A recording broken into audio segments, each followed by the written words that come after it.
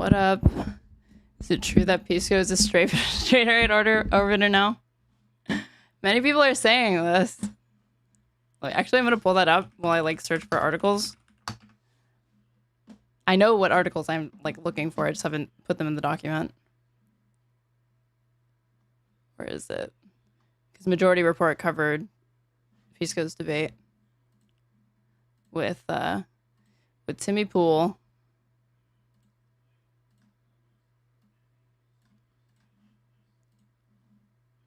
We have a Tim Pool clip. Oh, what ridiculousness is he saying now? He's debating a guy I've seen on... is this the Alex Jones guy? I'm not sure who this is. Isn't that guy the Alex Jones guy? Joel Webbin. I'm not sure. I don't know. Tomlinson, but he's debating a guy named Pisco Liddy. Pisco. And who I've seen on Twitch before. I'll have a citation here in a second. But here are them talking about... what show is this? This is Culture War. This is Tim Pool show. Okay. Yeah. Conversation about Mahmoud Khalil. So let me just stress something real quick. What Pisco does is he tries to trap you into an absolute position that you will deny 800,000 Hold on 1 second. Didn't he accuse me of doing that too? He accuses everybody. This reminded me of trying to force him to take a position on stuff instead of pretending like he's sort of plays both sides of the fence. Yeah, he's just a weather vane or windsock. Tries to trap you into an absolute position that you will deny 800,000 times like I've done throughout the entirety of the show. I can tell for the last 2 hours. Hang on a second. Right. You deny that you supported Mahmoud Khalil's deportation. Whoa. You supported that deportation. Clip this, guys. For Israel. Clip this, guys. This is a really, really great one. He said, I support, in general, people being deported over Israel. Wait a second. Didn't Tim Pool criticize me for saying clip this? Prop clipping. Now Tim thinks he's the prop clipper now. Oh, interesting. The prop clip has become the prop clipper. I mean, use your tactics, their enemies' tactics on them. But I'll say, I don't think Tim makes a good point here. You supported that deportation. Clip this, guys. For Israel. Clip this, guys. This is a really, really great one. He said, I support, in general, people being deported over Israel. Then, when challenged, he did the Mountain Bailey back to a single individual with certain contexts. Well, that's why he's being deported, isn't he? And the same thing with Reza Ozturk. Didn't he call to destroy Western civilization? My point is made. Hang on a second. Wait. His point was made? His point was made. You support people being deported because of their views on Israel. Oh, what are you talking about? You supported Khalil's deportation. Well, that's just one example of exactly what you're talking about. The most high-profile, basically, political prisoner for his political speech on Palestine. This is where Tim Pool would, if he actually had a genuine position against it, would say, I did support that, but I didn't support this, and this example of what you're talking about because the Khalil deportation was specifically different on these terms. Now, Tim Pool won't say that because he doesn't believe that. He doesn't know of any other circumstances. Yeah. But he needs to maintain this notion of like, yes, I am sort of against this, but I can't be too explicit about it. So let's Mountain Bailey. Yeah, and also Mahmoud Khalil didn't say he's trying to end Western civilization. That's cool. That's what he said. He's actually picked as a mediator between the activists and the administration because he's fairly measured. And because Jewish students said explicitly he's not anti-Semitic, and we like dealing with him. Yeah, so they're just making stuff up to justify it. Okay. Because they do support it. Reza Ozturk.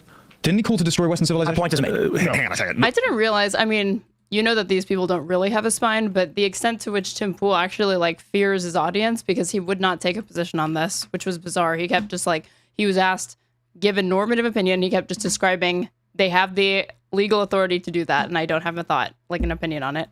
He's being deported because he was critical of Israel. You ask a question about a specific criminal context, but then try to criminal context. What is he being charged with criminally? Well, see, this is the game he's playing. What's the game? He's listening to me. He's listening to what I'm saying, and he's trying to. I know this listening game. I know this. Make me define my terms. Oh my God. He's being deported because he was critical of Israel. You ask a question about a specific criminal context, but then try to criminal context. What is he being charged with criminally? Well, see, this is the game he's playing. He'll say, you'll say something like, "Here's a guy who stabbed a baby. Should go to jail." And he was black, and you're like, "Yes." He was like, "Well, Tim said black people should go to jail." It's like, what the fuck are you talking about? Wait, no. You support that made no sense. Someone who's one guy, one time because he was critical of Israel. That's why you did support that. I mean, I had did not because of that, or because he did other things that were objectively immoral. Lying. No, I'm not lying. What's the lie? Did he do other things that were objectively immoral? Like list one. That guy thinks women shouldn't be allowed to work. Oh, all right. Well, that was it. Okay. One woman, one time. Yeah, I'm sorry. I don't want to be too indulgent, but I do have to back up to where Tim Pool repeats, "One man, one time." hang on a second. He's being deported because he was critical of Israel. You ask a question about a specific criminal context, but then try to Criminal context. What is he being charged with? Criminally? Well, see, this is the game he's playing. What's the game? He'll say, you'll say something like, "Here's a guy who stabbed the baby. Should go to jail, and he was black." And you're like, "Yes." He was like, "Well, Tim said black people should go to jail." It's like, what the fuck are you talking Wait, no. You supported someone. Pause it for a second. No. You could do the one guy one time in a second, but the analogy is not, here's a guy who stabbed a baby and he's black and Tim Pool wants black people to go to jail. The analogy more is, Mon Bailey horse here's a shit. guy who stabbed a baby. Incidentally, Tim is now equating criticizing Israel with stabbing a baby. But let's let that slide for a moment. What Tim is doing is saying, here's a guy who stabbed a baby, he should go to jail. And there's another guy who stabbed a baby, and I'm not going to talk about that. No. Here's a guy. Well, no, it's more. You're saying Tim is being criticized for suggesting that someone who stabs a baby should go to jail. Now, in this case, Tim is the one who has made that the equivalent of criticizing Israel. But And what's the difference, Sam? his analogy is also fake. It's amazing how hard he's running from this. Because it's Who not, is this guy that he's debating? Is this somebody he has regularly on the show? And it's really I've seen this guy on Twitter. He's Pisco. good. No, Yeah. I've seen him on the taking a pool to school? He's a good analyst on stuff. I've seen him on the Straighterade Twitch channel. I believe he has his own Twitch now, which might even be live. Name drop. It is true. Confirmed. That's all we need to know, folks. Pisco confirmed Straighterade orbiter. But yeah, this is Pisco. But stabbing a baby Made it is into the not free historical speech, record. Okay? So like, I just want to tease it out just for a little bit longer. So it would be as if a black guy stabbed a baby in a different country. One guy. I love how they're trying to like work through his like nonsensical parallel that's supposed to be equivalent to what he was talking about. Okay, let's join Pisco's thing.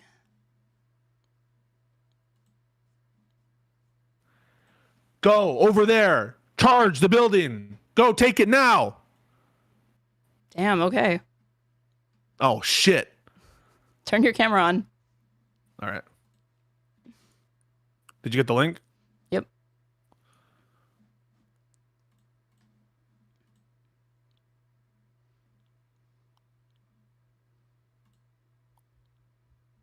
You can see me? Give me a second. Let me see.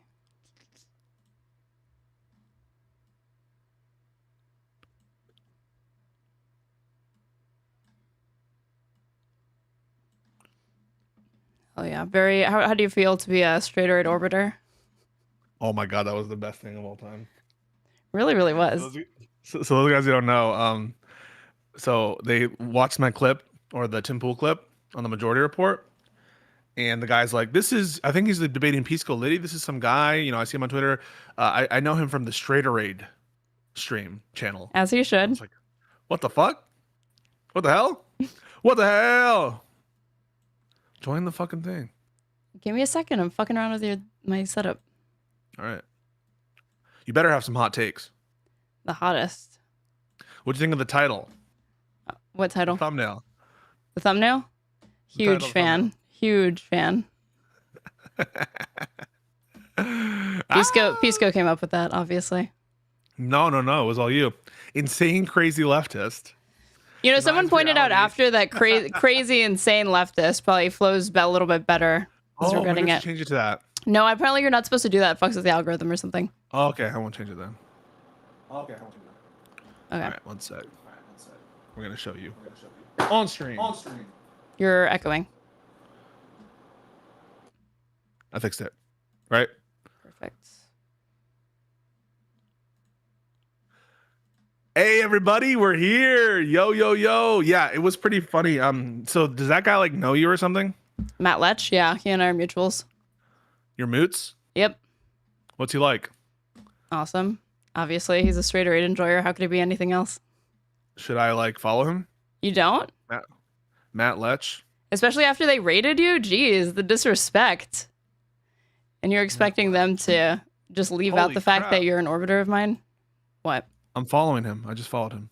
Matt Lech. Yeah. Got it. He Right. hosts Left Reckoning. That's his own podcast with, I think his name's Dave Griscom. That's just what we need, another fucking leftist podcast. Yeah. What is it with you guys and like doing spin-offs and having your producers be stars of shows and shit? Do you have a producer? No, I have an editor. I haven't put them yeah? to work yet, but Are they good?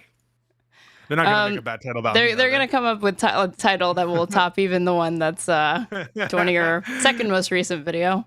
Okay. The reason why today's episode is delayed is because you uploaded a video, and apparently, if you go live after you've done that, does that fuck with the algorithm or something? I've never heard of this. Says who? That's what they say. I really doubt that. You didn't even know that, That's like, what my editor said. you were just amazed that, wow, can you believe using a clickbait thumbnail and title is getting you more SEO, and you're telling me that you know that I don't even know what SEO stands for. What search is that? engine optimization? How are you a professional streamer? This is your job. This is your actual full-time career. I told you not to touch it. You know what that's from? No. Care to share where it's from? Arthur. Oh, Aardvark. okay. That's like so niche. I can't even No, like. it's What's a not. notable episode of like Arthur? It's when they do the I told you not. Hang on. Show everybody this. Show everybody this. I need you to show everybody what I'm about to show you. All right. Okay. Hang on. Are you sending in Discord or what? Discord. Yeah. I'm just gonna send it in Discord. There's dead air, so I had to look for it. I found it. It's coming in your inbox. It'll be there in about now. Oh, this is like when he punches it, right? Okay, let's see. So you did know. Oh, I figured. What else could it be? Okay, hold on. Show the I have to show the people on Riverside. I know. You got to show the people. But this meme is known for an image, not for an audio clip. BTW. Told you They not know- to touch it! You built it all wrong! Did you even read the directions? It didn't fly for 1 second. It's not my fault. So You made a based. plane that can't fly. I told you not to touch it!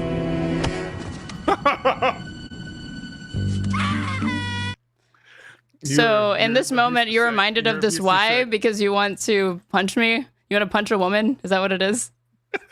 I never said that. No, would you never just say showed an Arthur clip where he hits his little sister. So we went live last week on Tuesday, and Mm-hmm. not much happened until Wednesday. Did something happen? Something big happened. And I don't know how this conversation is going to go, Aaron, because I've been told that you killed Charlie Kirk. I mean, I didn't stream the day that it happened, and then the day after I did not either. So I'm just saying he was the moderate, he was the negotiator, right, and you killed him. So he was I just don't- a moderate, conservative, like many millions in this country, probably some in your family even. He was just a regular guy who was doing politics the right way, doing free and if speech. you were willing to kill, Aaron, if you were willing to kill Charlie Kirk, who else are you willing to kill? When will your bloodlust be satisfied?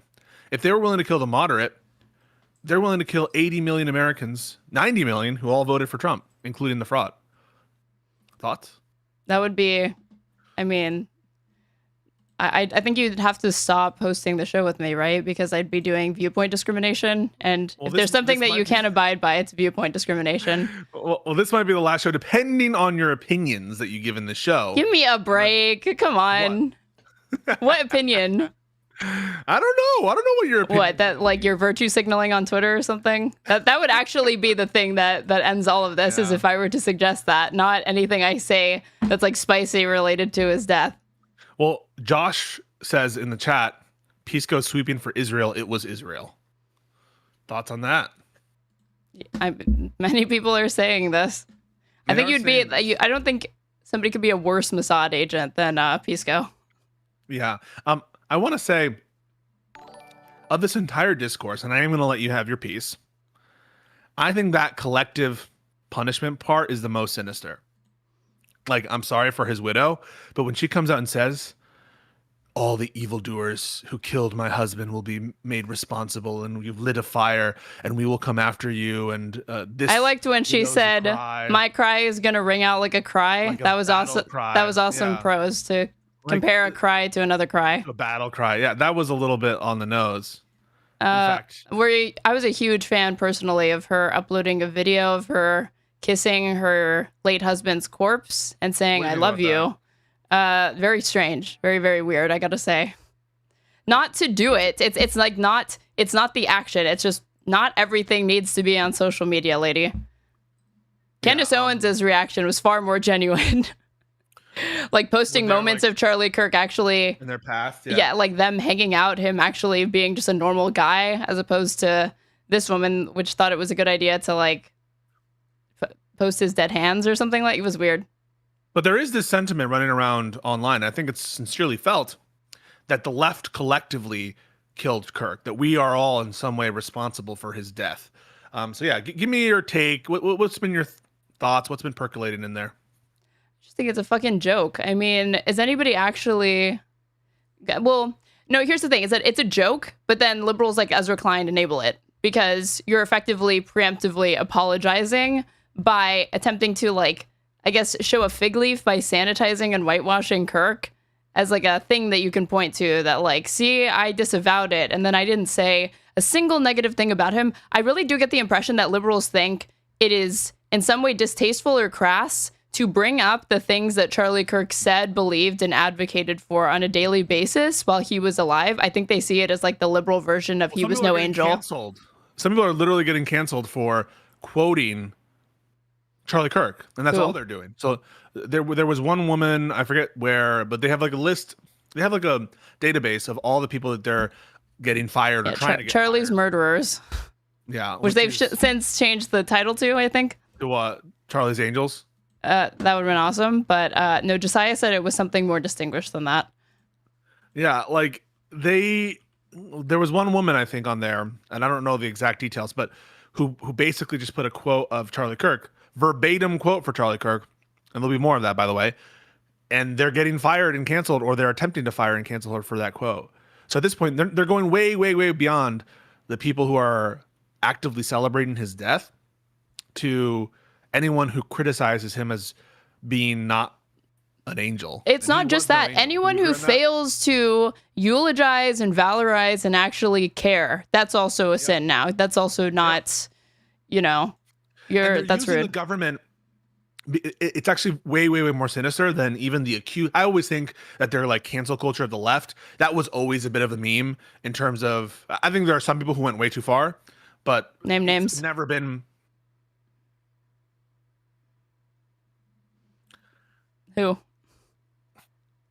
What do we think of Aziz Ansari? Oh my God, you're gonna say that woman that gets a thing published? Give me a break. That's not what that is. Okay. Anyway, but like, so there was always this caricature of the left-wing cancel culture that I think didn't meet reality. But what we're seeing from the right now is not just a cultural movement, but it's backed by the force of the state, because the federal government is essentially implicitly saying, if you don't respond to this cultural cancel culture, then cultural cancel culture. You want to run that back and try it again? If you don't acquiesce to this canceling privately, we're going to stop doing contracts with you. We're going to withdraw your funding if you're from a school. We're going to prosecute Office Depot if they don't fire the people who refuse to eulogize Charlie Kirk. And we're going to use basically, obviously, if you're a public employee, that's even more concerning because then there's a direct First Amendment interest in it's like public employment. And so that's potentially even stronger First Amendment case there. But all of that is being backed up by the federal government and basically a bunch of private actors who are scared of a politicized and ideological government running amok. And so it's not just private cancel culture. It's using the forces of the government specifically to pressure such actors and coerce them into complying. I mean, I think this is the only proper way to honor Mr. Kirk. He was a champion of free speech, and if you say otherwise, you will be fired. Sounds about right to me.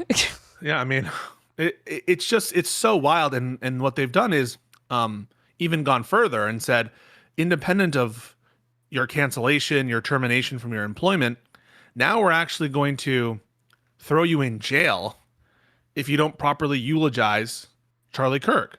And we had Pam Bondi on, and maybe I can send you this tweet. Or no, I have it. Is it the Bulwark one? Yeah, the Bulwark. Can you play that? I mean, but really quick, did you say that you think this is unprecedented? No. I think that the kind of McCarthyism and satanic panic and cultural conservatism with respect to like video games and music and all that shit, I think that cancel culture has been part of our DNA for a while. What I think is unprecedented is the scale and grandeur of the government interference and corruption. That's what I would say I take as unprecedented. So this is last night. Attorney General Steve Miller. Okay, this is Steve Miller's wife's podcast with 5,000 subscribers on YouTube, where they're also, I guess, talking about like makeup tips and shit. Like anyone gives a fuck about Pam Bondi's beauty. You know that? Yeah. You know that for a fact, or are you just assuming that because it's two women yapping? I'm just assuming that it's two yappers. Two women talking on a podcast, probably about makeup or something, and then they pivot to Charlie Kirk's death. Good job. I saw a Michael Tracy tweet. Okay, why didn't you just say that? You just said, I guess. I haven't seen it, and now you at least have a receipt of somebody else who has, or do you watch it? Are you tuning in every week? Stephen Miller, Katie Miller's podcast. There's no episode of her take today, so maybe this is what we pull up in its entirety. Would you agree that Steve Miller and his wife are ghouls? Pretty much, yeah. Why? Bonafide. Okay. Yeah, they're ghouls. This is a podcast for ghouls. They should call it the Ghoul Show. Okay, get a load of this, Attorney General, folks. There's free speech, and then there's hate speech. And there is no place, especially now, especially after what happened to Charlie, in our society. Do you see more law enforcement going after these groups who are using hate speech and putting cuffs on people so we show them that some action is better than no action? We will absolutely target you, go after you, if you are targeting anyone with hate speech, anything. And that's across the aisle. There's free speech, and then there's hate speech. The thing that's like, you go. Oh, I was going to say, she's saying that hate speech isn't free speech, which is counter to all of the kind of indoctrination that conservatives have been getting. And it's, by the way, an indoctrination on the micro point that I agree with. I think that hate speech is protected speech. And I think even like, especially people on the left should be embracing the notion that hate speech is free speech, because every time that the government has tried to clamp down on hate speech, affects the left, or on speeches, they're always going after the left. So this is something I actually agree with, but it's been in conservative circles a bit of a meme.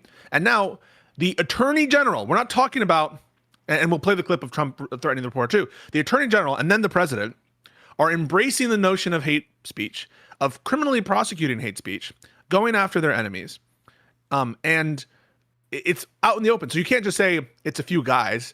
You can't just say, oh, who cares? It's just Elon Musk. It's just this congressman. It is the heads of the executive government and the top law enforcement officers, the Attorney General and the President of the United States, saying it. I remember just a couple of episodes back when we were covering Epstein shit, you were like, Pam Bondi is really getting the short end of the stick here. She is totally the scapegoat. Fucking Patel and Bongino are trying to throw her under the bus. You stand by that? Yeah, no, 100%, because now she's saying the most unpopular shit, probably. No, but Trump is co-signing it, right? And everyone, all the conservatives, there are some conservative commentators like, this is cringe, you should fire Pam Bondi. I am seeing some of that, where there's some commentators like, fire Pam Bondi. But like, Pam Bondi is again being the scapegoat, because this is coming from the top down. As Joanna said in the chat, and we should play the clip if you have it, of Trump threatening the reporter. No, you got to send it. This is coming from the president. Yeah, I'll find it. But this is coming from the president. Not from, it is coming from Pam Bondi as well, but like, people are just going after Pam Bondi without taking a look at what Trump is saying and questioning like whether Trump is the one who is responsible for Pam Bondi's position on hate speech. He seems unfocused this time around, not gonna lie. What's that? He seems unfocused this time around, not gonna lie. Don't you think? I feel like I wouldn't be surprised if it's actually Vance that is the one pushing for this kind of shit behind the scenes. Because, like, I mean, a day after Kirk is killed, he's there fucking, dancing to YMCA. Oh, you mean Trump? Yeah. Yeah, Trump's dancing to YMCA. Okay. Forget that, like, that doesn't matter, of course. We got to bring up, like, kids on TikTok dancing to Charlie Kirk and, like, his death or celebrating that or whatever. Okay, that's more important to talk about than Donald Trump. You're going to be Trump for a second, all right? Mr. Trump, what do you think of the death of Charlie Kirk? How are you handling it? What? Oh, I don't know. It's really hard. By the way, we're beginning construction on a fucking ballroom.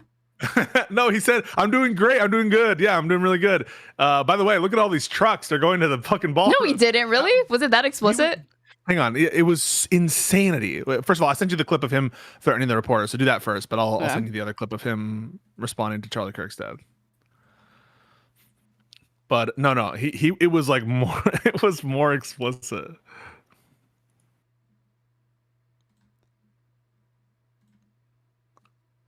This is this morning, I guess. Yeah. And what do you make Pam Bondi saying she's going to go after hate speech? Is that, I mean, a lot of your allies say hate speech is free speech. You probably go after people like you because you treat me so unfairly. It's hate. You have a lot of hate in your heart.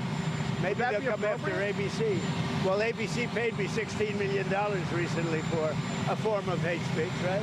Your company paid me $16 million for a form of hate speech. So maybe they'll have to go after you. Look, we want everything to be fair. It hasn't been fair. And the radical left has done tremendous damage to the country. But we're fixing it. We have right now the hottest country anywhere in the world. And remember, 1 year ago, our country was dead. And now Washington, D.C. is fixed, and I fixed it. The mayor was fine. The mayor was just fine, okay? The mayor had the sick city for many years. He's been mayor for He's just rambling now, but you can pause it. But yeah, he's basically co-signing and agreeing with what Pam Bondi said. Yeah, you should go after hate speech, and why don't we go after you guys? Because you're being very hateful of me. Okay, I hadn't seen this, but this is literally the Office scene where Michael is like, I'm the victim of a hate crime. And Stanley's like, that's not what a hate crime is. And he's like, yeah, well, I hated it.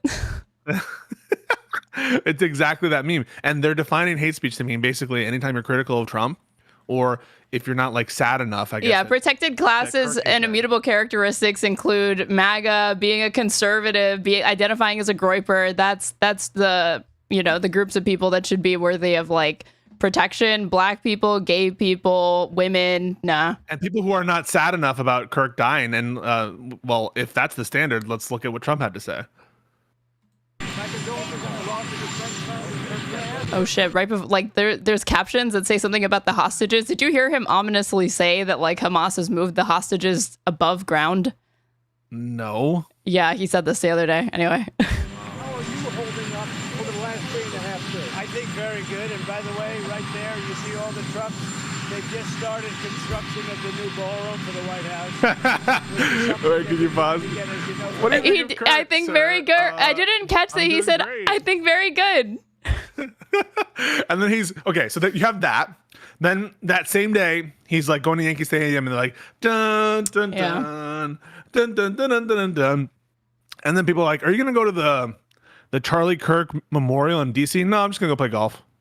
This is what I mean when I say that he's really dropping the ball. Like, this is supposed to be the time that they really bring out the big guns to crack down on the First Amendment and free speech. And don't get me wrong, they are making overtures and like to do that. But Trump is the one that's like, hey, dude, get with the fucking program. You're supposed to be calling for the, like, this is supposed to be, what is it, the Reichstag fire? Yeah, like, why are you talking about ballrooms and shit? You need to stay on message, and he can't focus long enough. No, he can't. He can't. The other people around him, and this is honestly a missed opportunity in terms of the authoritarian fascists, although they're still trying it. Like you said, they're still trying it. I'm not pretending they're not still trying it.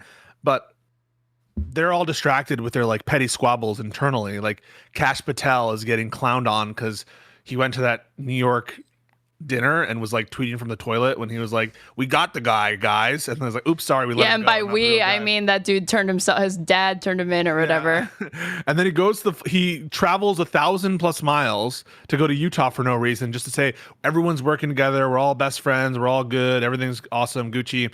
And by the way, Charlie Kirk, brother, rest easy. We have the watch, and I'll see you in Valhalla. To get memed on and clowned on endlessly. And basically, there's a lawsuit about how bad of a job he's doing and how they only care about social media.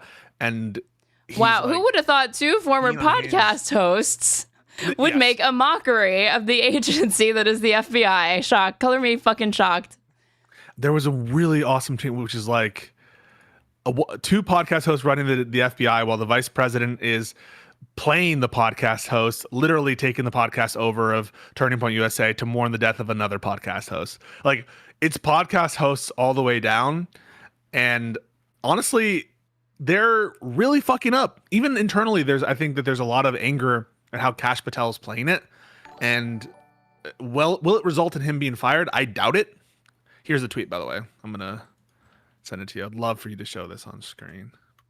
I doubt that Trump is actually going to fire him, but people are pissed internally, and they're all trying to point fingers, and that's making them more inefficient, I think, as well, in terms of their authority. Why would he? He's not going to fire him. He's like, these people were not hired because they're the most competent. They're hired because they're fucking toadies and loyal foot soldiers. So the actual fuck up will be when they try to get out of line with the, Trump's program or whatever. That's going to lead to him being fired, not any incompetence.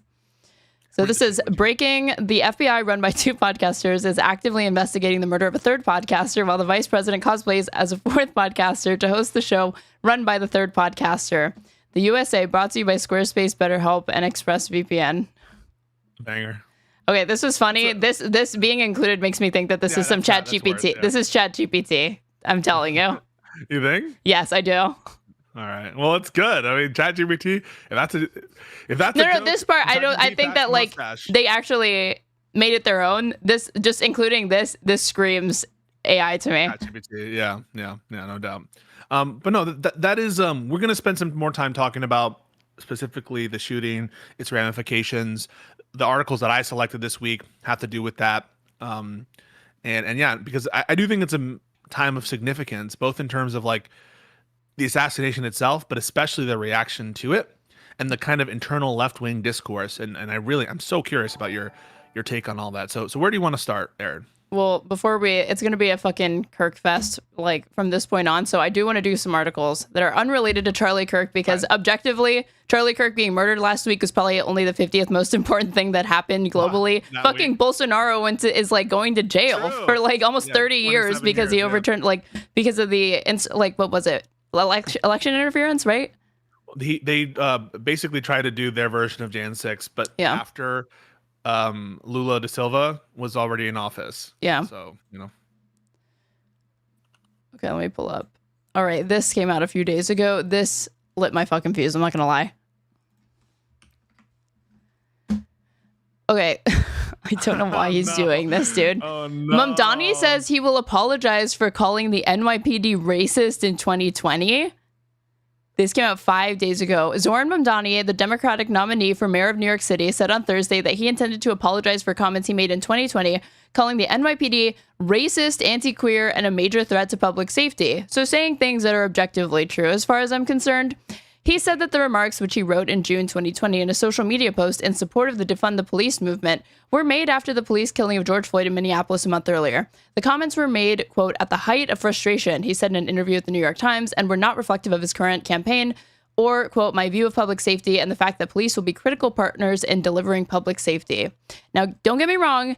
This sentiment, I understand he needs to get elected. It's not that. It's the apology. It's the apology for a post from 2020. Apology? Yeah, that's weak shit. It's the fact that it's apology. It's the fact that he's apologizing. It's the apology to me. Did you just try to make fun of something that I fucking said? You want to rewind a little bit, try again, or what?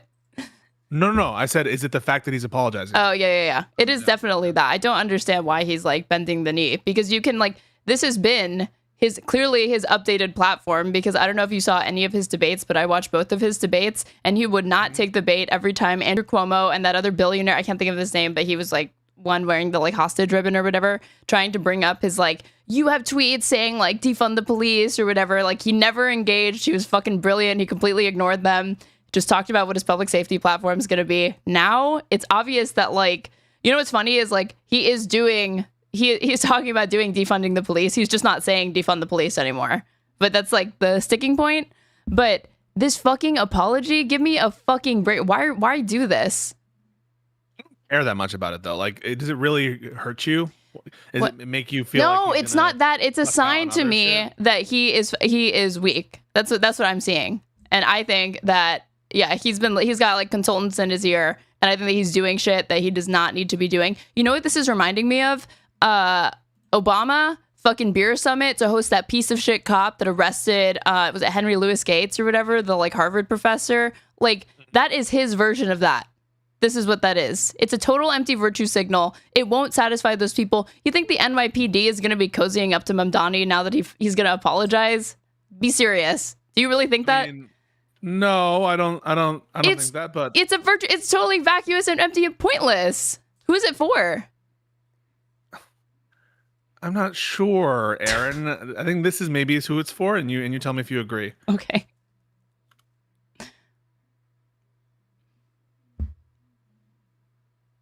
You gonna say something or what? Are you sending me something? I just sent you the link. Yeah, sorry. Okay. You don't tell me that. I can't know. My bad. I thought you were about to say something. You're just staring me down. It's for that Kathy Hochul endorsement. Oh, okay, I guess. Right? I mean, Kathy Hochul. Do you really think that she hinged it on that? No, probably not. But what I'm just saying is, like, I don't really give him the space. Give him the space to maneuver how he wants to maneuver. If you think it shows that he's going to be weak, I don't think so. I think he's playing it. He's trying to secure the bag this November. No, it's not that I don't think he's going to win. I think it's going to be like Obama won, right?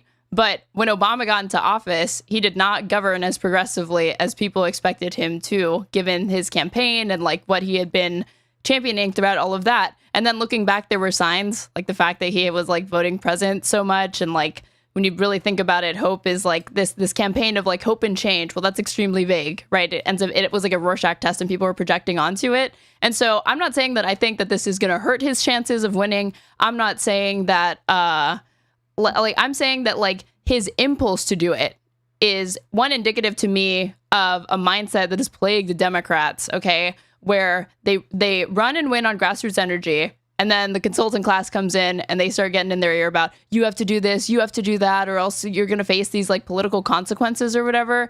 And that's what scares me, because a lot of the support that he has, it's not that I think he's going to alienate them, but it's like, it has this I don't want to say alienate, because it's like all these small things, right? But it tells me that like it kind of extinguishes the fire a little bit. I don't know how best to describe it. You know, like I felt like this with the Kamala Harris campaign, that, you know, she's sick, like it's like everybody has like fucking coconut fever. The memes are big, Brad Summer, etc. Then the Walls pick, and it's like, okay, she's like, she could have picked Shapiro. She goes with Walls. And then at the DNC speech, she makes one of the most conservative DNC speeches literally ever. I'm quoting Ezra Klein when I say that. He's the one who characterized her DNC speech that way. And from that point on, I was not a fan of her campaign, because it felt like she pivoted to the center. Though, like, who the fuck cares? Like, all right, so he apologized to some cops. Because it's weak to me that he is so, like, again, exactly who the fuck cares? That's exactly my point. Why are you going out of your way to do this kind of shit when who is asking you to apologize for a tweet from 2020? Maybe he's thinking about governing and the fact that he needs to have a good relationship with the NYPD. He desperately does need to have a good relationship with NYPD as mayor. He does. So if Pisco Liddy was in Zohran Mamdani's position and you had a DNC consultant saying, Pisco, you really need to disavow. It's a hypothetical. It's a hypothetical, Pisco. Okay, engage the hypothetical. Okay, I'm not like you're already doing the. But I had breakfast. Okay, chill. I'm saying, put yourself in his shoes, and you got a consultant saying, Pisco, we really need to address this tweet of yours about Jake Sixers or something from 2020. It's a little too spicy. Okay, it's a little bit too much. We're going to need you to say to the New York Times, you're going to apologize for that. What are you doing? What you doing? If it's a DNC consultant who says that? It's a consultant that you hired. Why the fuck are you in my office, dude? Get out of here. What the fuck? How'd you sneak in here? That's what I would say. Exactly. And that's what Zohran should have said to whoever fucking got in his ear and said, you got to do this shit. If Zoran's best friend, Boron, I assume his best name is Boron.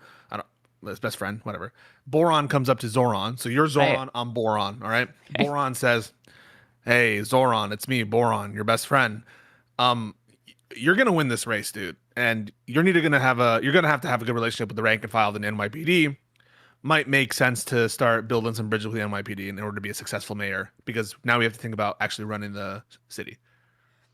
Maybe you would accept that from Boron. Someone in my chat put the element. This sounds maybe we should rename the friend to moron, because that sounds fucking stupid. And I'm telling you, the first criticism, if he becomes elected, he comes under fire for the NYPD. Eventually, it's not even like a what if. It's like he will get shit from the NYPD. Do you think he can fall back on, hey, I apologize for that tweet from 2020, you guys, lay off?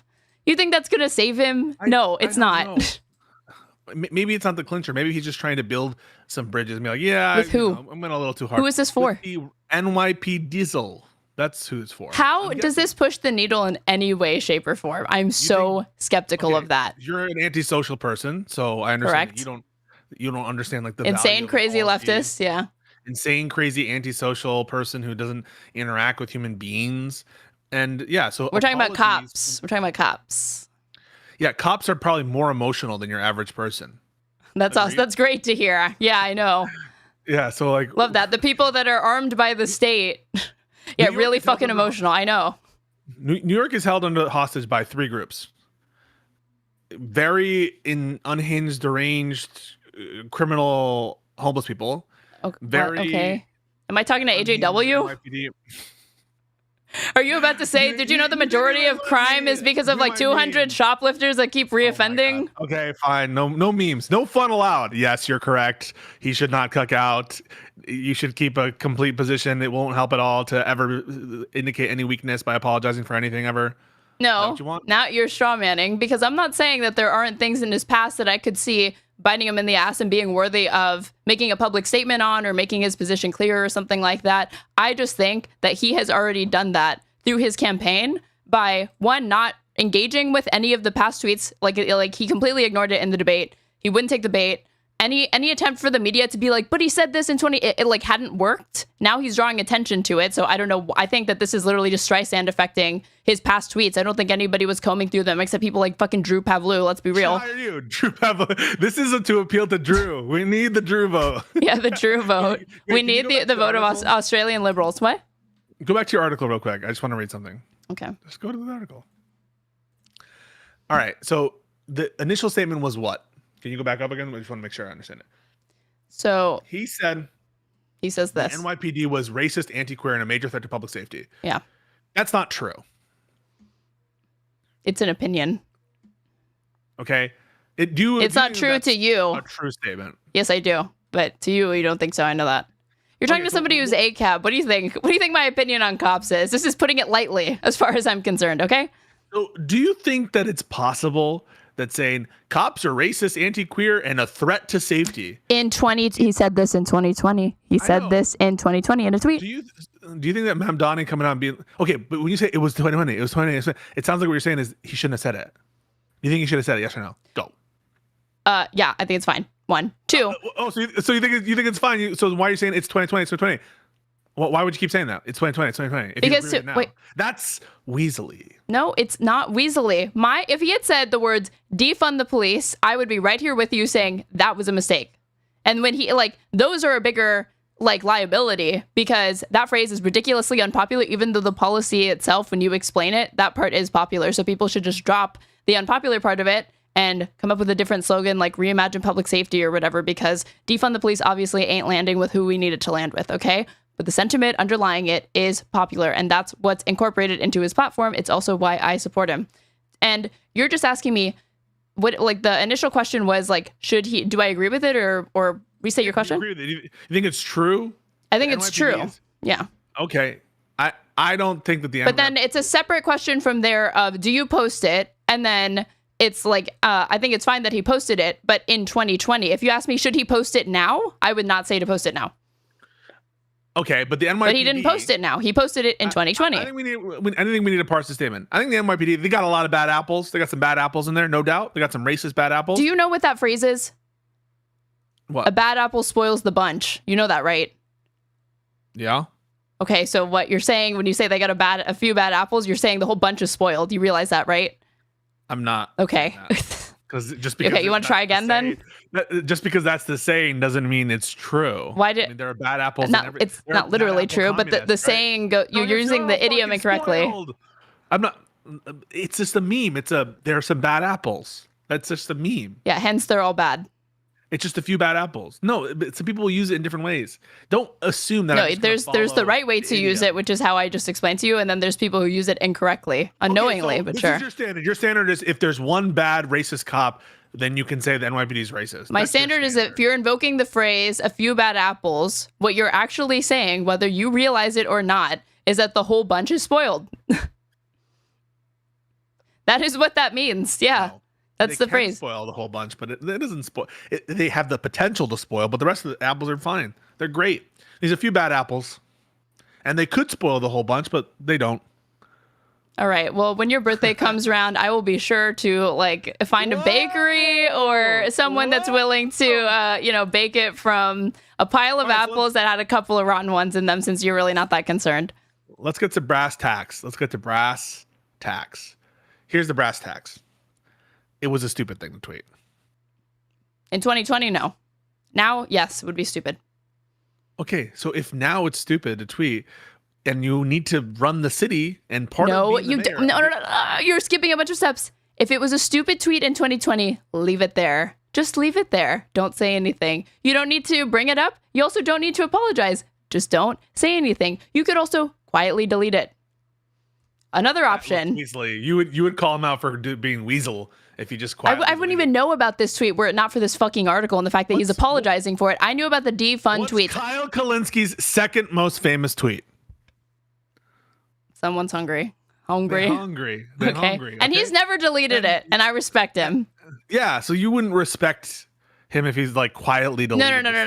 No. This is one of those things that leaving it. One, Kyle Kulinski is not running for public office. Okay. Two, if Kyle Kulinski were running for public office, it would be a separate question. I would have said to delete it. Like, dude, too late. You can't fucking run. Wait, do you think that Kulinski, if he ran for office, he should delete that tweet? Yeah, I do. Why?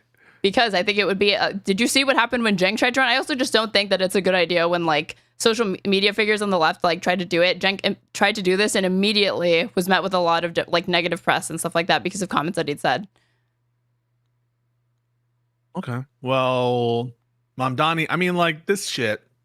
I think so you'd tell Kyle to leave it up if he ran for office. That's really what you're going with? Yeah.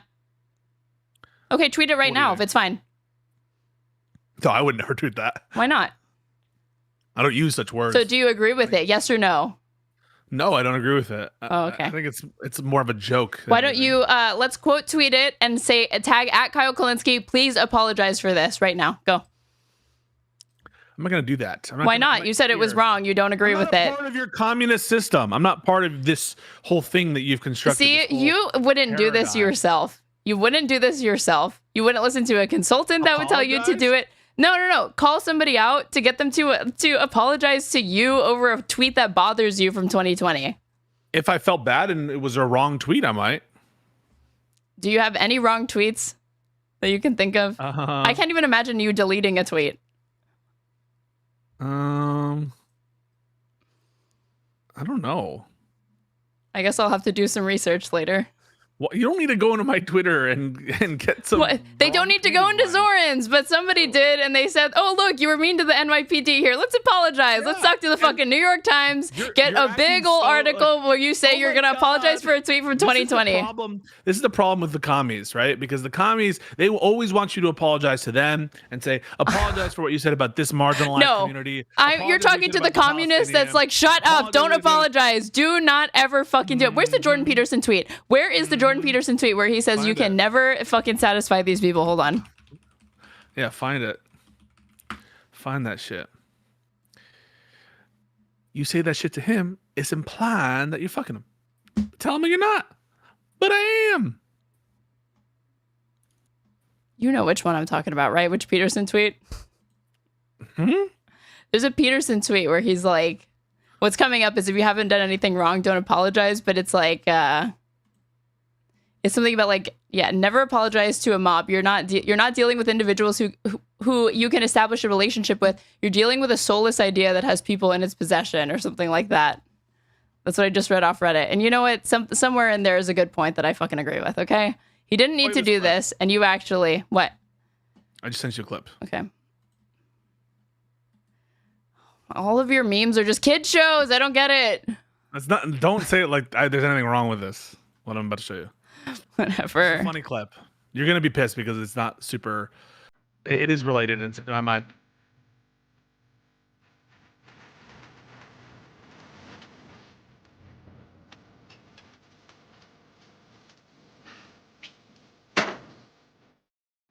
What? Don't fucking his wife. What? Come on.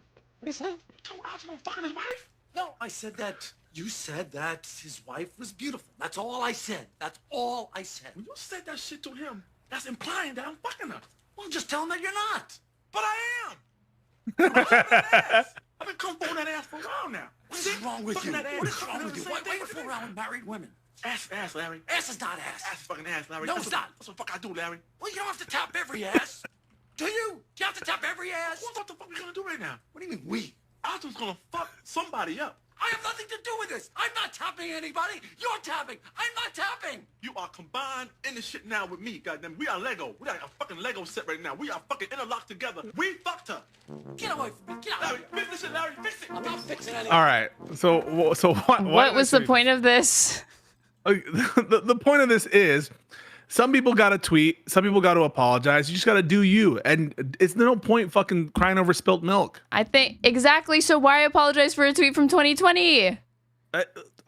Just let him do it. He needs to run his shit. How is No. There were different points where, I don't like this attitude that comes out of like that is this instinct of yours to defend everything a Democrat does during their fucking campaign. You had a little bit of heat for Kamala Harris, but I think that let me get the point out. Okay. I don't think that you like to bring it up because you think it's like contributing to it or you're like drawing attention to it, which to me kind of you're like tacitly admitting by doing that like you think it's a mistake, but you don't want to criticize it because the criticism draws more attention to the mistake, right? No. So hang on a second. I've called out Democrats multiple times. I've called out fucking leadership, Schumer, Jeffries. No, I'm talking about the campaigns. Campaigns. I mean, I don't remember as I sit here if I've ever criticized a Democratic campaign. I'm sure I have at some point. But I don't know. Then you immediately buttoned it with, but it's not a big deal. Don't worry about it, guys. Just keep fucking supporting them. Just smile, smile and nod. Keep trusting them. I disagree with Mamdani's position on some substantive issues. I've talked about that before. I don't know. I think this is kind of like a nothing burger. It is. That's why he doesn't need to be doing it. That's my whole point. Okay, I'm not saying people need to not support him or vote for him. I'm mad because I don't. It's not that, and I'm not even saying this is the difference between him winning or losing. I'm saying if this is his mindset, like I need to do stupid virtue signals like this to win the support of big question mark, like God knows who, by doing this kind of shit. Who are you appeasing? So I don't trust his judgment very much. I think he's appeasing the rank and file in New York, and he's switching from campaign mode because he knows he's going to win, from campaign mode to governing mode. Campaign mode should have included scrubbing the social media already. Okay. Great. Thank you. And if you did, and short of doing that, don't apologize. They were working on fucking speaking to the heart of the issue. If I ran this campaign, I would never tell them, apologize to the NYPD for a tweet from 2020, put it in the New York Times. Are you kidding me? That sounds like psyop shit. If I told you I'm advising him to do that, you would be like, what the fuck is wrong with you? Are you trying to sabotage him? He doesn't need that kind of press. No? Wouldn't you tell me that? And if your name was Boron, and if you came back and you're like, listen, he's going to win. And what we got to do at this point is he's got the Hochul endorsement. He's got to think about governing. He's got to build a relationship with NYPD.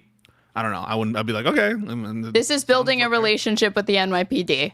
Apologizing for a tweet in 2020. Yes. Do you know how fucking online these cops are? They're on fucking Facebook memes and they see shit. And yeah, I think he needs to build a relationship with them. Disagree. I'm not saying don't build a relationship with them. I'm saying this ain't how you're going to win their favor. Okay. And they're going to be adversarial to him no matter what. And I don't think that, I already said earlier in this, I don't think he can pull this out and be like, but look, I did this thing. You want to talk about who's going to sound out of touch when he tries to do that shit? Then he can never even use it as a defense. I apologize for my tweets from 2020. All right. And you think it's a big deal? I don't. I never said it was a big deal. Do you concede that? You said it was a portent for things to come. I said, what did I say? Let's see if you can actually understand what my argument was. You said it was a portent for things to come. You said that word portent. Portent? Okay, you didn't say the word portent, but you did say that like this reminds me of Cuckbama and his cuckery. Yes, correct. And I said, if these are his political instincts going forward, that is concerning to me. And again, this is post-Obama phone call. Keep that in mind. Post-Obama phone call. So Obama came in and said, listen. That's all right. No, Obama knows that can see the writing on the wall. He knows he's going to win, so he's trying to co-opt him. That's what he can. He can't. He knows that he can't come out against him. He also knows that he can't support Eric Adams or Cuomo. So instead, he's accepting defeat. This dude's gonna fucking win. I may as well try to influence him. Disagree? And you hate it. Yeah, I mean, I think that it might make sense. I don't know the current state of the NYPD. Maybe he's being told something that he needs to appeal to them for governance purposes. The current state of the NYPD. I think it was an means that there's tweet. What's going on that tweet. they really need an apology for a Zohran Mamdani tweet from 2020. Explain to me what circumstance that is. They're all kind of being like, oh no, Mamdani, communist guy, maybe we should cook the books. And so if you don't want us to cook the books, you better apologize for this tweet. Oh, he apologized for the tweet? Oh, okay. I'm fine with him, says the NYPD cop that definitely exists in the real world and not just in your crazy brain that you just made up. Okay, so you're saying that you don't get any benefit. What's the harm? Exactly. If nothing, what's the harm? Like, you don't get any benefit. I'm saying that the harm is one, the Streisand effect, because he's drawing attention to something that he did not need to draw attention to. What? Sorry. Oh, sorry. You were in the middle of doing like trying to speak over me after you asked me a question. No. I'm just saying, like, the harm is the Streisand effect. The people being brought to this tweet and them saying, "Looks like Mamdani is becoming more moderate." Isn't that like good? No, I said that no, I don't think that's good, for one, and for two, I think that the consistency to me is key. There is a reason why Kamala Harris is vulnerable to attacks like she doesn't care about you, she only cares about they, them. And it's because how many fucking issues has Kamala Harris flip-flopped on? Okay? Bernie Sanders supports queer rights. Bernie Sanders has never turned his back on social causes. And the reason why he's not vulnerable to attacks like this is because he never bothered to do a bunch of shit like this, which is just empty virtue signals, apologies for who knows who, for God knows who, and for no, to me, real purpose. And flip-flopping on issues. He is consistent. That's why I think it makes him really, really hard to attack on stuff like this. And it's also why he's met with a firestorm, people being angry over his position on Israel-Palestine or whatever, because like they expect more from Bernie, right? That's like the only thing that I've actually seen kind of like dent his credibility, but it didn't dent his credibility among like independents and Democrats, right? It dented his credibility among his own base. But in this instance, I'm just like not sure who this is for. I think this is gonna be ammunition for people who support Mamdani. Be like, no, this didn't mean anything, and it was just a heated moment. Like, if armed with this, I mean, you can say that when you're asked about it without saying, and also I'm going to apologize to the NYPD, but we're looping, so. Yeah, I think we're looping, but I don't think it's gonna be a big deal. I think he's gonna get elected.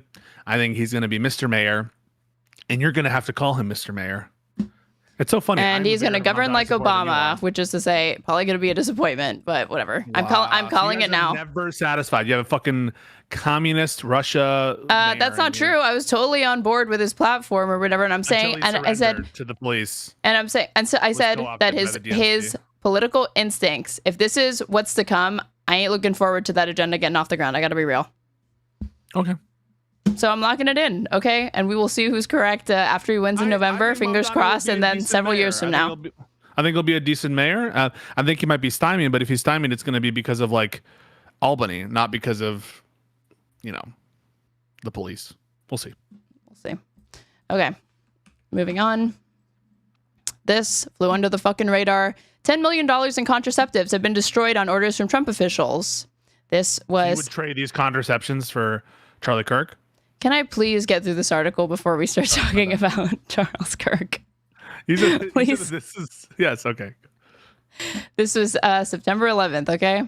Millions of dollars worth of birth control pills and other contraceptives destined for people in low-income countries have been destroyed at the direction of the Trump admin, the UN Agency for International Development said on Thursday. The pills, intrauterine devices, and hormonal implants, valued at about $9.7 million, had been purchased by the agency before it was largely dismantled earlier this year, thanks Doge. They had been stuck in a warehouse in Belgium for months since the State Department said that the contraception was not life-saving, quote unquote, and that the United States would no longer fund the purchase of birth control products for low-income nations. Internal State Department and USAID documents and correspondence obtained by the Times show that several international orgs, including the Gates Foundation and the Children's Investment Fund Foundation, had offered to buy or accept a donation for the contraceptives. The government would have incurred no costs or might have even been able to recoup the taxpayer funds under those scenarios. Instead, the administration decided to proceed with destroying the products, an operation that was estimated to have cost $167,000. Again, they cut this program in the name of government efficiency and saving money. They had the opportunity to get some of the money back. They don't want to fucking do it. Had you heard about this?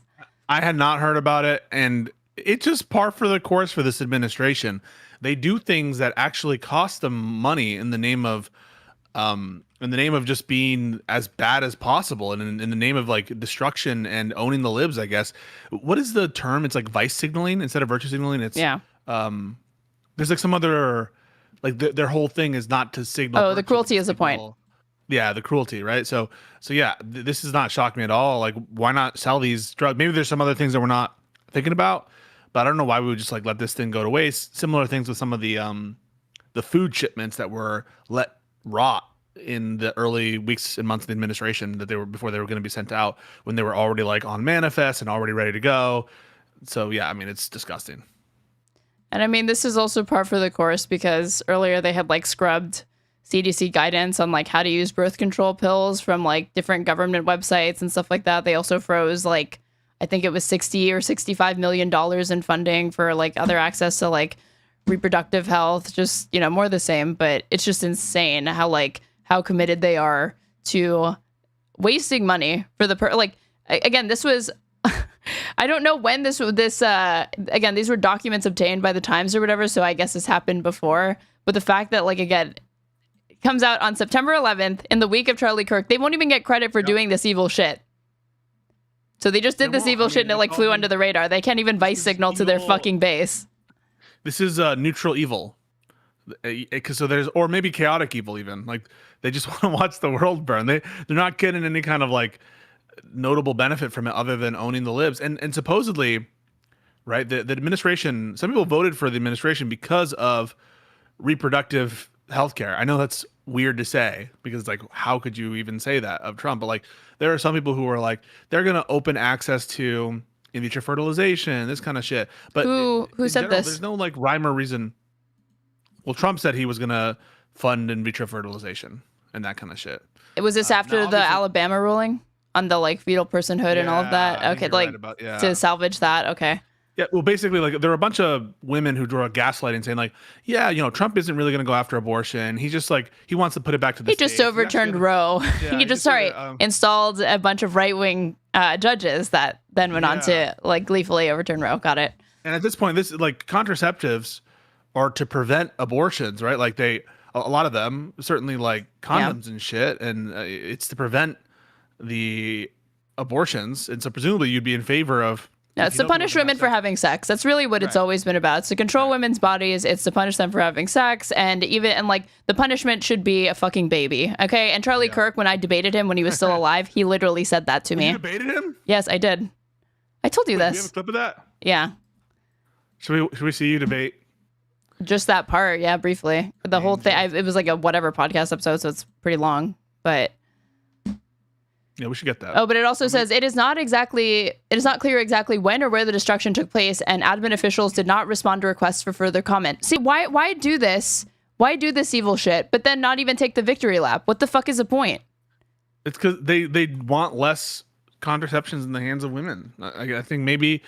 But then I guess your vice signaling thing falls apart because they had the opportunity to comment on this and be like, yeah, I guess you're right. And they don't even do that. So that's weird to me. Maybe the killing assassination of Charlie Kirk got in the way of their media plans. Aaron, did you think of that? No, this happened. It's not clearly when or where, but they got documents internally that leaked to the Times and they published it on September 11th. But I think it happened before. Oh, yeah, maybe they just hate women. Maybe that's a maybe. That's all. It's only like Rainey with a slight chance of hating women. They hate women. They hate contraception, and they will, if the time comes, they'll try to overturn Griswold. Griswold is a case that established a substantive right to access contraception and birth control in this country.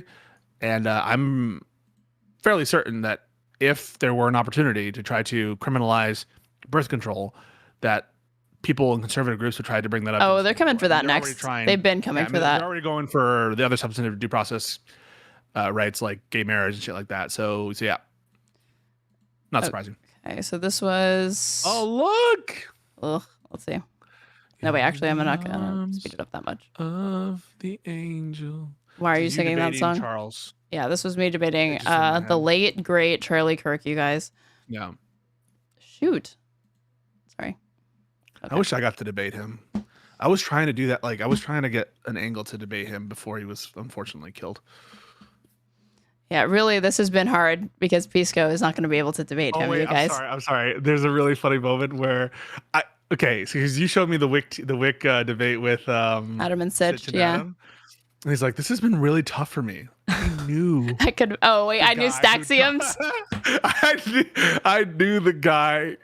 There's like a transitive property that I forgot about. When a friend of a friend endures trauma, I forget that you also feel that. And he was there. The person I knew was there. No, but shout out Staxiums. But no, that was a very funny moment. Okay, the funnier thing was that he Wick said that he saw Charlie Kirk get shot. And he was like, I just did some political events with PV not that long ago. That could have been me. Yeah, Wick. That could have been you. Wick. Shout out Wick TV. We love Wick. We love Wick TV. Love Wick. Okay. Yeah. So we started talking about birth control here very briefly and like orgasms, but yeah. Yes or no? Okay, wait. Probably the vast can be years long. Depression can be. Answer is allow women to go. Abortion, depression. He lies about like abortion and depression. That's not permanent. Do you think but when years of living with postpartum depression can simply constitute a temporary medical issue? Let's theoretically even grant. So you're saying because of potential postpartum depression or financial burdens, the moral answer is allow women to go in. No, that was never my argument. This had nothing to do with morality. This was a completely separate question. I'm only saying that I feel like you're trivializing and downplaying how serious conditions. Oh, this entire fucking thing is him pivoting. He will never address. He wouldn't engage with me when I said, okay, so if you think abortion is murder, then you think every time a woman procures an abortion, she is a murderer, right? Like, it would follow from that. So are you going to put these women in jail, or what are we doing? Like, I'll concede the whole thing, and that they're people, this is murder, are they going to jail? And he was like, see, I know that position's very unpopular, and I know what you're trying to do, and that's not what I'm arguing. He like explicitly says, I see that you're trying to use my own position against me, but I'm not going to let you do that because I know that would be unpopular. I think Charlie looks good in this clip. What do you think? Like, I think he's got some drip. You always remark upon his looks any single time. Like, we talked about Charlie Kirk. Like, was there something going on there? Is this hitting you a little bit harder than I suspected it would for a different reason entirely? Not harder than Wick, certainly, because I didn't. Staxiums, though. Yeah, so I do know the guy who was the last guy to have spoken to Charlie Kirk. But no, this is a very cool moment. Very, very cool little debate moment. Can be when you want to write it off as like a temporary medical issue real. When it can be years-long battle. Look, having children is a serious choice. So what percentage of abortions, according to the Guttmacher Institute, are not rape, not incest, and not life of the mother? What percentage would you say? Probably the vast majority. 97%. Yeah. So is abortion now birth control, yes or no? No, I don't think so. I think that's... It doesn't follow from that because 97% of abortions are unrelated to traumatic circumstances, that it's the predominant form of birth control in the United States. I don't even know why he would try to make this argument.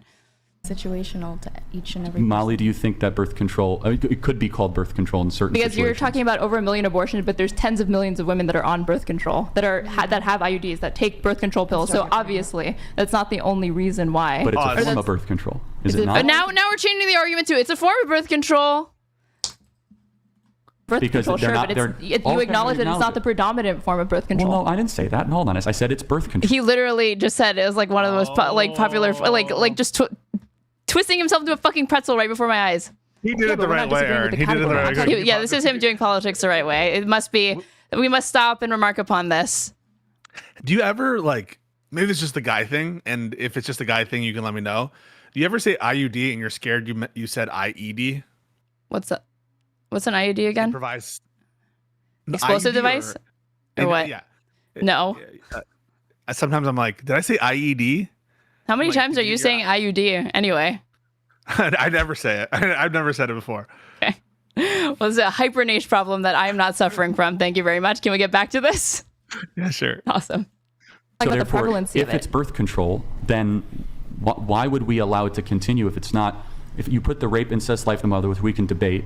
I didn't. But no, I'm going to put that aside for a second. Then why should we allow a horrific procedure to continue that has such heavy and dire consequences and results in a child not being able to live outside of the womb? Because you're loading it so much by saying a horrific procedure. Most women who procure abortions actually report being happy long term because they made the choice, because there's many different reasons why women get abortions. Some women are in a financial position. That's Weasley Aaron language. He didn't say that the mothers are happy or not happy or horrified. No, right before this, you didn't see this part. He was saying Weasel in real time from Aaron. Oh, you saw this debate? You saw this debate that you didn't even realize that I had until, okay, so right before we were talking about women's happiness, and he was lying, saying that women who get abortions are more unhappy and they're actually more likely to suffer from depression. And I said, no, actually women are more likely to suffer from postpartum depression. And then I brought it back to that point. So you're going to retract that?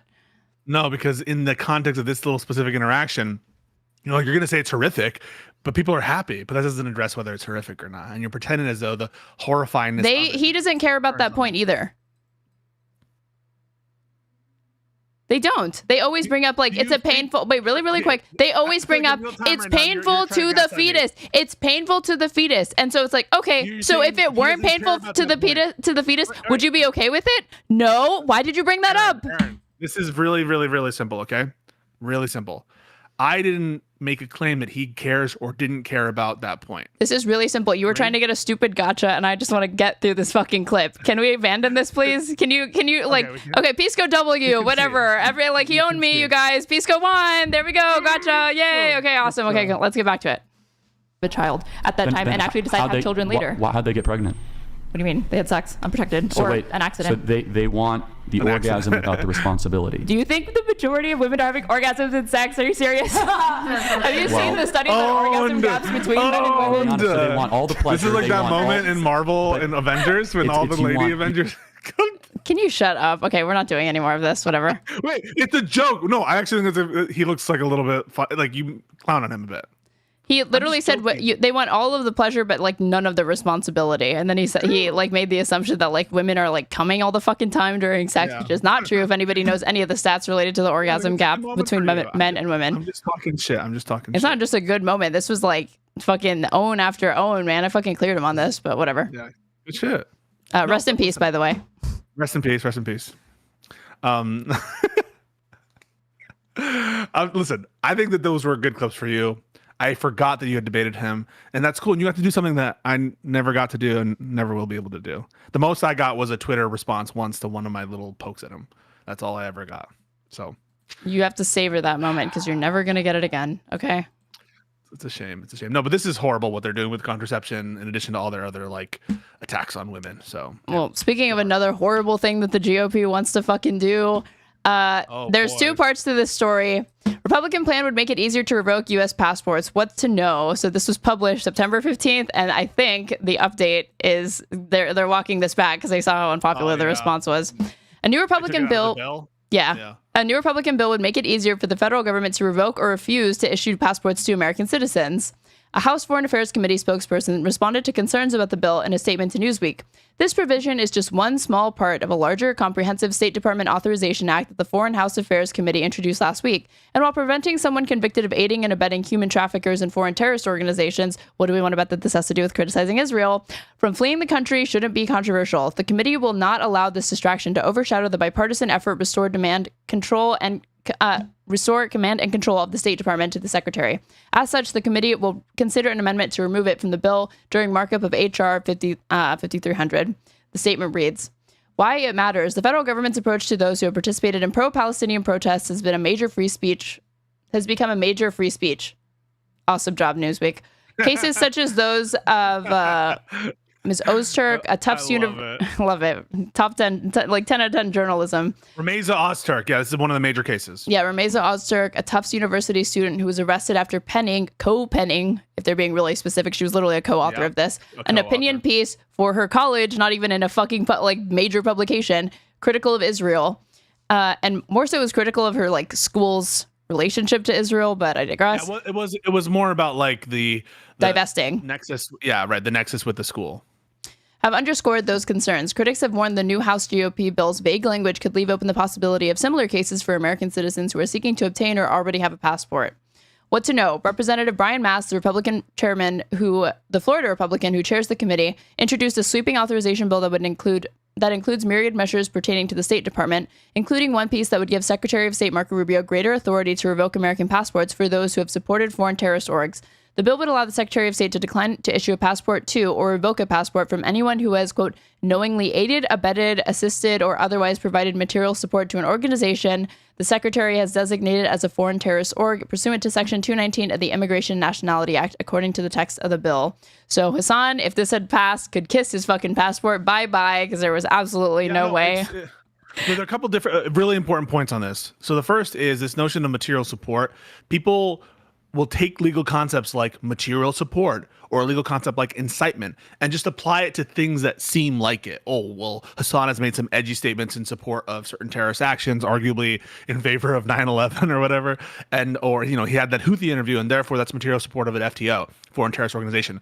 But wait. Do they argue because he's like monetized it and therefore he's like making money or something like that? Like, yeah, no, specifically with the Houthis, it all falls out the window because in addition to it being arguably like a journalistic endeavor as opposed to, I don't even know if that would be considered material support under the case law, but they weren't even a FTO at the time of the interview, right? So even if that guy was a member of the Houthis, because you need to prove that you're intentionally trying to give material support to a member of the Houthis, and even if that kind of journalistic or people say sycophantic interview was considered material support, the Houthis were not even an FTO at the time of the interview. But that hasn't stopped people from saying, including lawyers like Will Chamberlain. I saw recently, actually Hasan covered this. Hasan covered my tweet of me responding to Will Chamberlain because I'm now Hasan Orbiter. Dick Rider. Right. For him, you're the Dick Rider. For me, you just orbit me. Okay, yeah. So, what, you want to do the female equivalent of that? I don't think so. No, I'm not going to do that. Hasan put out a tweet and then Will Chamberlain responded saying you should be in jail for material support of an FTO. And I'm like, dude, are you an idiot? Like, for talking to a Yemeni teenager, whatever. Who's probably sympathetic to Ansar Allah or whatever. Even if this interview were material support, doubtful, they weren't even an FTO when he did the interview. And this is all publicly available. So, and he's a lawyer.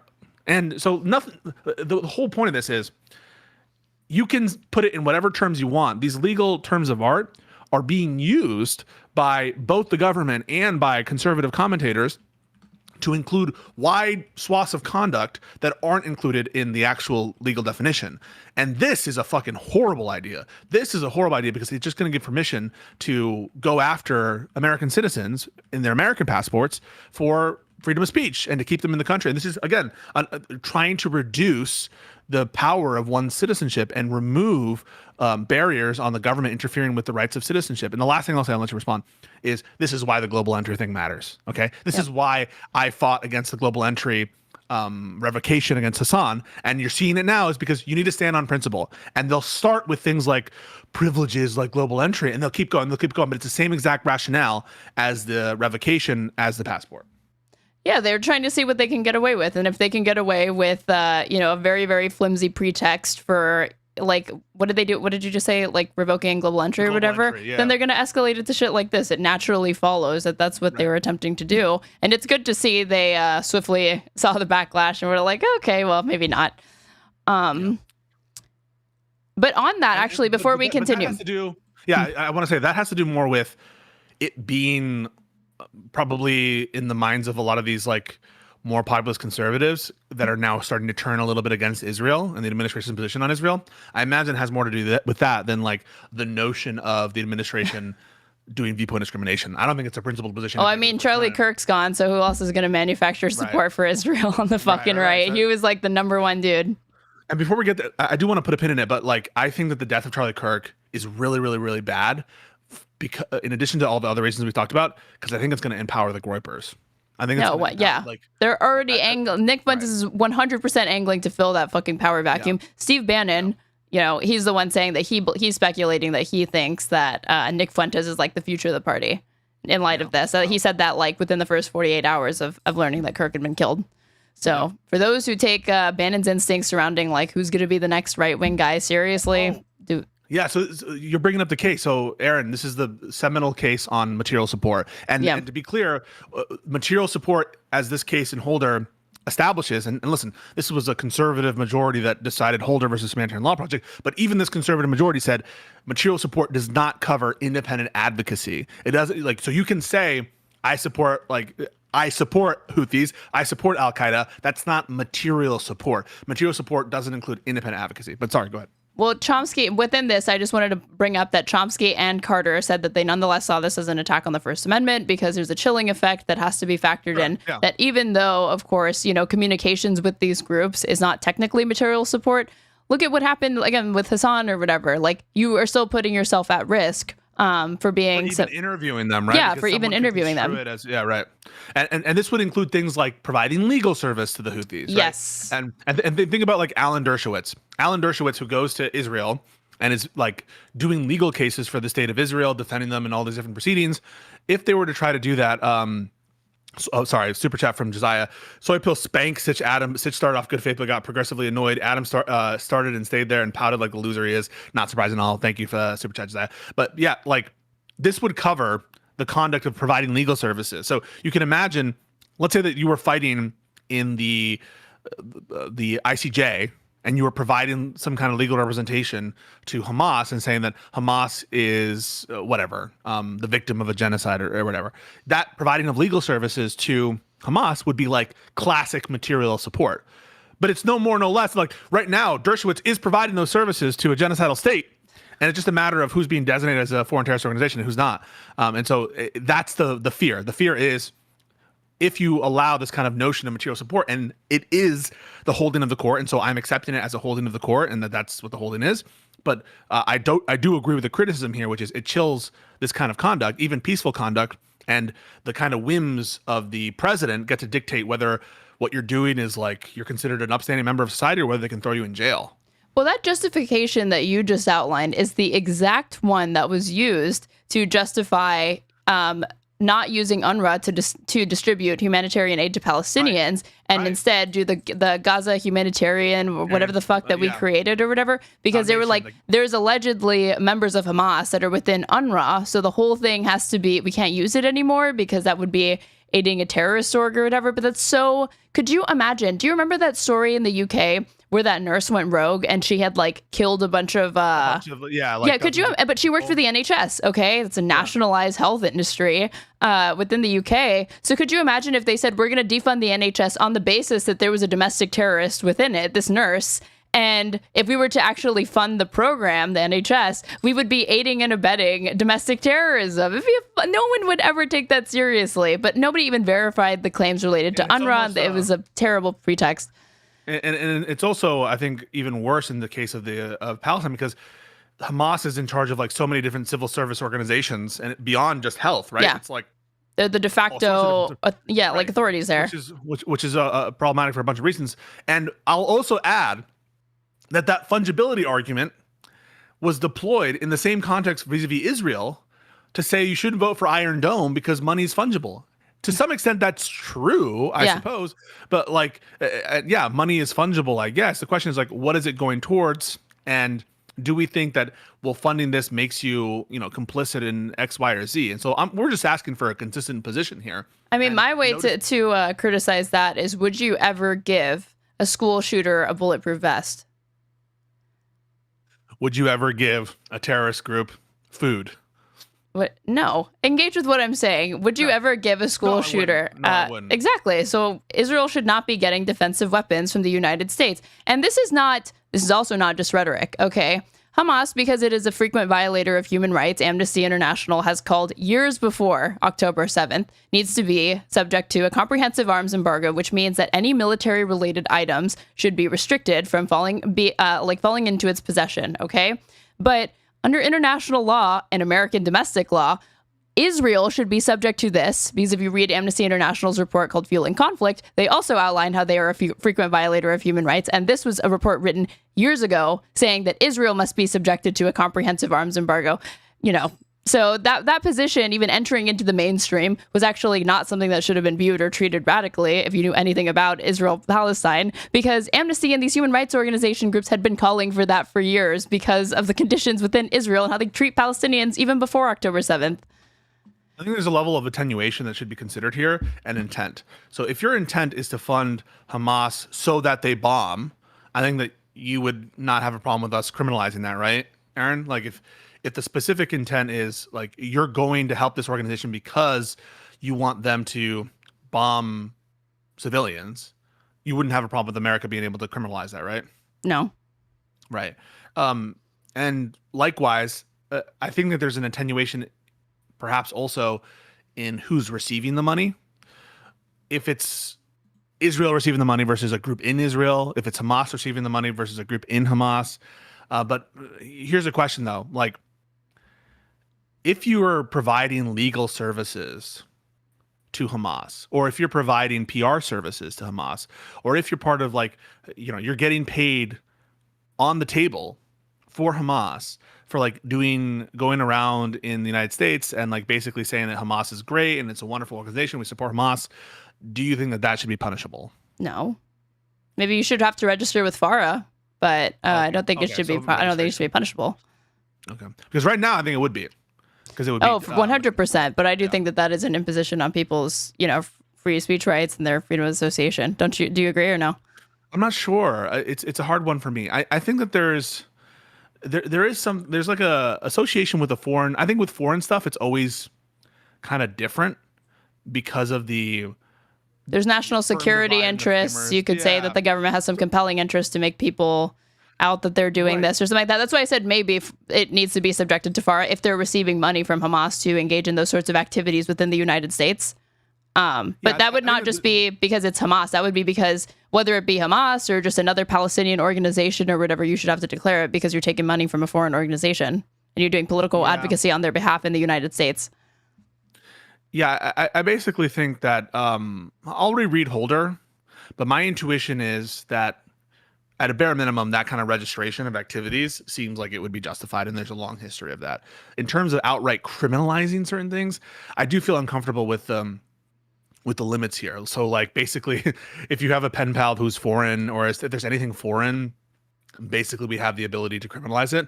Or the freedom of the press issue. People who the government who says is like too violent or too criminal or too terroristic. I honestly think like if that's the reading or the application of this case law, then wouldn't that make like Jeremy Scahill's reporting for like Drop Site, because he talks to Hamas, members of Hamas, and he publishes their statements and they make money off of publishing their statements. Couldn't you say that you're boosting Hamas propaganda by doing this? But he's reporting.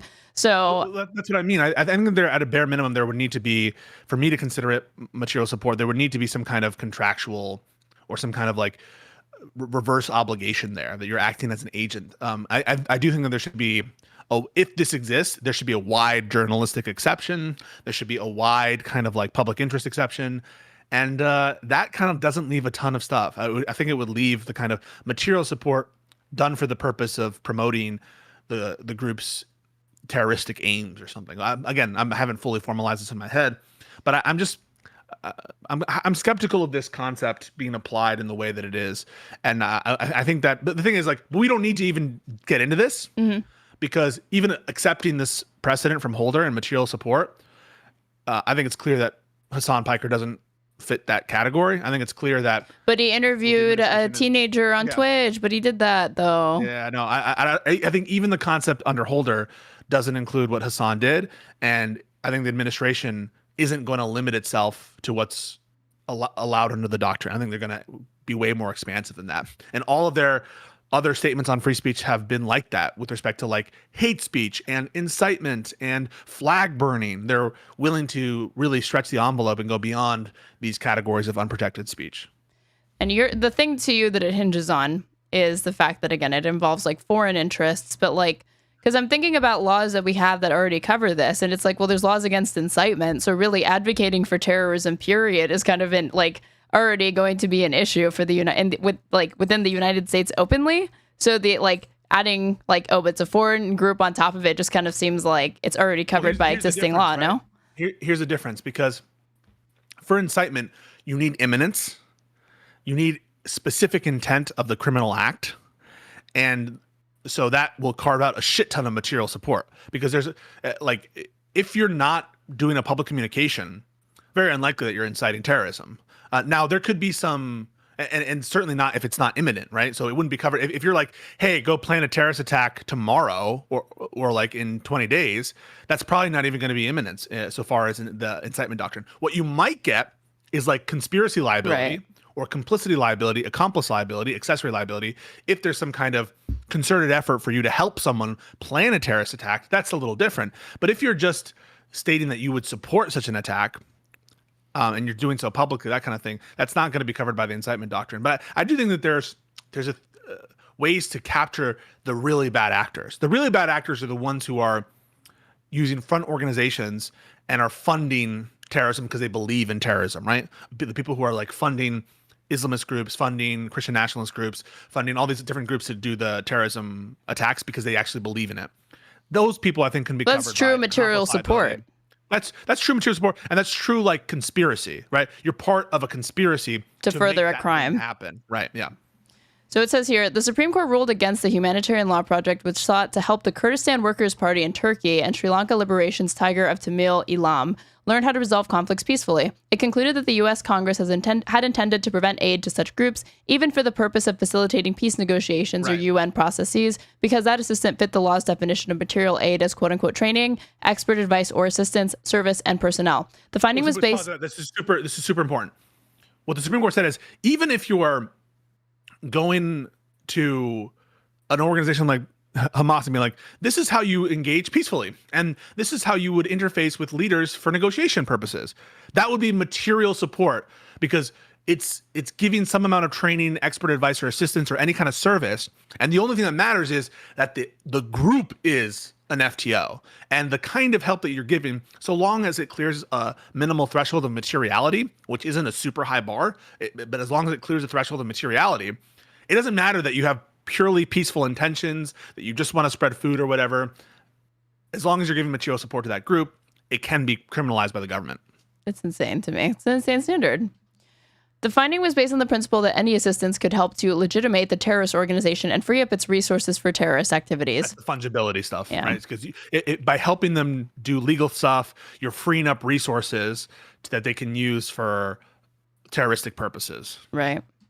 The court noted that the proposed actions of the humanitarian law project were general and entirely hypothetical, and implied that a post-enforcement challenge to the application of the material support provisions was not prevented. Reception. So this is former President Jimmy Carter criticizing the decision and argued, the material support law, which is aimed at putting an end to terrorism, actually threatens the Carter Center's work and the work of many other peacemaking organizations that must interact directly with groups that have engaged in violence. The vague language of the law leaves us wondering if we will be prosecuted for our work to promote peace and freedom.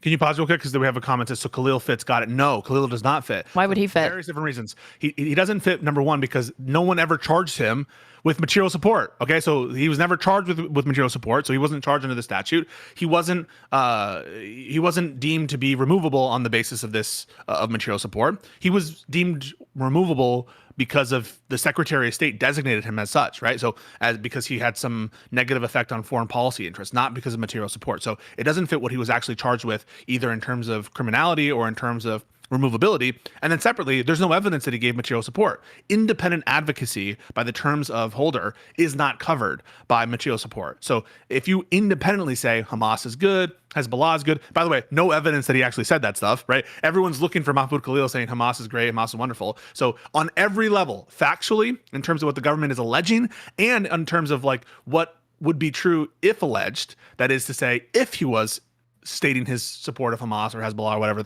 the case may be, that would not be material support. What we'd have to show is some nexus, that he's like communicating or interfacing with Hamas and intending to provide them with help. That is what you would need to do. And it says, even if he had, it's his fucking right to say that he fucking loves Hamas. Okay, I'd still fucking defend him, even if he had said that, but he didn't say that, to be clear. And if he did, they would have been shouting that from the fucking rooftops, but he didn't. And then linguist Noam Chomsky criticized the decision as an issue of freedom of speech and stated that it was, quote, the first major attack on freedom of speech in the United States since the notorious Smith Act back around 1940. He also stated that it had troubling legal implications since Humanitarian Law Project gave out advice to PKK to urge the group to pursue nonviolence, which is insane that was the fucking basis. That is insane as well. Annadelle has a good question. Why wouldn't PR count as material support? I think it would, but it would need to be coordinated. It can't be independent PR, right? Like I guess in some sense, would consider many people who promote Israel in this country as providing PR for Israel, but we kind of mean that in layman's understanding of PR. They don't actually have a contractual agreement, or at least not all of them have a contractual agreement with Israel. But so long as it's independent in the sense that it's not coordinated, it's not actually a contractual or agent relationship, anything like that, or a meeting of the minds, it's independent advocacy. And so it can't be covered by material support. And the Supreme Court makes that clear in this case, in this opinion. So you said you need to reread the opinion, but I wonder what you think of this. The magazine Mother Jones stated that, quote, the Supreme Court ruled that even protected speech can be a criminal act if it occurs at the direction of a terrorist org. It went on to say that people could be convicted of materially supporting terrorism merely for translating a document or putting an extremist video online, depending on their intentions. Do you think that this is? Yeah, no, I do.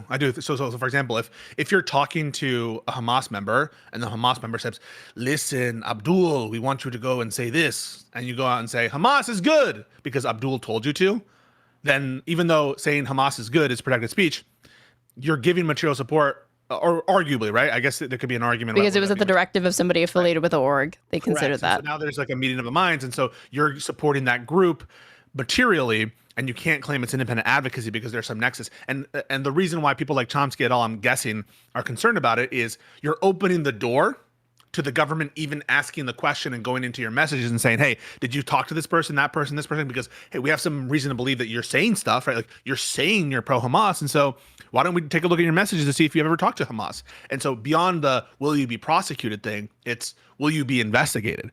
And now they might even have a basis to investigate you because you've said something that is pro-Hamas. And so why shouldn't we investigate whether or not you talked to Hamas? That's the concern of the kind of like escalating investigation. You know, I bet the same conservatives that support this fucking standard would turn around and be like, that shouldn't apply to January 6th. Just because I said I like January 6th, that doesn't mean the government has a fucking right to be like, you know, investigating me and see if I was connected to it in any way. But on this, okay, back all the way to the article that started this.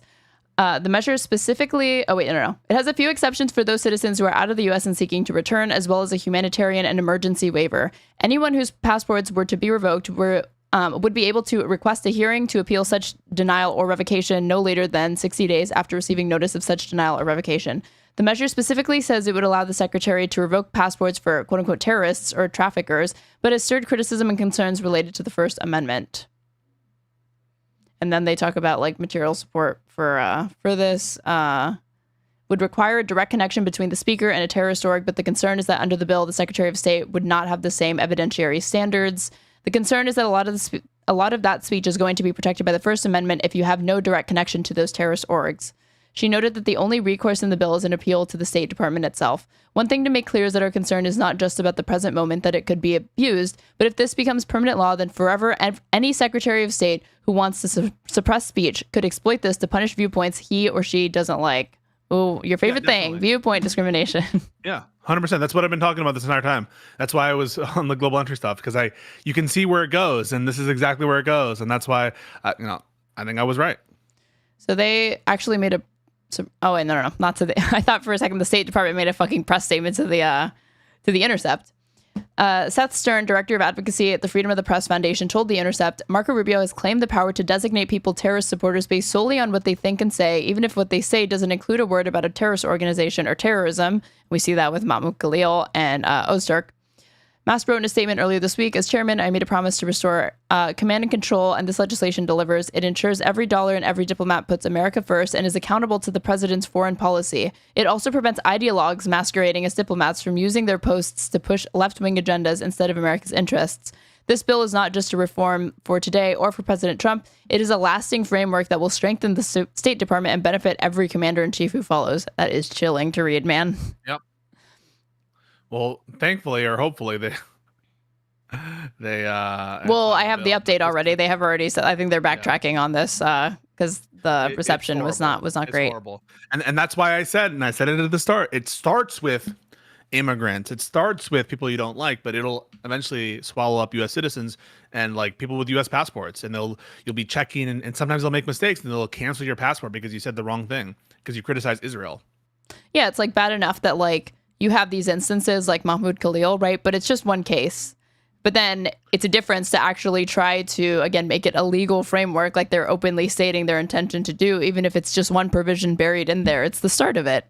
And it's purporting to not do it through a judicial process, but through an executive review process. Right. And that already has like a lower standard in terms of it's not beyond a reasonable doubt, and you're not getting the benefit of some independent magistrate or some independent arbiter to decide the case. It's a member of the administration, an unhinged member of the State Department, an unhinged member of some panel that's been appointed directly by Trump or one of his fucking crazies. So that's even worse. The procedural aspects here really, really matter. That's why procedure matters. We don't want to have the people who are deciding on whether or not, like, you are, personnel that you're basically too connected to a terrorist org or whatever, to terrorist organizations, to be the kind of people who are accusing without any basis people like Mahmoud Khalil of being terrorists. So yeah, I mean, if it's the same people making those no, it's literally at the discretion of like the State Department and whoever happens to be in charge of it. In this case, it's fucking Marco fucking Rubio. And that language, and like, regardless, like if Joe Biden had some sort of provision, but he was like, we got to keep these far right ideologues out of the State Department or whatever. It's like, do I personally agree with that sentiment? Well, yeah, but that would not be something that, like, to put it that way and like formalize it in law is unnecessary and bizarre to me, coming from any president. GOP representative backtracks on bill that could let Marco Rubio revoke passports from Israel critics. The bill alarms civil liberties advocates who feared Rubio could use it to punish pro-Palestine Americans, which he is already doing. This was reported yesterday. Top Republican lawmaker in the House of Reps is backtracking on a proposal that would have given Secretary of State Marco Rubio the power to revoke American citizens' passports if he decides they have provided material support to terrorists. The proposal from Representative Brian Mast sparked a backlash from civil society groups after he introduced it as part of a larger State Department reorganization bill last week. On Sunday, after The Intercept's coverage sparked widespread opposition, Mast introduced a manager's amendment that would strip the provision from the bill he introduced days before. The manager's amendment itself must still be approved at a Wednesday hearing to apply to the larger House bill, which itself faces an uncertain future in the Senate. Civil liberty supporters... Why is this happening? This fucking website. Hold on, let me refresh. They're formatting like I can't read this. Hate these websites. There we go. Civil liberties supporters celebrated Monday after warning last week that the bill endangered the right to travel freely. One advocate had warned that it essentially granted the Secretary of State thought police power. It's a really great thing that this provision got struck, said Kia Hamadanchi, an attorney with the ACLU. It was hugely problematic, created a huge risk of abuse of politicized enforcement. A Foreign Affairs Committee spokesperson said in a statement to The Intercept that the language shouldn't be controversial. So they actually did make a statement to the Intercept, surprisingly. This provision is just one small part. We read this. Under Mast's original proposal, the Secretary of State would have been empowered to refuse or revoke passports of people they deemed to have materially supported terrorists. You know what's funny is that, like, again, because they're like getting away with Mahmoud Khalil and Ozturk doing this shit, why are they even bothering? Not why are they bothering? I understand why they're bothering. Obviously, if something is just legal, then it is easier to pursue these sorts of tactics. But they're already doing it while it's obviously legally dubious. To me, it's, flagrantly illegally dubious. So why do this? I bet they're thinking like, well, we should just do it on an individual basis and see who's going to fucking stop us because we're ignoring every fucking court injunction and order anyway. Oh, like why even put it in the law? Why not just try to start revoking? Well, it's trivially obvious why they'd try to put it in the law because that just makes it easier to invoke. But they didn't do that before they went after Mahmoud Khalil and these other students. So to me, it's just strange that this would be the way that they went about it instead of starting with the legislation and then invoking it against these students. They just did it against these students. And now I guess trying to do that. I think arguably what they're doing with the fucking Mahmoud Khalil, etc., they're testing specific authorities in the INA, pre-existing authorities that maybe they don't judge as to be there already in the conduct of passports. Although you raise a good point, which I don't have an answer to, is like they're already going beyond what they're allowed to do in many other respects. So why would they even try to do this kind of legislation thing? I mean, it beats me. Maybe they thought that they could pass it quickly and now people would notice or something. So I'm not sure about that. I think it's a good point, and I don't have an answer. And just all of it's Israel, because it's Israel. like he already said, and they're not mentioning this, but if you criticize Israel, that's going to be a basis to deny you to even apply to become a fucking citizen. Yes. So or just to even enter the country. Yeah. So just weird, but it's like, okay. The other one was, let's see. Oh, this like crypto scam thing, I think. And then we'll do we'll get back to Charlie Boy. Charles. James Isaac Neutron. Did you ever watch Jimmy Neutron? Yes, I did. I am a Zoomer. I don't know why I'm so into like cartoons today, but yeah. You're suffering from Peter Pan syndrome. Oh no. Anatomy of two giant deals. The United Arab Emirates got chips. The Trump team got crypto riches.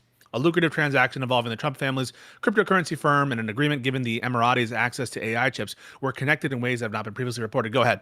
So this was reported yesterday. This is probably one of the biggest domestic corruption scandals that has probably happened in the last like several decades. But again, like every week there's one of those though. It feels like every week. I know, but this one's huge and it's being completely overshadowed by Charlie Kirk, which again, only the like 50th most important thing that happened globally, this notwithstanding. And it's just like insane to me that this isn't getting more coverage. This summer, Steve Whitkoff, special envoy, President Trump's Middle East envoy. It feels like he's always involved in all these shit. I know. Steve Whitkoff, like, if some shit is going down, it's not long if you're reading an article about it before Steve Whitkoff, envoy to the Middle East, is going to be brought up. Yeah. Paid a visit to the coast of Sardinia, a stretch of the Mediterranean Sea crowded with super yachts. On one of those extravagant vessels, Mr. Whitkoff sat down with a member of the ultra-rich ruling family of the UAE. He was meeting Sheikh Tahnoun bin Zayed Al Nahyan. It's racist that I'm trying to pronounce it correctly. Yes. You go for it then. Tahnoun bin Zayed. Okay. That's not racist. Pulling out the like fellow traveler voice or whatever. Fellow traveler. I am a fellow traveler. Go ahead. A trim figure in dark glasses who controls $1.5 trillion of the Emirati sovereign wealth. It was the latest engagement in a consequential alliance. Over the past few months, Mr. Whitkoff and Sheikh Tahnoun have become both diplomatic allies and business partners, testing the limits of ethics rules while enriching the president, his family, and his inner circle, according to an investigation by The Times. At the heart of their relationship are two multi-billion-dollar deals. One involved a crypto company founded by the Whitkoff and the Trump families that benefited both financially. The other involved a sale of valuable computer chips that benefited the Emiratis economically. While there is no evidence that one deal was explicitly offered in return for the other, the confluence of the two agreements is itself extraordinary. Taken together, they blurred the lines between personal and government business and raised questions about whether U.S. interests were served. In May, Mr. Whitkoff's son, Zach, announced the first of the deals at a conference in Dubai. One of the Sheikh's investment firms would deposit $2 billion into World Liberty Financial, a cryptocurrency startup founded by the Whitkoffs and the Trumps. 2 weeks later, the White House agreed to allow the UAE access to hundreds of thousands of the world's most advanced and scarce computer chips, a crucial tool in the high-stakes race to dominate AI. Many of the chips would go to G42, a sprawling technology firm controlled by Sheikh Tahnoun, despite national security concerns that the chips could be shared with China. Those negotiations involved another key White House official with ties to the tech industry and to the Middle East. David fucking Sachs, of course, right? Wild. Who's part of the Trump administration. A longtime venture capitalist, Mr. Sachs serves as... The crypto czar. Yeah. Can I just say they're so cringe with these like names? The czar, the border czar, the crypto czar. Well, they made fun. Okay, Kamala Harris. I learned from you. I didn't know this. Was never officially like the border czar. And they made fun of her for that. They're like, "What is this, Soviet Russia or whatever the fuck?" Now it's just like they're embracing it. Yeah, like standard nomenclature for the names of some of these positions that they've created. Yeah.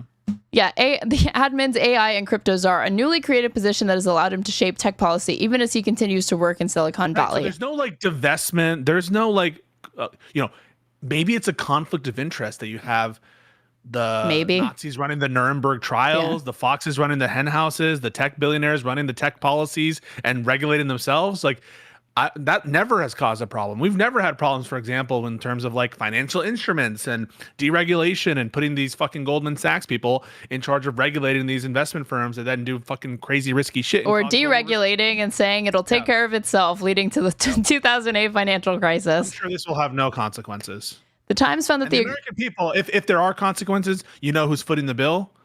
The American people. And you know who will be blamed? Immigrants, poor people. Immigrants, poor people.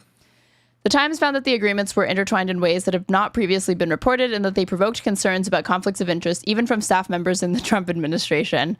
So we got this lovely infographic, which again, the Sheikh here, Emirati royal in charge of sovereign wealth.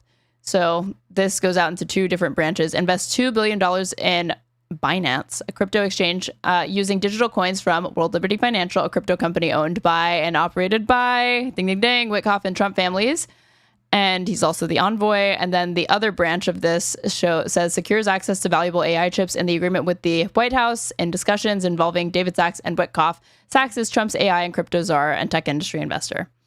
And I do have to say, in addition to this, like, did you remember the recent bombing by Israel in Qatar? Yeah. Qatar? Of the alleged members of the negotiation team, but right. apparently they didn't negotiation team or whatever. Like, why was Trump pissed off about that? Trump wasn't like pissed at them going after the negotiators because it's like gonna stall progress on getting to a deal in Israel. No, he's like, hey, those people just gave me a fucking jet. You're embarrassing me here. So these relationships with these Gulf states, that it's transactional in their personal sense, that is for airplanes, for crypto deals, for fucking investment with these funds and all that shit. Like, that's what they're pissed about whenever Israel fucks with the Gulf states, not because it's gonna, like, you know, be a huge bad norm. It's like an opposing mob family, and it's like, hey, he was a made guy. You weren't supposed to fucking blow that one up. Fuck with them. Yeah. This is his territory. You're not supposed to, like, that's why they're pissed at them. Yeah, exactly. The Times reviewed correspondence and interviewed more than 75 people, many of whom spoke on the condition of anonymity to describe sensitive matters, to reveal new details that show how the deals got done. So what this says, unbelievably, is that there are actually kind of whistleblowers within the Trump administration talking to the Times, because even they have issues with this. Will they come out? Will they come out and say anything? No, but this is whistleblowing. But the reason why I think that you're never going to have an end of whistleblowing in this administration, and it's going to leak like a sieve no matter what, is because so many of these people are ambitious and hate each other.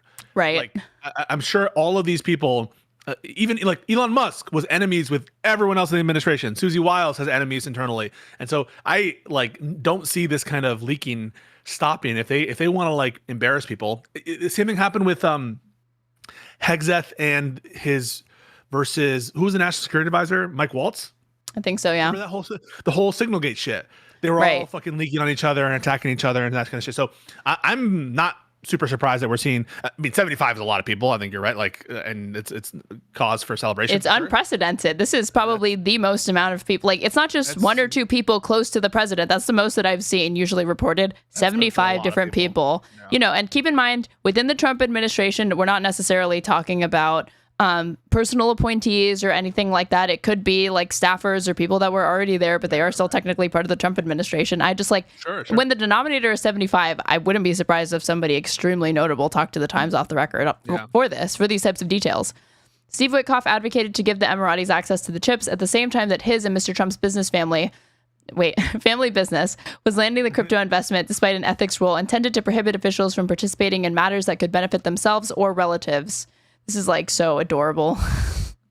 The idea that like Trump is going to adhere to the days of like, you know, where Jimmy Carter was like selling off his peanut farm because he didn't want there to be a conflict of interest. So long gone. Okay. Dude, conflict of interest. What does that even mean anymore? These people, I don't even think it doesn't just not mean something. They do not think it exists. Or if they think it exists, it's good. They think it's bad not to have it. That's what I mean. They're vice signaling. They want to rub your face in the fact that they have a conflict of interest in these shit. I mean, I actually would have expected more of this from like the first administration. I mean, there already was, but a lot of it was like nepotism and like that sort of corruption. But like this just, you know, Trump's wealth is just like skyrocketed under the second administration, like his personal wealth. And it's just crazy to me that he didn't try more of this in the first administration, because what would they always say? Well, he's a businessman. He knows money. He's going to run this country like a business. And so I'm surprised he doesn't just kind of roll out that talking point again to make the argument that, like, you know, me making personal deals, what's good for the goose is good for the fucking gander. You know, I'm running it like a business, and, you know, I'm the head of that business. So why shouldn't I profit? That's so true. There's a clip from Christopher Hitchens where I'm going to try to get it because I think it speaks exactly what you said, where he's referring to the people who are saying like run the country like a business. Keep reading. I'm gonna You find this this hitch slap coming up, you guys. Yeah, this hitch slap from and I think he even mentions Trump in it. I think Interesting. Richard mentions Trump. And this would have been long before Trump announced, like truly flirted with, because Hitchens obviously like died from cancer many years ago. Oh, here it is. I found it. I'm gonna get it for you. This is it. So here we go. It's crazy how and people will always do this, like Hitch was so prophetic. He was so prophetic, but not at the end. Dude was like a huge war hawk and show for the Iraq War. He was prophetic about Bashar al-Assad. He said that would be the last Ba'athist ruler of Syria. Well, we don't know that for sure yet, but his regime ended. But here we go. This is what he said. I think it's directly relevant to what you have to hit enter on Discord, by the way. I did. Oh, I sent this. Oh my Prime. God. Prime again. Is Prime getting these clips? No. Sorry. Tolly, Wick, Soy Pill. Bots. I do have a DM with Talibots that I have to respond to. Okay, let's see. Let's turn Hitchens up. It always makes me suspicious when, you have these apolitical businessmen saying, well, I just want to, put the country back on its feet and restore incentives and so forth. There's something, frankly, I think, sinister about it, unless the guy's prepared to say a great deal more about what his political opinions are. For example, has he ever voted before and for whom? I'd like to know, because it's much too easy to talk. If the country can be run like USA Inc., with a real can-do guy, there's a whiff of fascism to that, I think. Let me ask you. I think it was in context of a conversation about like Trump or whatever, but basically like the notion that if the country can be run like a business, right? There's a whiff of fascism to it. That it's and this used to be some notion of fascism, which is this kind of consolidation of like business in the state, right? Right, and I think you're seeing it here. Like, yeah, Trump is running the country like a business. Right. He's running it like Trump Inc. And so I think it's a brilliant point to make there, Aaron. And deeply prophetic, unfortunately. Yeah. And I gotta say, especially with like his heel turn at the end there, I don't know that he'd be standing by his words and willing to call this administration out as fascist, but I like to think so. I think he would. Yeah, I think he would. I mean, Hitchens was, a very smart man with a very ugly heart. Smart, yeah.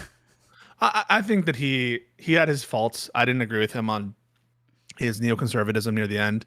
I don't think he characterized it as neoconservatism. No, of course not. They never do. They never do. But I think that he ultimately is missed in terms of the fight against fascism. And I think that he would have called out Trump. Everything in my body is telling me he would not have stomached Trump. There's just no way. But yeah. It's like, Sam Harris doesn't like Trump, so you might be right. Like Sam Harris is pretty much like his, to me, ideological, compatriot. And he has always said that, like, yeah, I like Hillary Clinton, I like Joe Biden, like these people need to be opposed because they are just tyrants. Mr. Sachs was a key figure in the CHIPS negotiation, raising alarm from some Trump admin officials who believed that it was improper for a working venture capitalist to help broker deals that could benefit his industry and investors in his company. He received a White House ethics waiver allowing him to participate. A senior executive based in the UAE worked simultaneously for World Liberty and Sheikh Tahnoon's G42, creating a link between the two companies that the Emiratis were pushing to gain access to AI chips.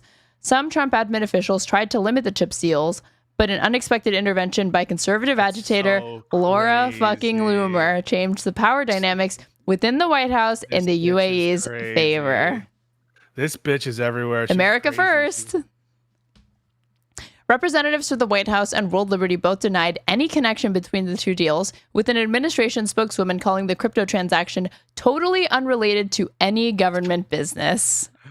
Oh my God. World Liberty said in May that Mr. Whitkoff was fully divesting from the company. A disclosure document made public on Saturday showed that, as of August, he still had a financial interest in the firm, though it did not reveal the value. The White House spokeswoman said in a statement that Mr. Whitkoff was still in the process of divesting. So yeah, right.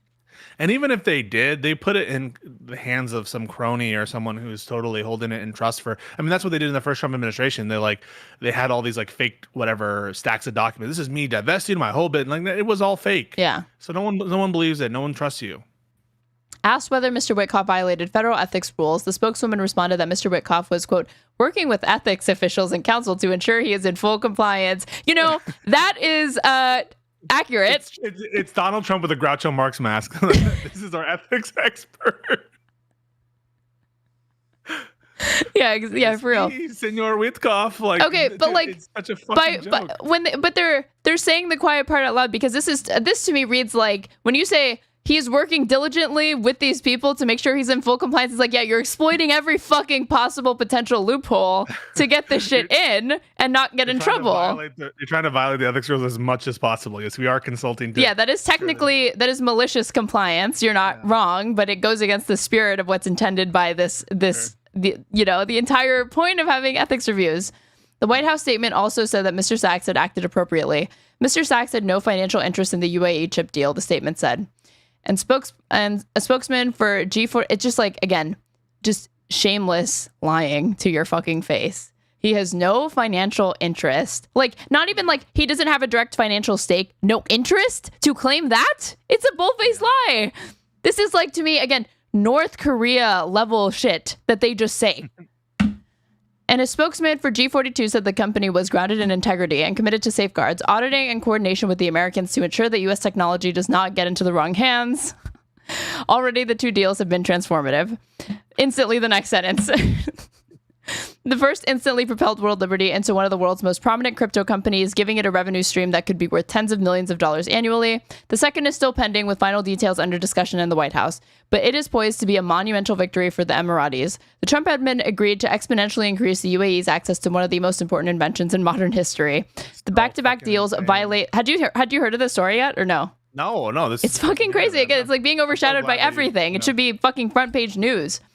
The back-to-back deals violate long-standing norms, and again, this is the issue. Norms. Why wasn't any of this stuff codified in law? It's just so insane, like how much of this is like preventively, like how much of American bureaucracy and the administrative state is fragile, literally just because nobody bothered to actually dot the I's and cross the T's and like, oh yeah, we have to actually make it law. We can't just have it as an understood.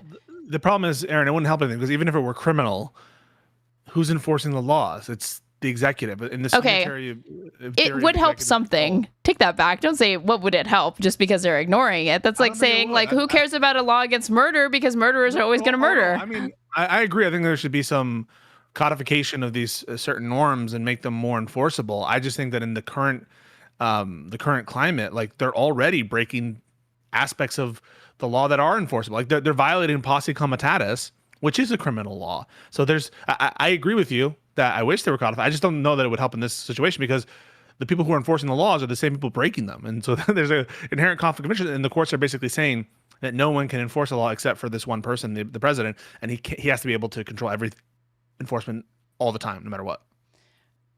Since this is just like these crooks are just in the fucking White House, obviously personally enriching themselves openly, flagrantly, shamelessly doing it. Would you support a Democrat running in 2028? Not going after Trump, okay? But going after every single fucking goon that he surrounded himself with, saying all of these people are going to be held to fucking account for this shit to the extent to the fullest extent to the law as possible. Would you support that? I would support the next Democratic candidate running on a platform where one of their main goals is to bring justice for everything that happened illegal under this administration. 100%. Not only would I support that, Aaron, I would want that to be like, to me, that's one of the most important issues of the entire next. Now, I understand that the whole country might not be on the same sort of, I don't know, a different interest matrix as me.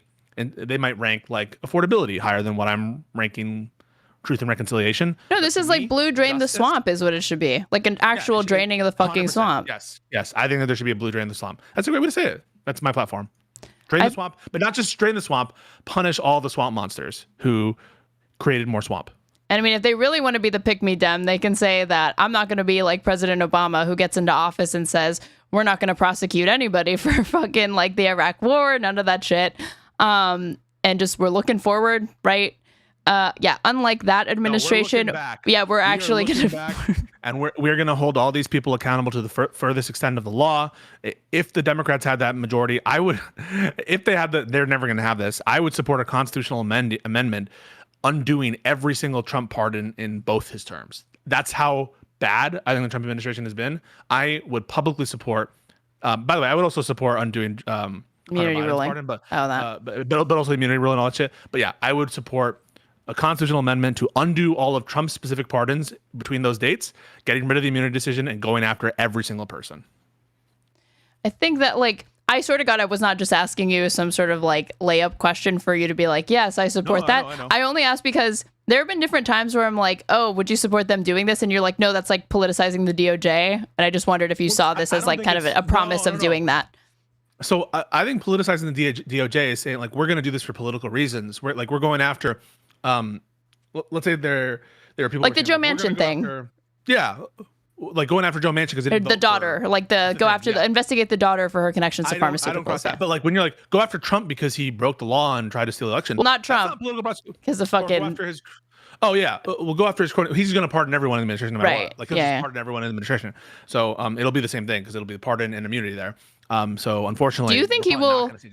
If he ever vacates the office and doesn't just fucking die, like he's going to preemptively pardon like every single person within the administration? You think it's going to be that big? I think everyone who, if they lose the election, everyone who they're on good terms with, they'll give pardons, and they'll cite Biden doing similar things. And not that would have caused, like, I think even if Biden didn't do that, people will say like, but Biden set the precedent. Give me a break. Give me a break. No, he didn't. He was continuing a long tradition of presidents abusing that power. Correct. We should just get rid of the pardon power for the president. And if there's going to be a pardon power, it should be in the hands of some multi-member part. Like, well, I think it just needs to be subject to some sort of review or something like that. Obviously, I think it can't just be in the hands of the president. Yeah. Right. They just abuse it. The back-to-back deals. I do think he'll do that. Just to answer your question, sorry. Well, again, long-standing norms in the United States for political, diplomatic, and private deal-making among senior officials and their children, according to 3 ethics lawyers interviewed by The Times, and they have generated alarm among some former government officials. If you're the president of the U.S., you want to be making national security decisions in the American interest, not the commercial decisions, not the commercial interests of the people involved, said Brad Carson, a former Army undersecretary who runs a bipartisan nonprofit that advises the government on AI. In the middle of both deals, Mr. Trump, a president who has used his power to enrich himself in ways that have little modern precedent, at least in the United States. It is more reminiscent of business customs in the Persian Gulf, where money-making and governance are blended in the hands of the ruling families, just, openly. We really need to take a page out of His Highness's and the Emiratis book, Zach Whitkoff said at the Dubai conference. They are just an amazing example of how you can lead with innovation while also maintaining your family values. Check what they mean by family values, just making money. Yeah. A blurring is a family value. It's just I mean, like, how much more brazen can you be about it? It's like, yeah, we should rule like the fucking like the Saudi royal family or whatever who makes all this fucking money and the values. We just make a fucking monarchy. That's a family value. The family value of having a monarchical king and a family that's in charge and controls everything. I mean, that is how they run. That's why Trump loves the Saudis so much, because the Saudis are in control of all of industry. They are like special people, and so he admires these Gulf states. Well, I'm going to leave it there because that's the most flagrant and egregious part. It's a very, very comprehensive article that I recommend everybody read, but holy fucking shit. This is like, again, it should be much bigger news. It would be the corruption scandal of the century if Obama had done this, if Biden had done this, if Bernie Sanders had ever been elected. Believe me, a coup would be underway, you guys, if he was doing this shit. This is what they accused them of doing with like the Burisma shit. Like this is Burisma on literally and the fucking like on hyperspeed. Yeah. The whole notion of Burisma is like, oh, they're using their power to enrich themselves and have these conflict of interest and being on the board of Burisma. Like this is please schedule the debate with Rob Noerr now. Read this entire article. No. You just just one question. Just one question. Explain how this is meaningfully different than what you were saying Biden was up to with Hunter. Explain it to me, please. Yeah, no. I mean, I would totally be open to that debate. I think it should happen. I just think that did you hear him? He's like, I don't debate anymore. Like, I don't debate lefties. Oh, we're done with that now, are we? That explains the Fuentes retweet. Thank you, Rob Noerr. Got it. He said, Charlie Kirk's assassination radicalized me, he said. It radicalized me. And so what does that mean? Nick Fuentes. Now he's retweeting people who are like, this is why women don't understand the first. I'm not kidding. I have to go to the bathroom and get a drink, but you should go to Rob Noerr's Twitter, and he's retweeting people. Cursed instruction. And basically saying like women don't understand the First Amendment. It's like, I don't know what's going on in his fucking head. Yeah, Rob Noerr didn't think that before Charlie Kirk was killed, you guys. That's completely new. Okay, I have to go to Rob Noerr's Twitter. This is the last thing I want to fucking do, but give me a second. I will pull it up. I guess he has been up to some trouble there. Sounds like he's getting a divorce. I mean, the type of woman that would marry Rob Noerr in the first place probably knew what she was in for, unfortunately. Like, how else could you explain that? Let's see. This is what the left hath wrought. This is so, like, this is such, like, LARP shit, in my opinion. Jesus Christ. And wokeness, retweet. But where does he say he was radicalized?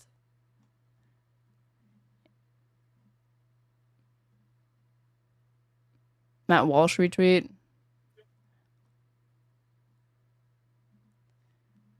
Just leave us alone is no longer an option.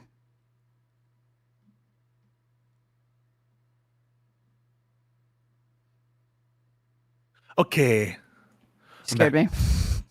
No worries. Okay, so wait, what am I supposed? No, because he's been busy on here. So like, what am I supposed to be finding, or what? Like him saying I'm radicalized? Oh no. So I just wanted you to find him saying that like women don't understand the First Amendment. So oh my God, he retweets a lot. He's been going off. I'll find it for you. Don't worry about it. But I sent you another tweet. You're more skilled in this arena. Okay.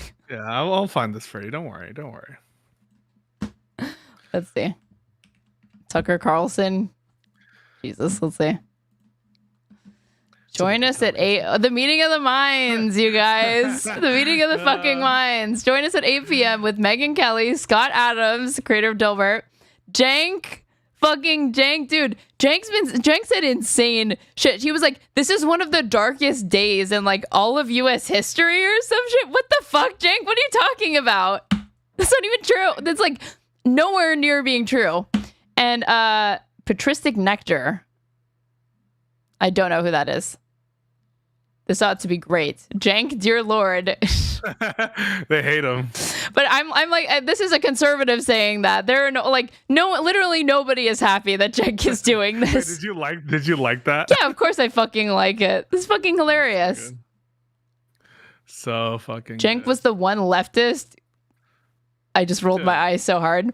Who Charlie would repeatedly invite back to events. Anyone complaining about Cenk's attendance to this event would be better off just keeping their mouth shut. It's like, dude, I mean, this person is actually carrying forward Charlie Kirk's legacy because, yes, he intended to use Cenk as a useful idiot. He successfully did that multiple times. And now he's like, hey, shut up. Charlie Kirk would have wanted him to be a useful idiot in this fucking Tucker Carlson panel. I mean, he's not wrong.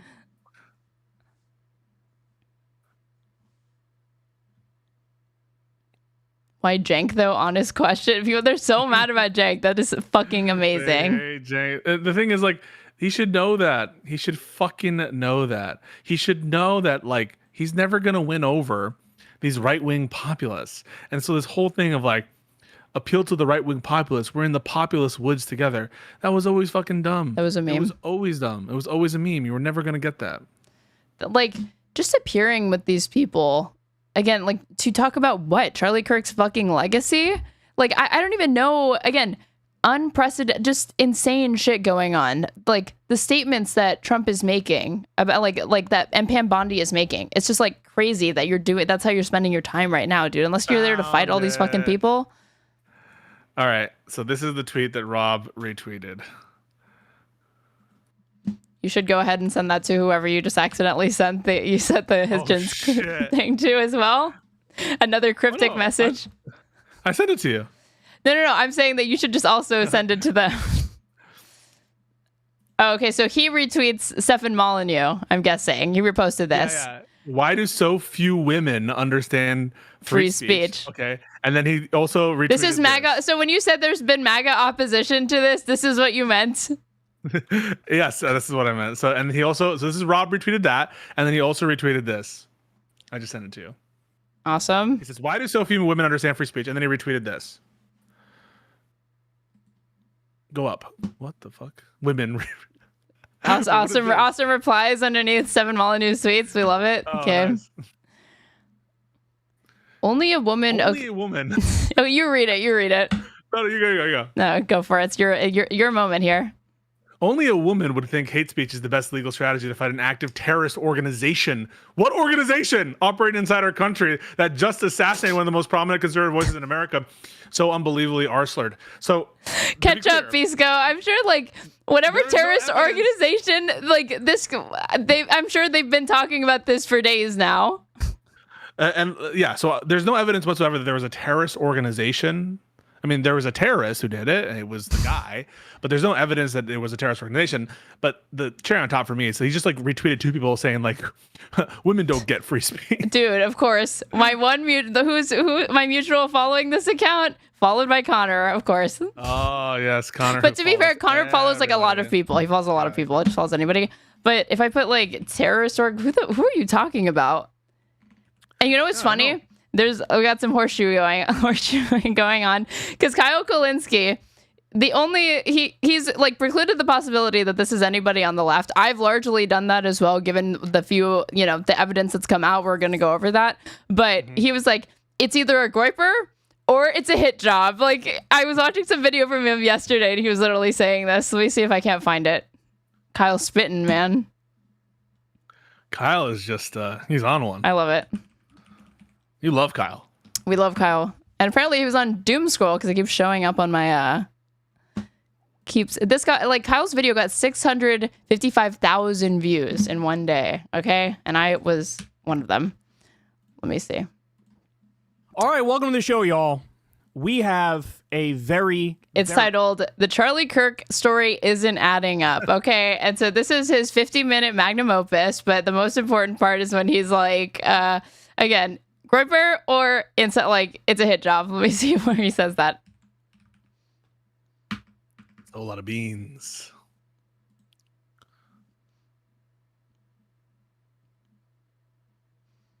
Oh, okay, awesome. He does it in the first few minutes, so we'll watch just a little bit of this, and then I don't want to skip to it if it's just like in the first literally 3 minutes. Very weird one for you today. You do not want to miss today's show. We're going to get to a lot of stuff. So in just a second, look, it's just true that the Charlie Kirk story is not adding up. I'm going to walk through it with you. We got contradictory information. We got stuff all over the map. We got things that make zero sense. And so it'll be a very deep dive, and you might walk away from this first segment here more confused than you are satisfied. So we'll talk about that.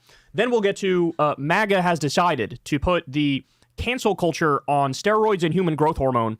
Not only are they getting people fired for mildly criticizing Charlie Kirk, they're also getting people arrested for criticizing Charlie Kirk. I'm not kidding. I've never seen this is like the student at UT or something, or like in Texas that happens. She criticized Kirk or something like that and was allegedly arrested for that. This extreme when it comes to cancel culture. So we'll dive into that. We'll also get to a Fox host casually decided to call for the genocide of homeless people. That was wild. Wait, do you wait. Do you concede? You have to concede, okay? That wait, wrong thing. Hold on. There we go. Was it Brian Kilmeade? Oh, no, yeah, it was. But remember when you were making fun of Kyle Kulinski for saying that Trump wants to ethnically cleanse the homeless? Okay, yeah, you did. Apparently, Kyle Kulinski said that Trump's plan to break up the homeless encampments in D.C. constitutes an active ethnic cleansing, and you were dunking on him for this. But now you're completely fine with his characterization of a genocide of the homeless. So do you now concede that it's possible to ethnically cleanse the homeless? No, because homeless aren't ethnic. Sorry. Oh my God. Do not clip that. That was fucking perfect, right? Ethnicity. Homelessness is not an ethnicity. So you can't ethnically cleanse the homeless because they're not an ethnicity. Now, if it's a stand-in, if it's a pretext for an ethnicity, like, we're doing this to go after people who are of a certain race, then yes, but it's not. If it's but they're not a national, ethnical, racial, or religious group, and yet you're saying that there can be a genocide of homeless people. There can be a genocide of homeless people, but there can't be ethnic cleansing of homeless people. Just a cleansing. So if he had just said a cleansing of homeless people, you would have been okay with that. Cleansing, yeah. Homeless cleansing. Yeah. That would be. How is it ethnic? Unless you're saying that it's pretextual to go after black people or to go after minorities, then that can be an ethnic cleansing. But then it's not then we're just saying that homelessness is a pretext. But it's not. That wouldn't be a true homeless cleansing. It's just like an opportunity to go after a certain race, and you're using the homelessness as a pretext. You understand? I understand. All right, let's let Kyle cook. Just oozing out of this country now. It is just over the top with how much it is. So we'll talk about that as well. Then we have Bill Maher dismantling Ben Shapiro to his face. We have Destiny humiliating the streamer XQC in a Charlie Kirk debate. And then later on, this is wild, but the BBC is blaming Hasan, Destiny, and Vosh for Charlie Kirk's This is death. so interesting. I wish I was kidding. This is an opportunity because of how unhinged the reaction has been from the right. It's actually, I think, uniting the left. You know, because there are some squabbles. Yeah. I think about like you and Kid. No, Kid is just. You're squabbling. There's something wrong with that guy. Yeah. And you? How about you? No, I mean, I'm just normal there's dude. Something wrong with that guy. I was talking to him. He was. I don't know. I know. I saw. Enough sleep. I don't know what's going on with that guy, but something happened. I mean, you thought he was drunk, right? I thought he was drunk. Yeah. Well, many of my chatters think that you're high almost every single episode. So because my eyes, I'm not high. Oh yeah, that's why. It's not your bizarre mannerisms and behaviors at times. Sure, yeah, your eyes. Bizarre mannerisms make you think that I'm high. No, my chatters. I never said me. I'm saying that when you come on and you got the sunglasses on and you're in your fucking hoodie and you're in the dark and you're like all over the place. Yeah, some people start to think that maybe you're, Excuse me, officer. I'm pretty sure I recall you being in sunglasses the other day when you were yelling at me about Prime Kai. Yeah, I was. I had an eye injury, bitch. What was your excuse? I have eye stuff too. And sometimes it's bad and it flares up. And you have to wear a hoodie on top of it as well and be in the dark? Because it's funny to dress like the Unabomber. And how does that make you loopy? It doesn't make me loopy. That was a bit. I was doing a bit. The actual excuse, you can't even keep your lies straight. It's supposed to be the allergy medication. Yeah, it's allergies as well. It's Claritin. Right, Claritin. Can I also say, so my point was, I think that there's some little squabbles like Ezra versus this, whatever.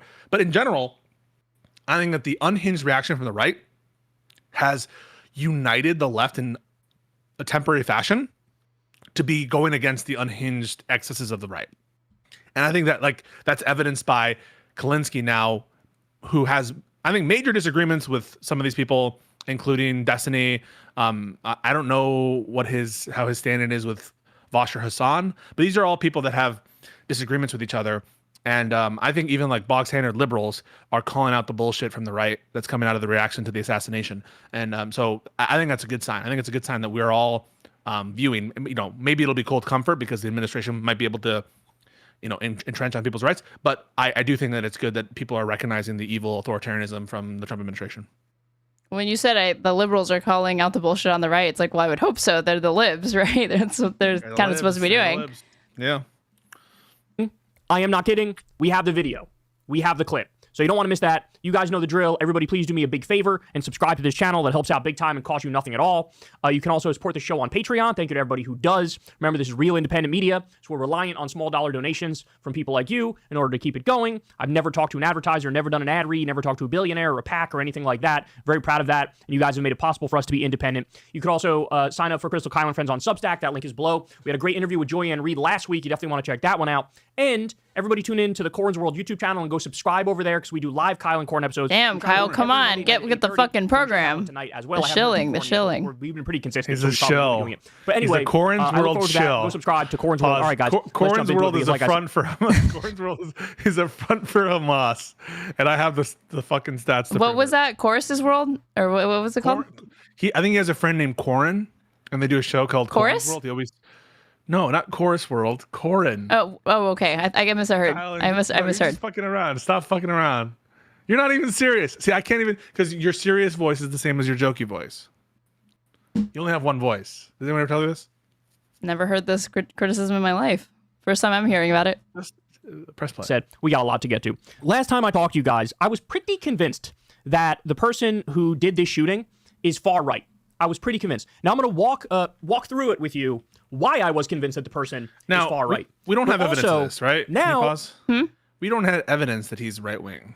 Well, he lays it out in this video, so his evidence is that he's going to tell it. Like there's like a Daily Mail article in this that he cites from his grandmother, And she said that like everybody in their family is like diehard MAGA Trump. And he like notices that she seems offended not at the notion that he may have allegedly killed Charlie Kirk, but that people suspect he's a fucking Democrat or that he might be a lefty. But he might be though. Yeah. But he might be. Yeah, he might be or whatever. But I've not seen evidence that he is.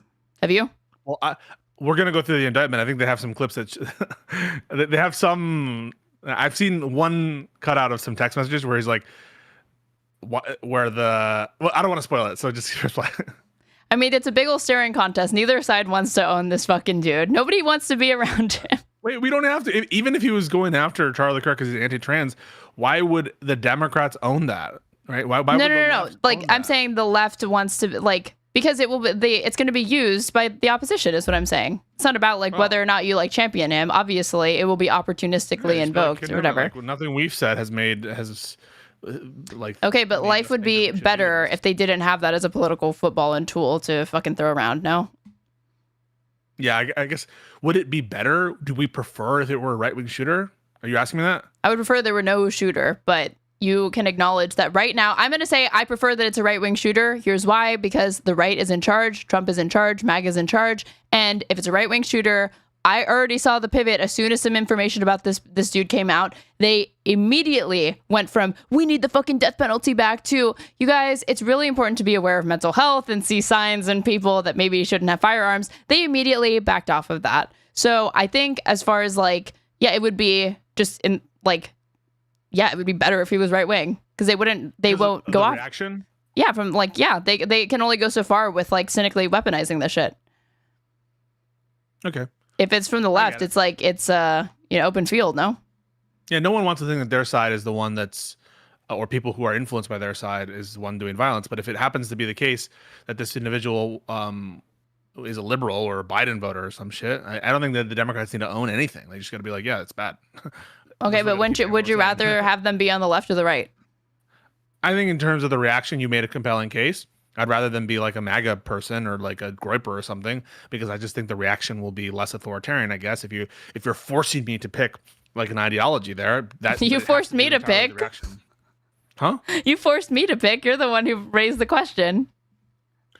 I don't know what you're doing. This is a game you're doing right now. This is gamesmanship.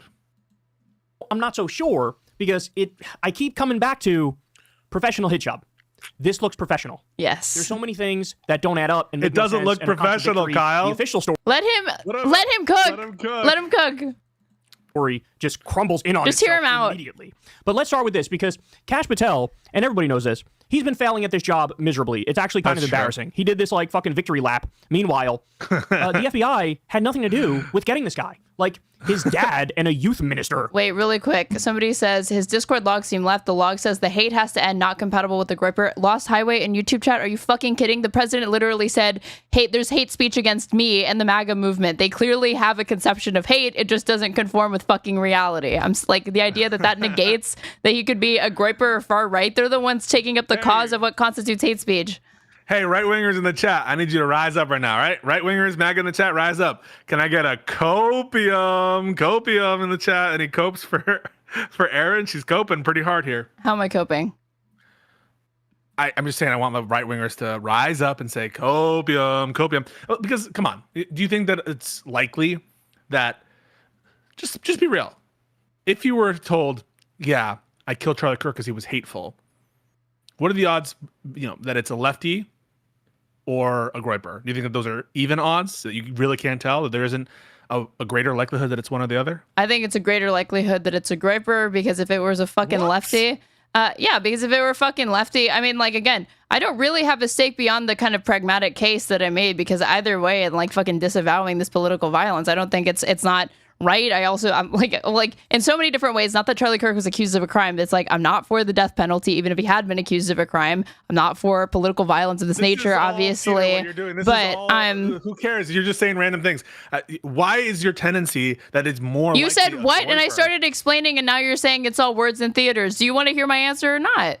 That's not answering what I asked. I asked I'm trying to, but you're fucking interrupting me like you always fucking do. My prescription would still be the same. Like, I'm not asking you if your prescription would still be the same. I'm asking you a factual question. What is more likely, that this person is a lefty or a groiper? If they're like, yeah, I killed him. Well, if you'd shut the fuck up, I could fucking explain to you the reason why. Not only, like, again, I'm saying that you think that I'm coping and that I really don't want it to be like some person part of the left. I'm saying I've not seen evidence that they're part of the left.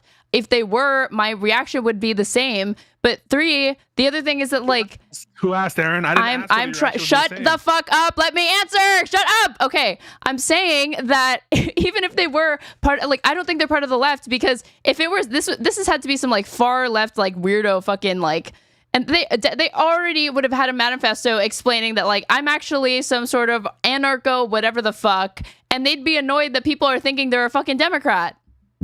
Come on. You think I'm wrong about that? You ever met a far leftist? I asked you all else equal. That is all else equal. If you find out that their text messages to their trans partner, their trans romantic. That also, again, long history of right-wingers getting with fucking trans people, queer people, being closeted gay people. That in no way, shape, or form to me indicates that they are on the left. All else equal, given the knowledge that they're attacking Charlie Kirk because of his hateful rhetoric, or because he's too hateful, or his hate is too much, all else equal, do you think that that's evidence tending to show that more likely they're a groiper or more likely they're a lefty?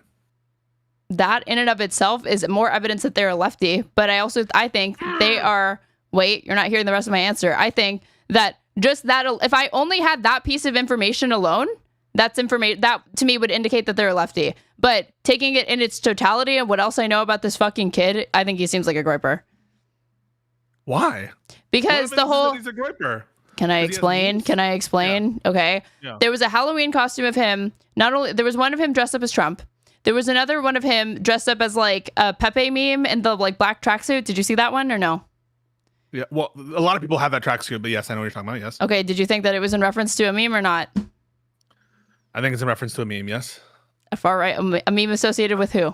I don't know that it's a far right. Oh, now who's the fucking weasel, bitch? Answer that fucking question. Come on. I'm saying I think the scope of that meme is beyond Pepe. I use Pepe's. I don't give a fuck that you use Pepe. Person. Okay. When you put your own spin on it, it's blue, for one. No, I use green Pepe's too. All sorts of Pepe's. And guys, put your favorite Pepe of my emotes in the chat. You have green Pepe's in your thing? I don't have green Pepe's in my specific emotes. Okay. You only have the blue ones. Right, exactly. No, I have other Pepe's too. Guys, show Aaron all the Pepe's. Put in your Pepe. It was this. But there are other people who do this. There are other people.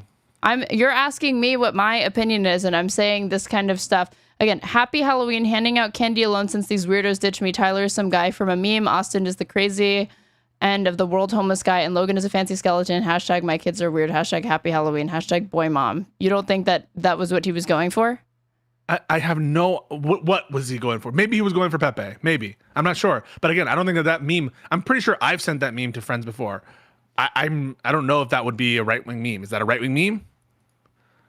What's the right-wing meme about that? Is that a groiper meme? I said right-wing meme. How is that a right-wing meme? Because I associate Pepe more closely with the right than the left. Even though, yeah, he can be used by the left, and like I use the Pepe... I have my own Pepe emotes in my own chat. But do you associate Pepe more with the right or the left? I think it's neutral. In this era, in 2015... In 2018, bitch. 2018. Right or left? 2018 more with the right. Thank you. Is that so hard? I know, but like, I just think that this is not strong evidence he's a groiper. I never said this is like the silver bullet. I'm saying it's like one thing that was making me suspect that he is. Hold on. The catch this fascist or whatever. It's like a gamer thing. It's not actually like it's not groiper. Gamer's not groiper. Yeah, exactly. But people were using that to say that like, oh, he's like what is it, like against Antifa ideology or whatever the fuck, or like for Antifa ideology because he's like anti-fascist because he's saying catch this fascist or whatever. I know, but that's refuting another claim. Wait, hold on. I put like, hey, fascist catch. Governor Cox at the news conference interpreted this as a straightforward message. I think that speaks for itself, he said, but it could also be a reference to the Helldivers game, which itself is a satirical commentary on fascism as something the players say when they drop a bomb. Yeah, okay. And then the like notices bulge woo thing. Like this meme comes from furry subculture's reference to role player cringy flirting. Cohen explained, like this sort of shit. Okay. Have you seen the reporting from Ken Klippenstein? He doesn't think that he's a griper either. Okay. Why did you just pivot to Ken Klippenstein? Because this is not evidence he's a griper. I'm saying what I've seen. None of it. Like, how do you mean it's not evidence? None of this is additional evidence that he's a griper. It's not proof he's a groiper. It's evidence that he could be. Wait, I'm not saying for sure. I didn't say. I said you asked me at the beginning of this. Is it more likely that he's a leftist or a groiper? And I said right now we don't know, but right now I'm leaning towards a groiper. I haven't precluded the possibility of it being a person on the left. What about these 4 messages to you indicates that it's moving the needle towards groiper? Because these are like absurdist memes that are meant to like throw you off. And I associate this sort of like schizo posting more so with like 4chan subculture, groiper posting on the right, and like the alt-right like trying to like throw you off the scent of like who they are than I do with, and like that sort of in-group signaling than I do with the left. Okay, but it's low propensity. I think you're acknowledging it's low propensity. Yes, I have always acknowledged that. I've never, if I thought that it was like definitely 100% for sure groiper, I would have said that he was a groiper. I've already said he might not be, but from what I've seen, I'm leaning towards that because of this. Okay, I think you're going to be undercut by the text messages they revealed in the indictment, the one that I peeked at. So we'll take a look at that after. But sorry, let's look at what Kyle. And to be clear to everybody, I haven't read this, and if it turns out that he's on the left, I'm not going to fucking be like, no, he's not actually on the left, because I literally already said I think it's funny that everybody's trying to like not own this guy or be like he's not part of our team or our side. But to me, it doesn't matter because even if he is part of the fucking left, he would shut up. I'm talking. Even if he was part of the fucking left, it wouldn't matter because the majority of right wing, like political violence in this country, comes from the right. That's not going to be changed because of one example. As a super leftist, Pisco is right. Thinking Charlie is hateful is more lefty. A groiper would want more hate. This person. The far right hated him. The far right hated him. They didn't have a coherent worldview. The far right hated him. Charlie Kirk had his enemies within the fucking groipers. I know, but you're missing what the super chatter said. They said that thinking Charlie is hateful is a lefty meme, not a groiper meme. Groiper would want more hate, is what they're saying. Yeah, and that's how groipers signal it sometimes. Like they've never done this sort of like weird, ironic, like meta ironic commentary on groipers. I thought you said that you watched Nick Fuentes, dude. So where is this? Oh, what? Have they? Groipers? Don't know what you're talking about. Never heard of them. What are you doing with this fake wide-eyed naivete shit? I know that you've said multiple times on this program that you watch America First. So you're telling me that Nick Fuentes has never, like, the fucking Catboy shit? Are you kidding? What does the Catboy shit have to do with anything? The fact that they do things that are absurdist to be able to like do their in-group signaling to each other. Okay, maybe they and that like cut against the notion that like again you superficially see things that you wouldn't necessarily like. The left does some of this shit too. I feel. I never denied that the left does this shit too. The difference is that if groipers are doing it, are they doing it genuinely? Like the people on the left, to the extent that they do it, they're engaging in it genuinely. To the extent that the groipers are doing it, it's like meta ironic memes. Okay, Gen Z does it. DGG does it, lefties do it, and like all these young male groups, like incels do it. Like you are so uncomfortable right now because you think I'm concluding, but I'm not concluding. I'm literally just asking your opinion on these things or whatever. Even though you want me to go yes or no on all of this shit, but even though I've never said that any of it is like leaning in one direction, or I said leaning. That's it. I never said for sure. You never said for sure. That is true. Aaron, and I've maintained that the whole time. Yeah, you've been consistent about that the whole time. You have. I'm not saying you haven't. Press play. Let's see what comes. Turned him in effectively, and Kash Patel didn't know his ass from his elbow. He was sitting around with his thumb up his ass, waiting for some breakthrough, and it happened. And then he goes and does a fucking victory lap after they get the guy based on nothing that he did, right? And then he had that weird moment where he said, "I'll see you in Valhalla," which is like, that's pagan Norse mythology, and he's a Christian. I know this is like big in like. Wait, is Kash Patel a Christian? Shit, I have no clue. Oh, maybe he's referencing Kirk. You're supposed to keep that part on the low, you idiot. But anyway, so let me show you this from Dropsite News. According to the New York Times, FBI Director Kash Patel is under fire after missteps in Kirk manhunt. Patel convened 200 agents, blasting delays and vowing no more Mickey Mouse operations, laced with profanity, according to officials. He falsely declared Charlie Kirk's killer was in custody, then backtracked hours later, undermining confidence in the probe. Critics cite his inexperience, social media fixation, just like Dan Bongino, by the way, and purge of veteran agents as weakening the FBI's response. That's a huge part right there. Patel and Deputy Dan Bongino flew to Utah to oversee the investigation as pressure mounts on the Bureau's leadership. So as you all know, and we discussed this in one of the previous segments, you have like the lead FBI agent in that particular region in the country was fired by Kash Patel. And why did you do that? Now you have no veteran leadership for this super important investigation. And so they're delaying shit and trying to get in front of the cameras and trying to please their MAGA base. They're getting ahead of themselves and there was trans stuff on the bullets. No, there wasn't. No, there wasn't. It looks like they're so desperate to blame trans people. They're grasping at anything they can to blame trans people. But the amazing thing is, even MAGA is looking at Kash Patel and they're going, you're an embarrassment. You're not fit to do this. You have no idea what the fuck you're doing.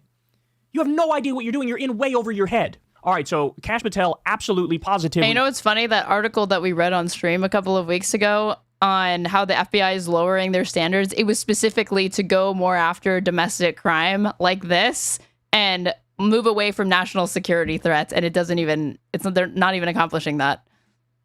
Failing miserably. All right, now let me walk you through why the original view is that, this shooter is definitely right-wing. So first we have this.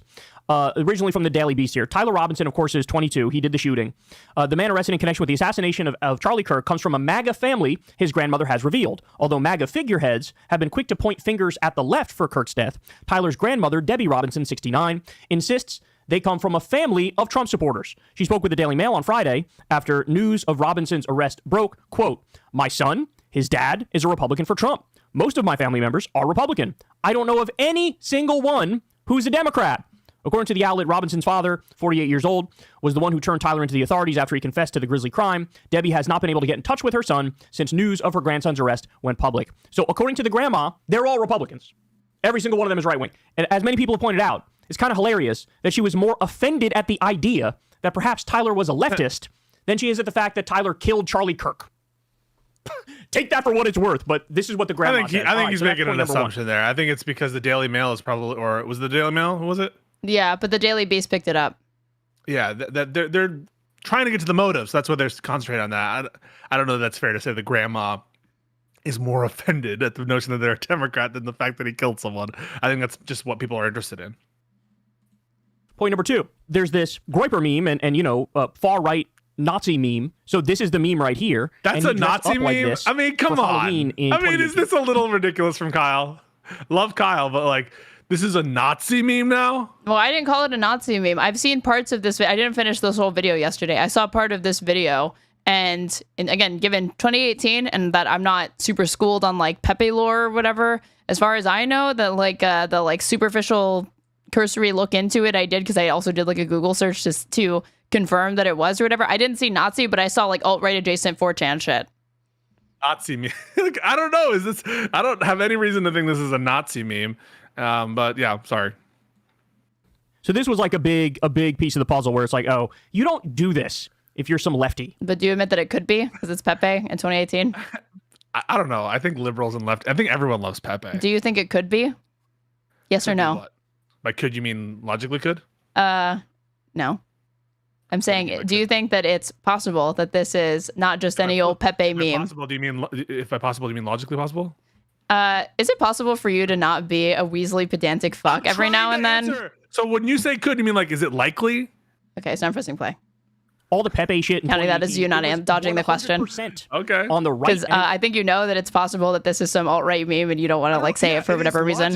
Wait, it's logically possible? No one cares about that, dude. That's trivially fucking obvious that anything could be anything at any time ever. I'm saying, what are you talking about? Are you open to the idea that this is not just any old Pepe the Frog meme? That this is a right. Are you skeptical of it at all? I don't have skepticism. I don't know if it's true. So you're just totally agnostic. You're not leaning one way or the other. I have that it's a Nazi meme. That it could be far right. It could be far right. I don't have any prior on it. You're agnostic. I'm agnostic on it. It was on the far right, to be clear. Of course, you also have, Halloween, I believe the year before in 2017, Tyler dressed as Donald Trump. He dressed in a costume where he was riding on Donald Trump's shoulders. So all of this stuff. Weird, right? Culture, it comes from. What is the point? Okay, so he's riding Donald Trump. So what? What is the conclusion? I think that we're reading too much into this. This is trying to read tea leaves. I don't understand what it's supposed to symbolize there. That he doesn't like Trump, or that he likes Trump, or he's just being funny. It just feels like he's being funny. I think you're being boring. Do you really think obviously a Nazi, that looking no? This is a Groyper costume. This is the same kind of satirical irony they do all the time. And so obviously you're right and everything, Aaron, and all this is fucking real. No, man, not what I'm claiming. Okay, yeah, so boring. That's why I'm boring. That's boring. Yeah, boring. Yeah, it's boring. Okay, go. Not what I was claiming. I don't think, like, do you think that it is an insane read to take all of these different things or whatever and, like, individually assess each one? Like, okay, does this tell me, like, might be more likely that he's on the right or on the left? Is that crazy to do in and of itself? I think it's a boring question.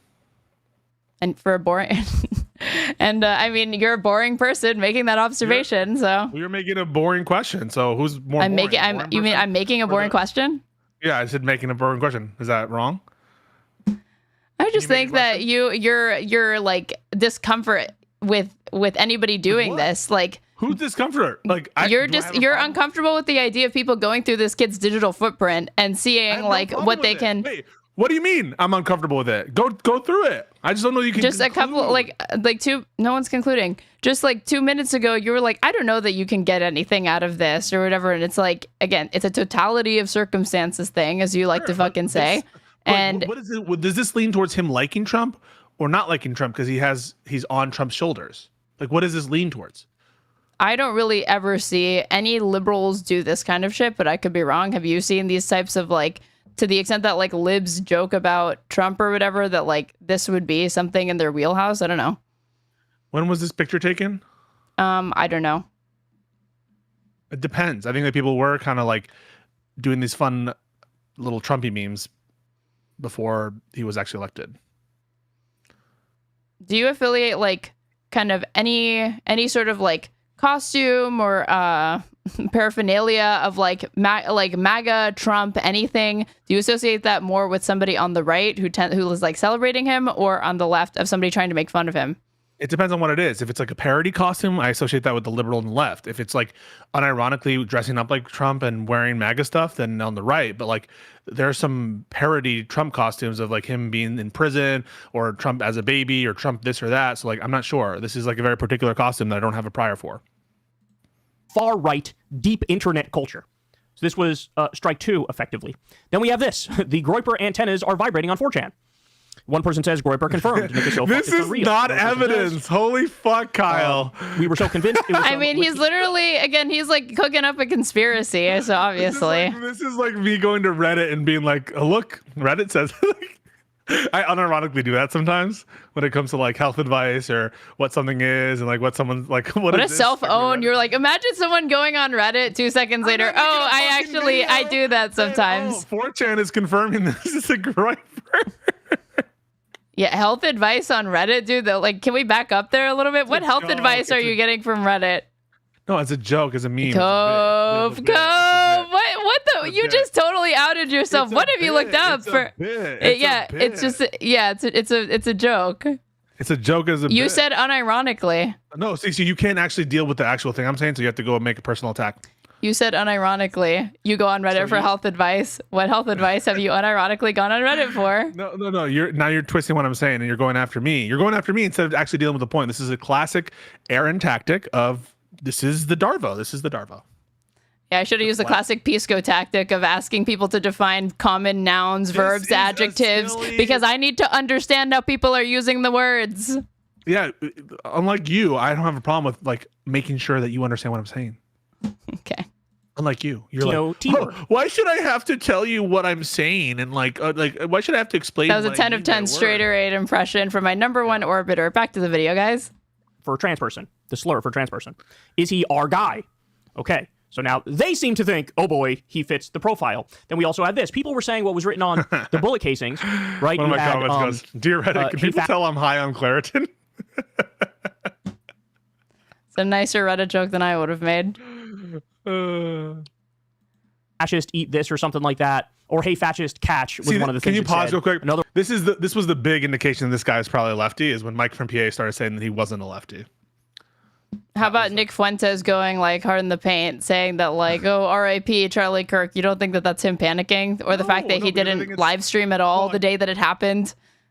No, because I think that he was a known enemy of Charlie Kirk, and he didn't want to be blamed for anything, and he wants to also take advantage of the situation and take advantage of the cultural cachet that he's built, and be the kind of doesn't want to be blamed for anything. So that would suggest that he is worried about what? He doesn't know shit. He's some fucking guy in Chicago. He doesn't know shit. He doesn't have any access to information.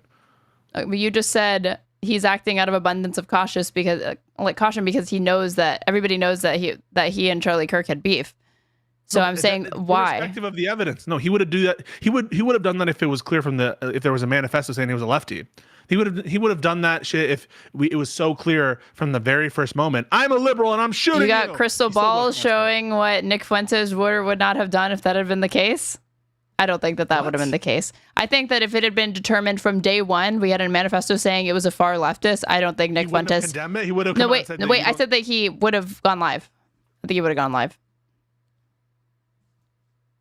Okay, I guess I can't prove that.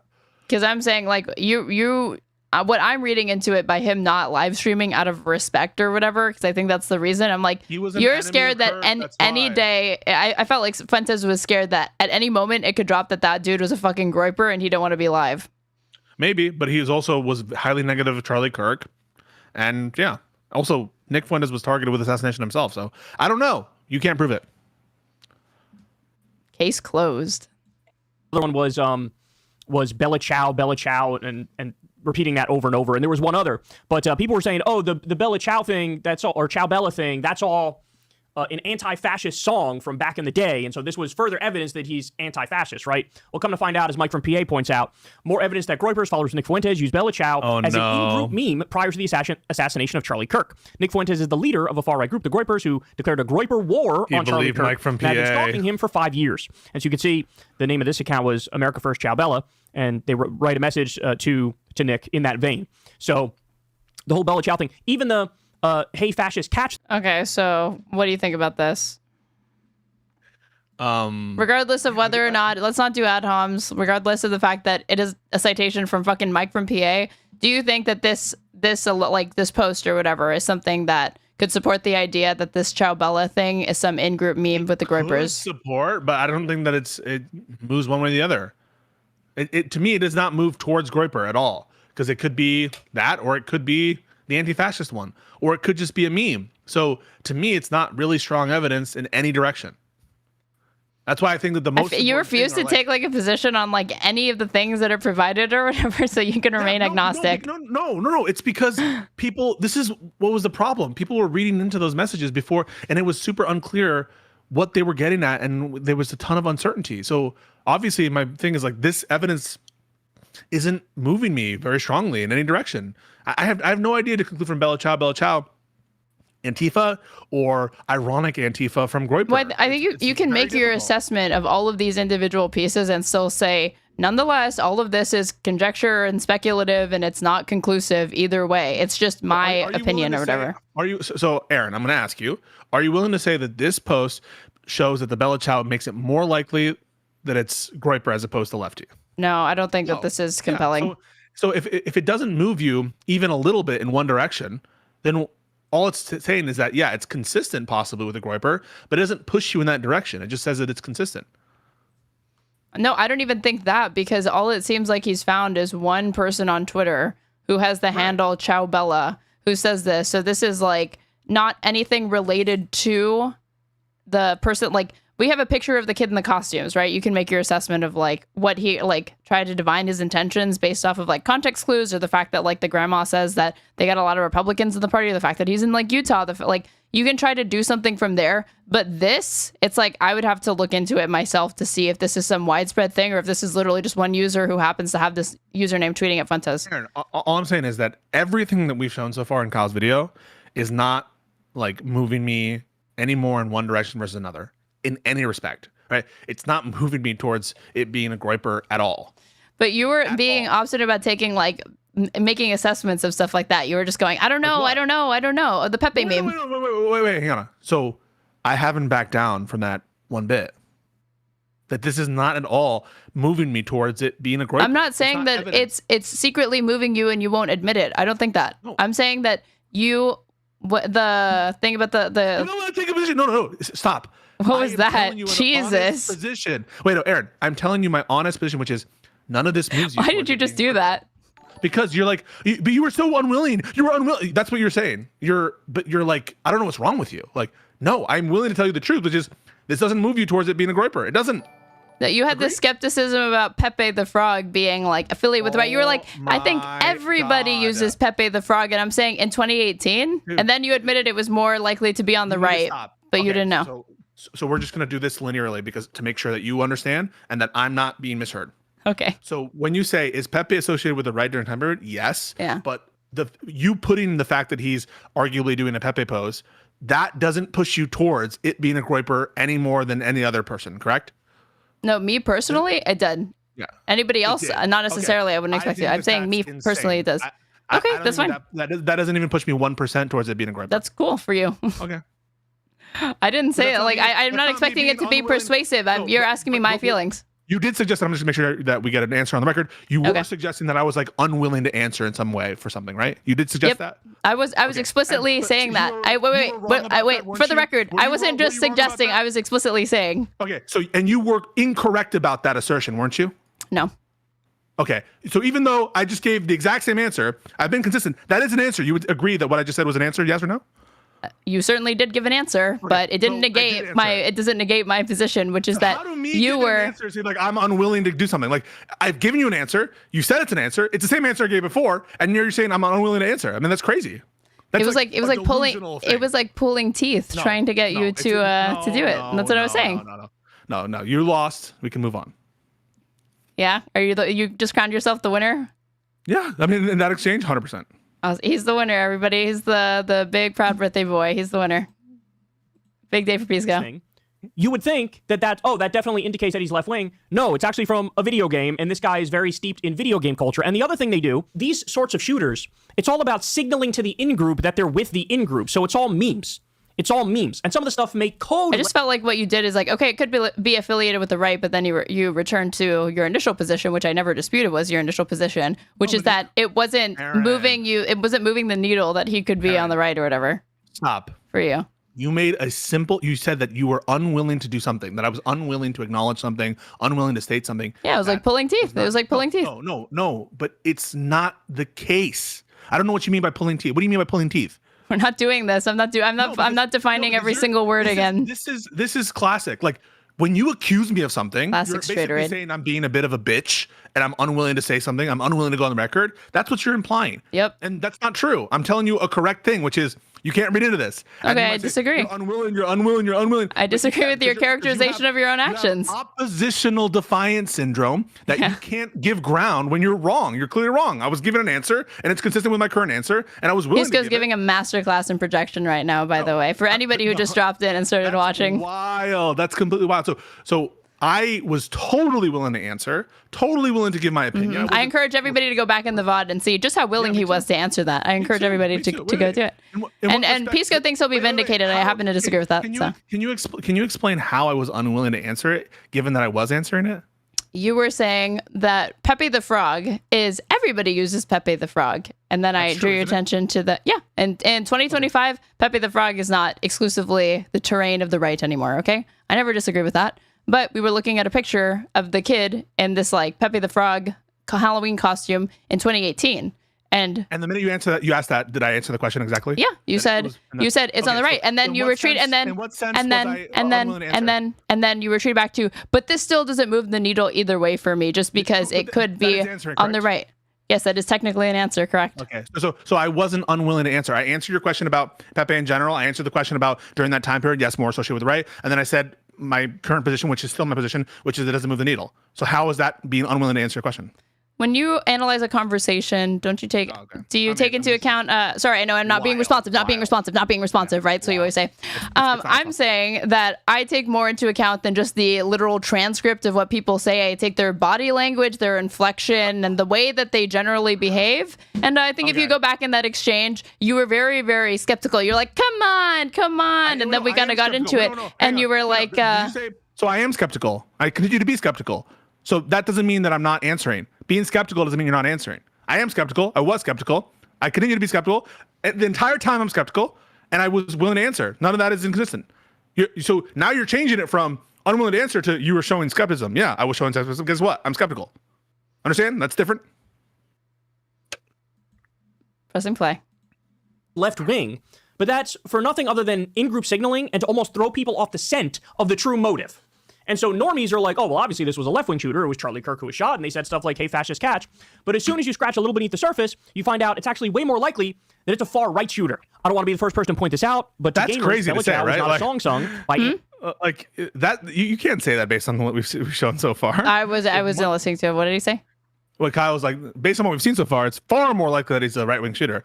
I am not confident on that at all. Like that. No, I'm not confident on that or whatever. Because he's saying far more likely. To me, the most I said from the start of this is leaning. That's it. No. But leaning literally just means like the needle is slightly moved towards the right than it is towards the left. Because I've just not seen anything. Like, to the extent that I've seen things, it's either been ambiguous at best, or it could be attributed to the right. Anti-fascist, but a collectible and the background music in a main quest in Far Cry 6, which is probably real relevant given his other gaming references. So again, the whole Bella Ciao thing, hey, fascist catch thing, it sort of falls apart as soon as you dig a little deeper. So then we also get this. People were asking Grok, hey, based on the evidence, what do you think here? What's this person's political leanings? And Grok said this. In my view, these inscriptions on the ammo casings... Citing Mike from PA, the grandma out of the Daily Mail, and now Grok on what the fucking analysis is. Well, what is Grok? What does AI do? Grok is an AI. It's a predictive model, so I think he's trying to suggest that it's aggregating based on the available information that it registers it with being more closely affiliated with the right than the left. Yeah, but I would never cite any AI or Grok as anything or whatever, but sure, it's interesting to note that AI thing associates all of this stuff more closely with the right than the left. Okay. But there's no shortage of, I would not be surprised if you searched it right now that Grok would give you a different answer, or could even make a case for it being on the left. Yeah. I think he was giving different answers too. Who? Grok? Grok. Are people asking it this and then posting it, or what? Yeah, there were different answers that were given by Grok, yeah. I believe. Oh, Bella Ciao, Bella Ciao, Bella Ciao. Catch this, fascist. And if you're reading this, you are gay. Aren't random or left-leaning signals like some early reports. I also I hate pointing to the absence of evidence. It's evidence in and of itself. But I watched, did you watch Tim Pool's reaction to when they apprehended this kid?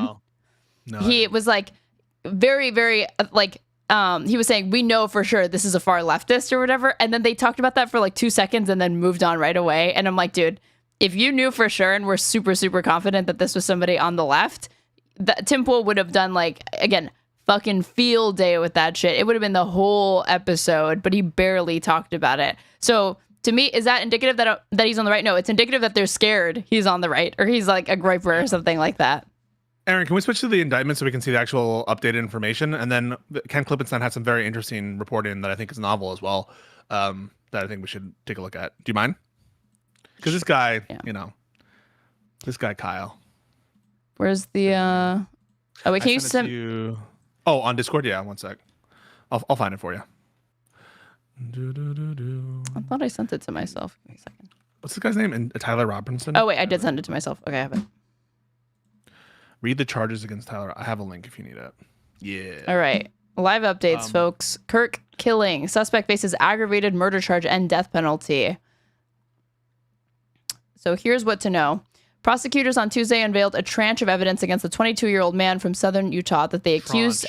what did I say? Tranche of evidence evidence against the 22-year-old man from southern Utah that they accused of killing the right-wing political activist Charlie Kirk, and much of it comes from the suspect's own words and exchanges with friends and family. In announcing that they would seek the death penalty against the man, Tyler Robinson, Utah County prosecutors said that the suspect had texted his partner about Mr. Kirk after the shooting, writing, "I had enough of his hatred." Mr. Robinson also said that he planned the attack days in advance, according to the charges of aggravated murder and belated felonies. Mr. Robinson made his first court appearance late Tuesday afternoon in Provo, Utah, by a video from the Utah County Jail. He appeared in front of a bare wall wearing a green suicide prevention smock and showed little emotion as the charges were read. Judge Tony Graff said that he would appoint a lawyer for Mr. Robinson, who did not have representation. His next court date was set up for September 29th.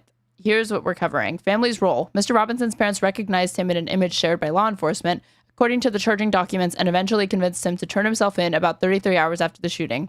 His mother told the police that her son had recently become more pro-gay and trans-oriented, prosecutors said. Aaron, can you go to the actual? So I just send you the actual indictment. If we just scroll to the factual part, we can get rid of New York Times editorializing.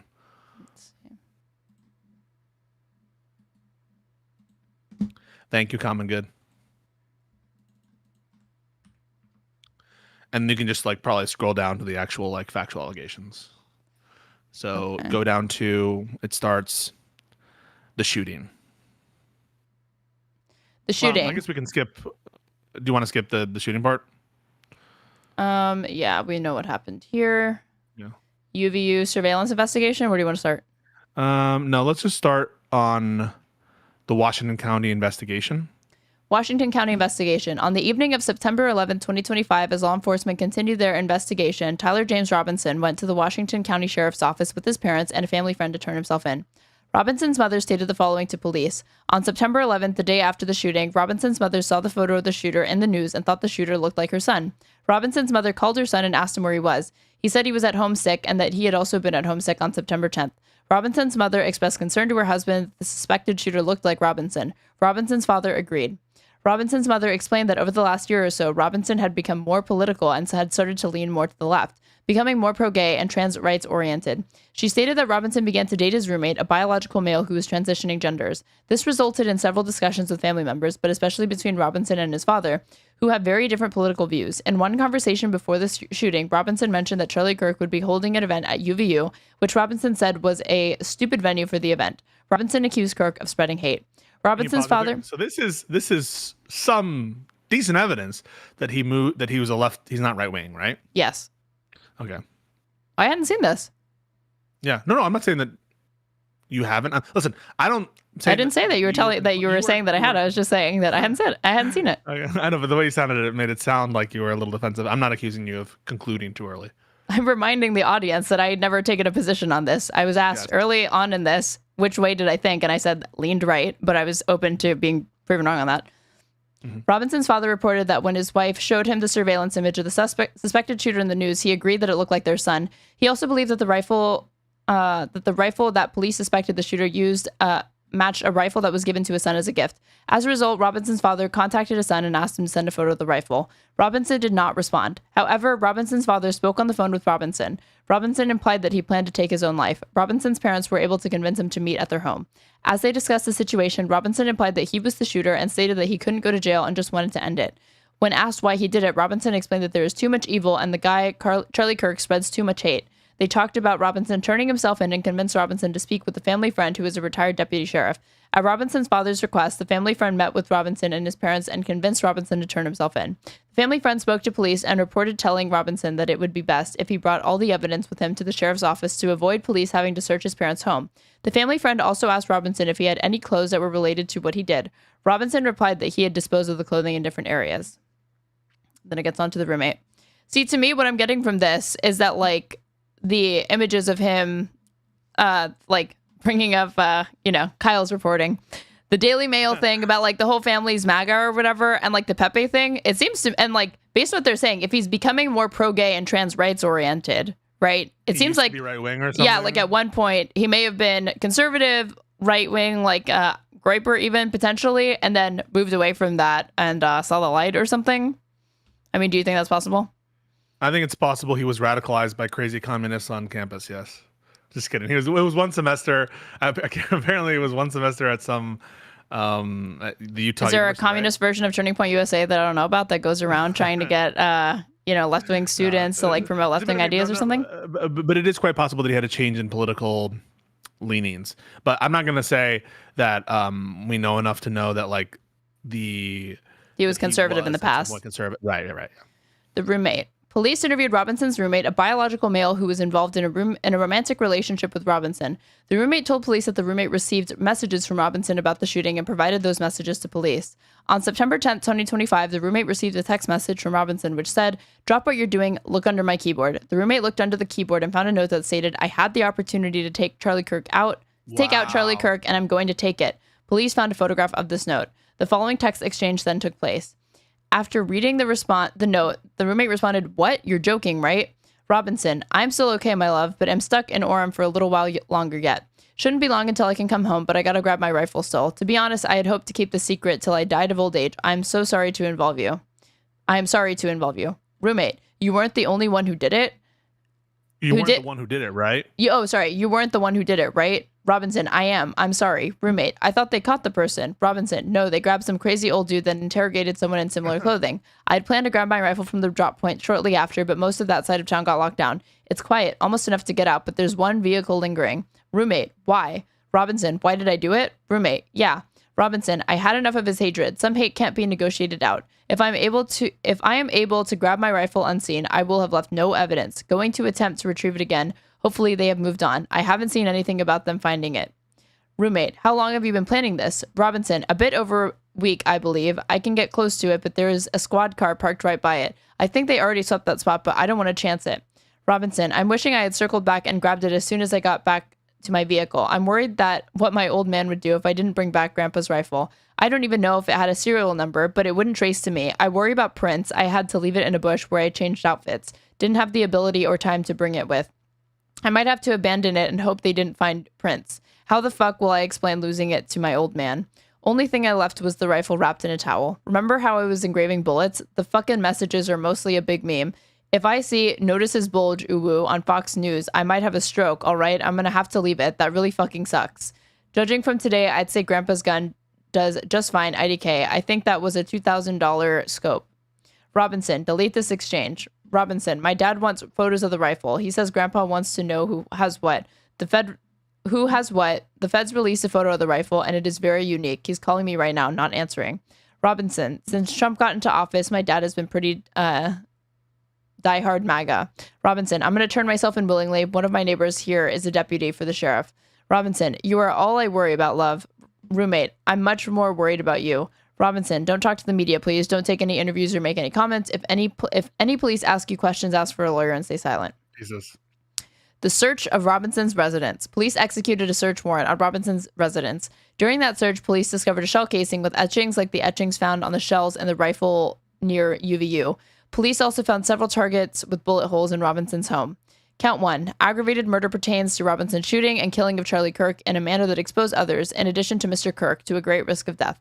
Count 2. Felony discharge of a firearm pertains to Robinson's shooting towards Mr. Kirk. Knowing that doing so would endanger those in the bullet's path, the shot caused serious bodily injury to Mr. Kirk, ultimately resulting in his death. Count 3. Obstructing justice pertains to Robinson's removal and hiding of the rifle he used to shoot Mr. Kirk.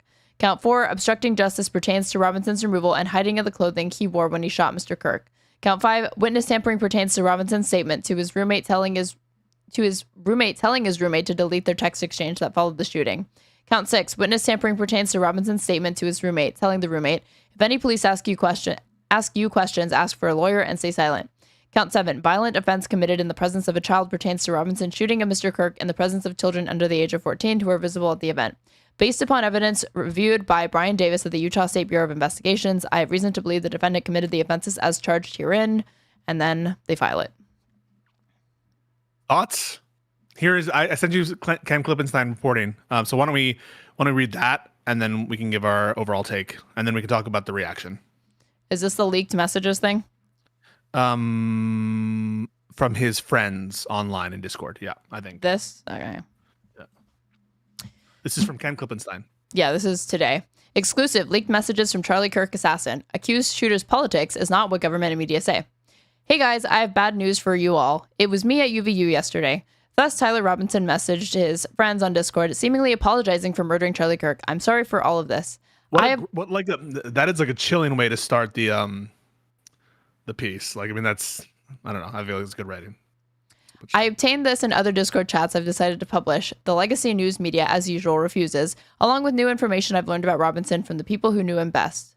Then this is a Thank screenshot. You for the tip, Ocula. I think we know who the real culprit is. I don't see who you think the real culprit is, but I appreciate the tip. Thank you. Charlie Kirk got shot. Dead. I just saw the video. Holy shit. RIP, I guess. Bro didn't deserve to go out like that. Sad. We don't know who these people are. Zealous_monkey_55095 on 9/11 at 8:57 p.m. Hey guys, I have bad news for all of you, and it was what we just read. Trump and company portray the alleged Utah shooter as left-wing, and liberals portray him as right-wing. The federal conclusion will inevitably be that he was a so-called nihilist violent extremist, or NVE, Meanwhile, the crackdown has already begun, as I reported yesterday. The country is practically ready to go to war. It's been so terrible, and seeing it from an inside perspective is so frustrating, a friend of Robinson since middle school told me. The childhood friend, who asked not to be named for fear of threats, provided me with the above non-public photo of Robinson on a camping trip, a favorite activity of his to corroborate their relationship, and that's what this photo is. This is the person that they're speaking to.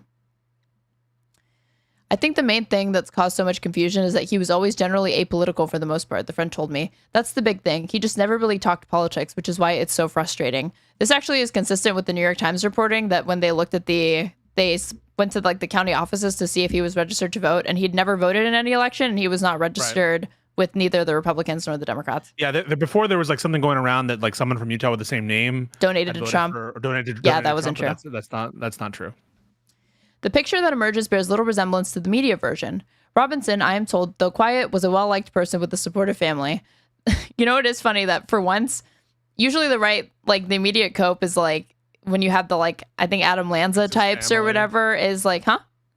It's the family. They didn't do enough. They weren't. Oh, no. Usually they just go, this is a crazy person who we really can't ascertain what kind of political motives that they had. They're like, they're just crazy. And for once, it might actually be the case that they're designated as like literally just nihilistic violence extremists. They can't really determine any sort of like overtly partisan angle to it. And that's like the one time that they're not really just kind of saying just the banal, like, we don't really know. They're just insane. All right, I want my MAGA people in the chat to rise up and put the copes in the chat for Straighterade. I think that there's possible that he's not. Well, hang on a second. Let me talk about it. All right. So, if this person had this kind of more apolitical status, is kind of like going in circles that aren't extremist circles, like this guy apparently, right? The reaction to Charlie Kirk's death in his Discord group was kind of like, oh shit, that sucks. The reaction from his trans partner was like, what's going on? And the trans partner allegedly also like is fully cooperating with the police and like told the police and ratted on Robinson or whatever. And so all that is a way of me saying, even if that is the truth, that he's not super political, that there's some nihilism in there, or there's some like general other things going on in his mental health, I think we would be remiss. Like we wouldn't accept if he like shot a Democratic politician to be like, oh, it's apolitical because the guy is whatever.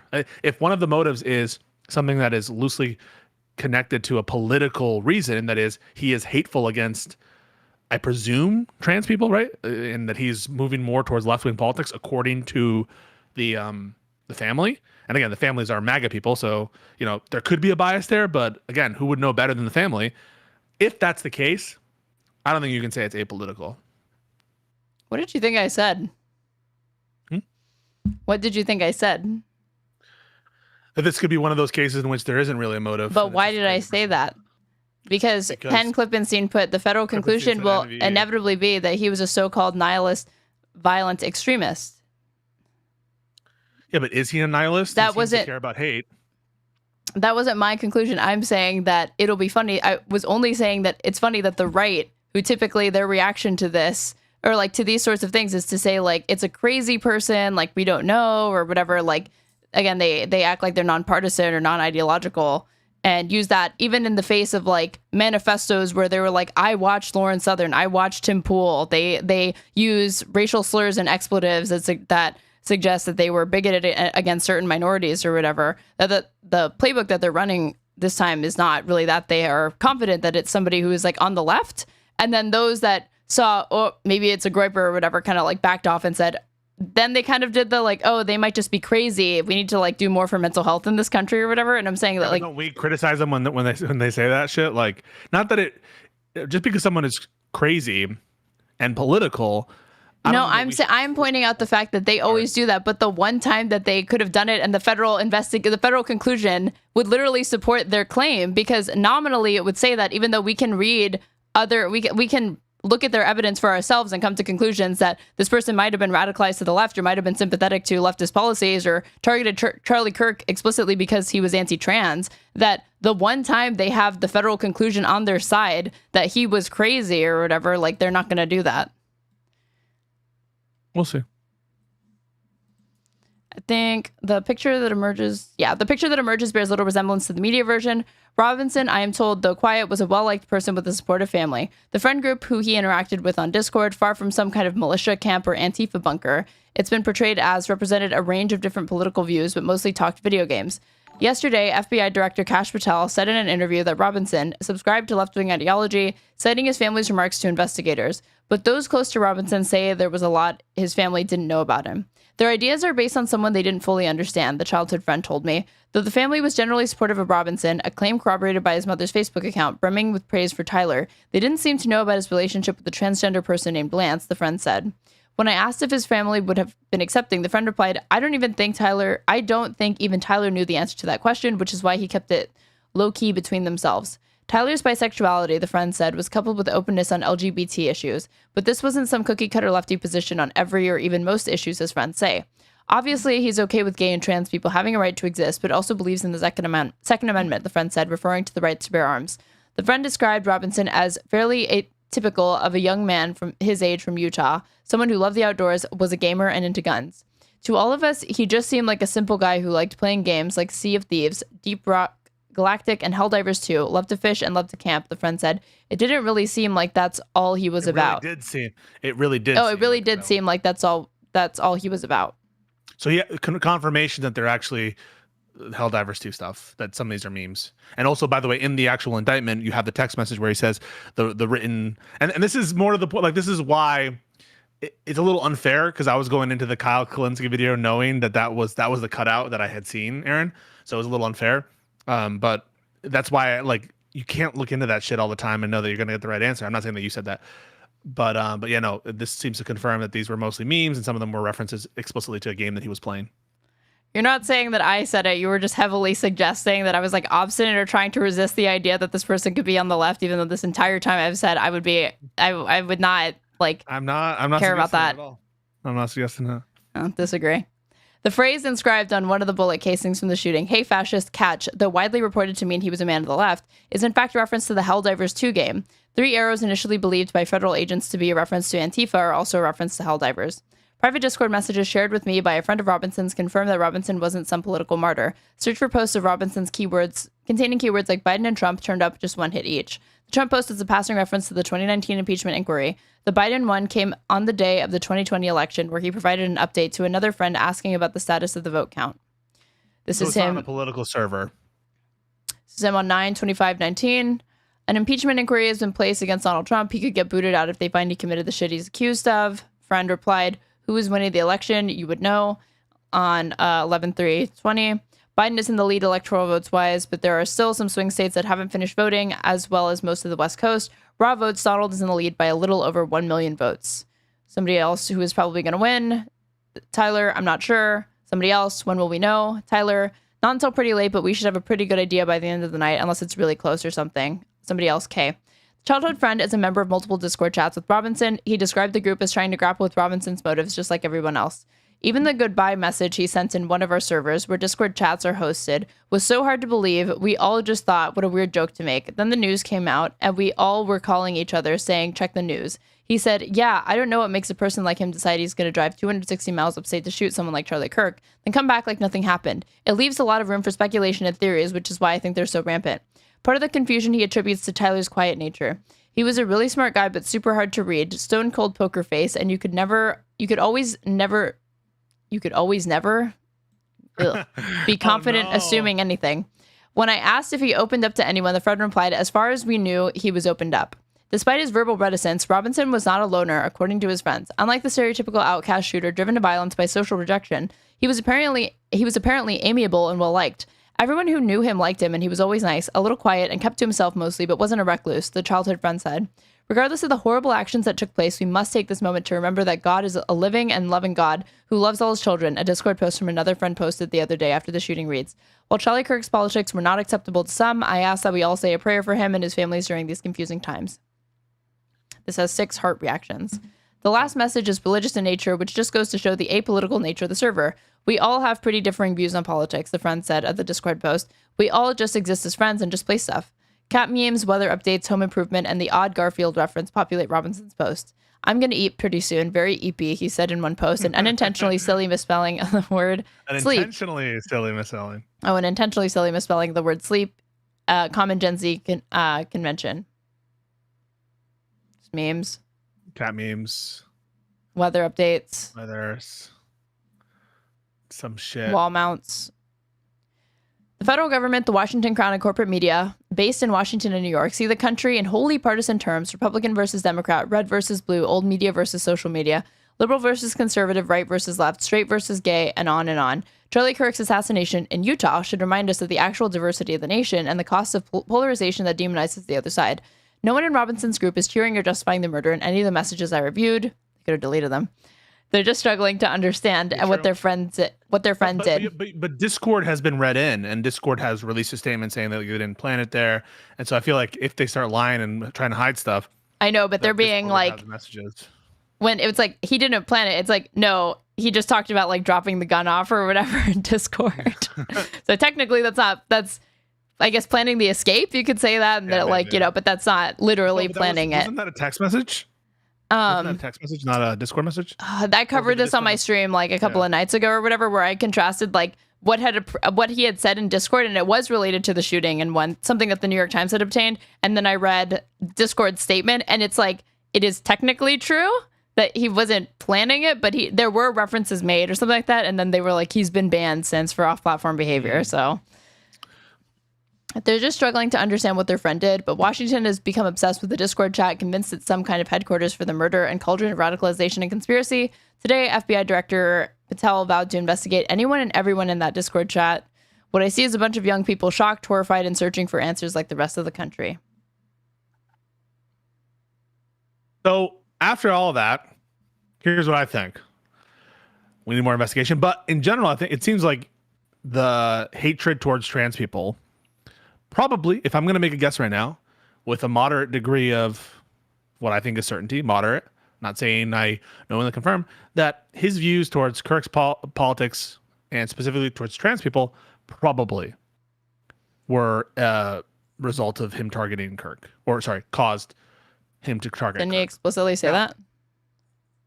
Well, yeah, I don't know. He said hate, or that his family says he said hate, and also he said hate to his roommate, right? But he didn't specifically say trans hate, I think. But I think that can be read in a little bit. Perhaps, who knows? Maybe some other kind of hate. But I do think that is likely. In which case, I think most people would assume that those ideas are more like there's not a big trans acceptance on the right. And so I think it's fair to say he's probably left-wing, at least socially, when it comes to trans issues. And so that's what I think is the most probable outcome. That said, I don't think that the left or Democrats should accept any responsibility whatsoever in terms of their rhetoric for like causing this shooting. It doesn't seem like there's any strong, I think, compelling case that you could make that left-wing rhetoric caused him to shoot Charlie Kirk. And if you can, make it. But, then you'd have to take ownership, I think, for all the right-wing shooters that are shooting Democratic politicians, et cetera, et cetera. Can we get Copes in chat for Pisco? Because he's coping. You don't have any MAGA. That's the difference. I have some right-wingers that watch me. You don't have any right-wingers. Oh, I thought you were going to say, I'm not coping over anything. You're just like, you don't actually have anyone in your chat. So you're not denying it. I have conservatives in my audience. I have conservatives who show up and they rise up. But yeah, that's what we got. I know, but twice you were like, she's coping about this person being on the left and she doesn't want to say it. And then you denied that you were doing that to me. No, what I was coping was like the notion that that this was like leaning towards Groyper. That this is evidence like leaning towards Groyper. I think that's a little. But I hadn't seen this. I think it would have been cope if I had seen this and I was still insisting or whatever. Okay, we can just get past this little petty bickering that is happening. Yeah, of course, because you're being called out for your shit now, right? So we got to move past it. Hey, I want to talk to close up before I bounce and right into you. And I don't know how long this will take, but I do want your take on stuff. What are your overall conclusions? Let's do first of the shooting, because we haven't talked about that, and then of the reaction to it. So I'll start by saying what I said is obviously a very horrible thing, cowardly thing. To at least on the opinion someone called for the right commentators in the chat. But yeah, so obviously I think a cowardly, bad, evil act to have taken place. Don't support it. in general, I think it was a significant moment in the country's history. And yeah, I mean, I think in terms of the left-wing response, I think the Democratic politicians have been totally fine, totally good. Don't have any problem with what they're saying. I condemn and don't like the cheering of Charlie Kirk's death. I don't think that's good. But the right wing is, I think, overstretching and now calling for and trying to institute authoritarian measures to clamp down on hate speech and clamp down on people who don't properly eulogize Kirk, etc. So yeah, that's my overall take. I mean, the left, the liberals, these TikTok teens, everyone on Instagram or whatever could have been on their bestest liberal leftist behavior. The right, I think, still would have had this pretty much exact same reaction. They were like horny to go on Blue Sky and try to find shit or whatever, and like TikTok and all of that. And like largely what you'll see is like the most notable left-wing creators like Hasan, Vosh, etc., like Crystal Ball saying like, horrified, condemn political violence, this isn't productive, it's immoral, etc. But you'll see the kind of like apologism or kind of or people that are more not okay with this death or whatever, but are more find it important for them to speak out and say, I didn't stand for, like, I can't have too much sympathy, or I don't really feel that bad because of what Charlie Kirk stood for and believed. And I largely agree with a lot of those people, which is I neither celebrate nor mourn his death. I think he was a fucking servant of capital. Till the day that he died. His last words were literally a racist dog whistle talking about how like black crime, black gang violence, right? Related to like guns, I think was the thing that he was getting at. I think he only said the words like gang violence, but obviously it's like dog whistle for talking about black people. And I can't think of any single idea that Charlie Kirk had that was important or notable that he came up with himself. He seemed to be just regurgitating whatever his benefactors told him to. He was a MAGA propagandist explicitly. By the end, there was reporting from the Wall Street Journal around the time that the Israel-Iran strikes were going on, talking about how they reached out to Charlie Kirk. Message from Trump that's saying, hey, don't criticize us anymore. Don't criticize. Yeah. His comments related to Epstein, that I'm just going to trust all my friends over at the Trump admin on this shit or whatever the fuck. And let's move on and stop talking about it. You know, unlike, I disagree with Ezra Klein. I think that he has to abstract what Charlie Kirk did so significantly to be able to find anything nice to say about him, which is what most people are doing, which is you can't deny that he really did have a family. Well, bitch, all of us have families for the most part. And you can't deny that he went to college campuses and spoke. And it's like, yeah, but the difference is that Charlie Kirk was not some freelance independent thinker that was just elevated because he won in the marketplace of ideas. He was paid by some of the wealthiest people on the planet to push a very, very specific agenda that cannot really get off the ground on its merits alone. And so he needed to create an entire media apparatus to support and promote those ideas, because it's the only way you can try to get them across to the general public without them just being repulsed and reject them outright. And yeah, he succeeded in doing that. So I don't disagree with that. I don't see anybody like kind of, I don't know who's going to fill that vacuum. I do see the Groypers aiming to do it. But yeah, obviously it was wrong. I don't think he should have been fucking shot for what he was doing. He was killed, right? You're sad that he was killed. Sure. Yeah. In the sense that like it's sad when a human being like is killed or whatever. Sure. Yeah. Yeah. So, but you're not like what I hear you saying is you're not sad that he died, that he's dead, but you're sad that he was killed is what I hear in your saying. Right. Yeah, exactly. And I think that basically, well, why don't we actually end on the Ezra Klein article? Can you pull that up? I have the link. Yeah. If you want to see it. No, I have it. It's not that long, and I would like to go through it. And I can read it. I can do some reading for now. Yeah, you read Ezra. This is the title because most people are actually just pissed at the title, I think, or that's one of the main reasons that they're pissed. Quote: Charlie Kirk was practicing politics the right way, and the reason why I think that this title is bad is because people understand the right way to be like the way that it ought to be practiced. And I don't agree that he was practicing the way it ought to be practiced for a bunch of reasons that we can get into. But yeah, but let's see what Ezra means by that going on. I think it's already more than okay to be upset with this title because it is already in some way valorizing him when, again, it's just frustrating that like this is, and I'm not saying Ezra Klein has done this.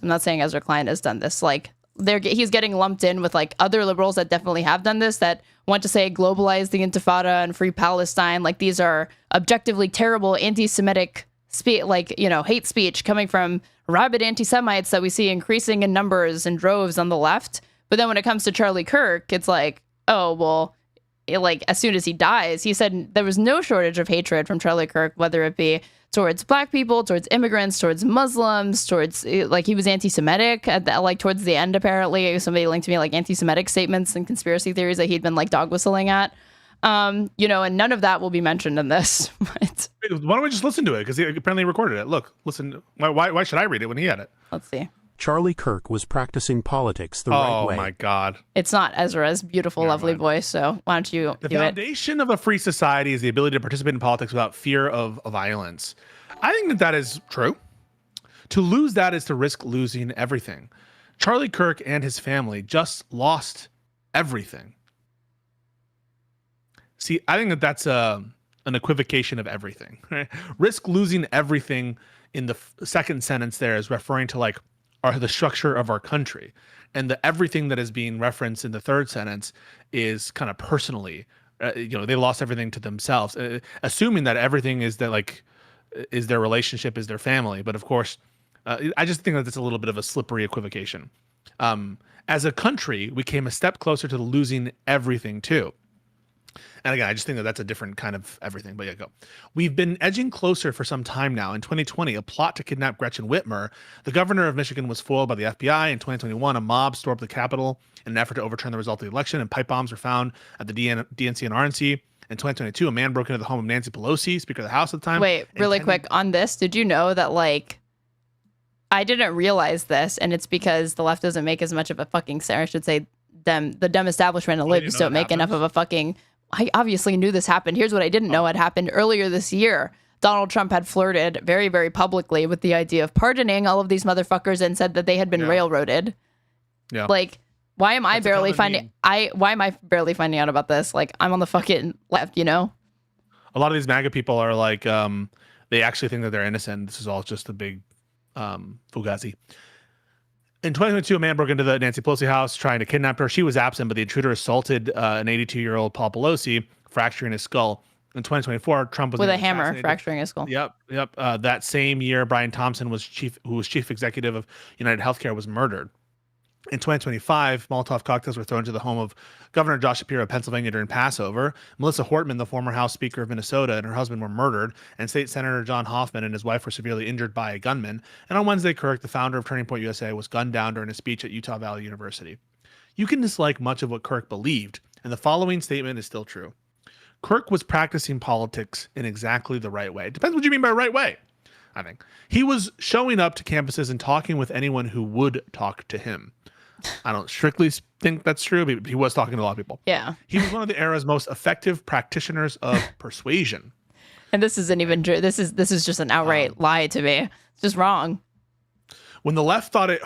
And the funny thing is that, like, what Charlie Kirk was doing, he had just kind of picked up the mantle of what Steven Crowder had stopped doing several years ago and sort of been like the change my mind guy. I show up to the campus and debate all of these college students who lack media training and just intellectually dominate them. And by intellectually dominate, sure, if you argue in bad faith, if you argue forcefully, and you memorize a bunch of Heritage Foundation talking points, you can probably railroad some college student who's unprepared in a debate.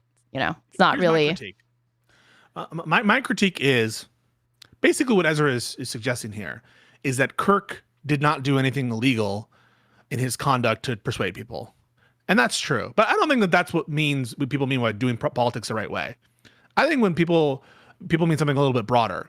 And if all you mean by doing politics the right way is not breaking the law, but anything like basically looking at his conduct independent of what he's stating, then okay, I guess that he did it that right way in that sense. But let's remember, like, we shouldn't be thinking of politics agnostic to the message that people are promoting. No, of course that's just not. like the wrong way to think of politics. And whether politics is being done the right way, I think politics being done the right way implies some foundational agreement on certain fundamental principles. in addition to not doing illegal shit. So that's the protesters at the Unite the Right rally were doing politics the right way before somebody got killed. Right, because they weren't technically doing illegal action. They were peacefully assembling, and they had every single permit that they needed. So again, I think this is semantic, but it is, people will hear he was doing politics the right way, and they're not going to hear he was technically not breaking the law. They're going to hear this is a good guy. That's how people understand the message. And I think it's a little bit irresponsible to let that hold and not be more, specific or not be. I think it's a bit reckless, to be honest. I mean, this is Ezra Klein's entire beat is, to me, signaling he's like far more interested in, to me, being antagonistic to the left. And he has the plausible deniability of, I just mean in this sense, the sense that you described, right? Yeah. When he knows that the way that this narrative is constructed is going to be heard as like somewhat of an endorsement of Kirk, or like him kind of being the good lib that, again, wasn't dancing on his grave or running to like pen a piece on like, here's what he actually thought, here's what he believed. It was like to defend his right to do this. And that's a very, principled liberal thing of Ezra Klein to do. And I just think it's ridiculous to write this and irresponsible to not mention that Charlie Kirk, again, was in bed with MAGA and funded by far-right millionaires like the Koch brothers.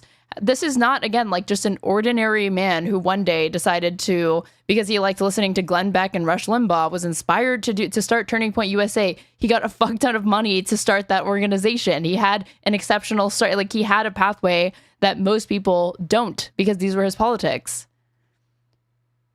When the left thought it's hold in the hearts and minds thoughts on that?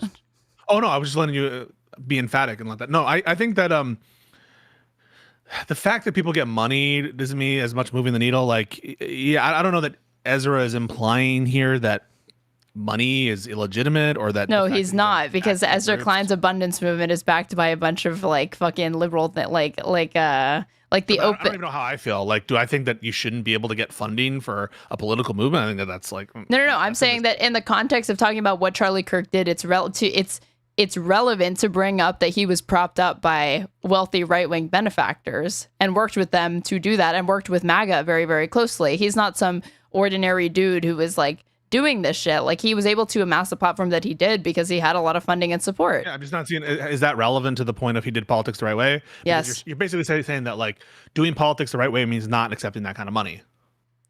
I think it's relevant, not about like the normative claim, but it's relevant in the sense that this gives the impression, if you didn't know anything about Charlie Kirk and you just read this, you would think that he was just like a Malcolm X but for the right or something. Like, he just kind of came up. That he was like a grassroots person. Okay, right. He's not saying that, but you're saying that that's the feeling that you get from reading it. If that if that context is omitted, you could easily get that impression, and it's so far from the truth that I think it is dishonest to not include it. Okay, I mean, I don't think that Ezra said that, but I can understand why people. I said it's dishonest to not include it. Of course, he literally didn't say it. I'm saying that like the omission of it is. But Ezra didn't imply the opposite. Ezra didn't say, well, like thank you so much for the $50 donation. Oh my God. Liberals like Ezra Klein make me nauseous. Quote, did it the right way? By being racist? The real story is how the right has hijacked the narrative and used this person's queer past to imply some sort of left-wing terror organization, as Rob believes. Rob doesn't believe that, but somebody else does, and he reposts it. I do want to say that like the real story here, in my opinion, is now the response, because the response has been so authoritarian, so over the top, that there is a real story in respect to like the assassination, radicalization, violence, for sure. But I do think that now the real story has become the reaction and the infringement of rights, which some of those rights are things that Kirk claimed to espouse, right? Things like hate speech being part of free speech, and free speech being important, and discourse being important. Those were values, at least, that Kirk claimed to have. And so I think if you care about Kirk's values, then the big story would be the government using his death to infringe those values, right? So I do largely agree with the sentiment there. Further to your point, Aaron, all I'm saying is you could get the impression, perhaps, that Ezra is suggesting that Kirk is this grassroots figure that's really authentic and comes from, some organic populist. I thought you already granted that. I don't think that he's doing that. No, he's not explicitly saying that. No. Right? You already said that you get the impression because he omits that. I don't think. No, before you had even read the super chat. No, sorry. What? I don't know what you're saying. You have to repeat yourself. Before you read the super chat, you already granted that by omitting that, he gives the impression to somebody who's reading this without knowing that who Charlie Kirk was, that he may have been some grassroots dude, or like you already said that. I said that some people could get that impression from it. I don't think, and I want to be clear, I don't think it's a reasonable impression from the words he's using. I don't think it's reasonable to be like, oh, what Ezra's saying right there is that Kirk never had any help, and it was really just he was just himself, and it was just him, and it was just about how emphatic he was and how persuasive he was.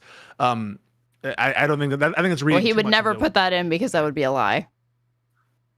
Right, but that's what I mean. Like, I don't think it's there.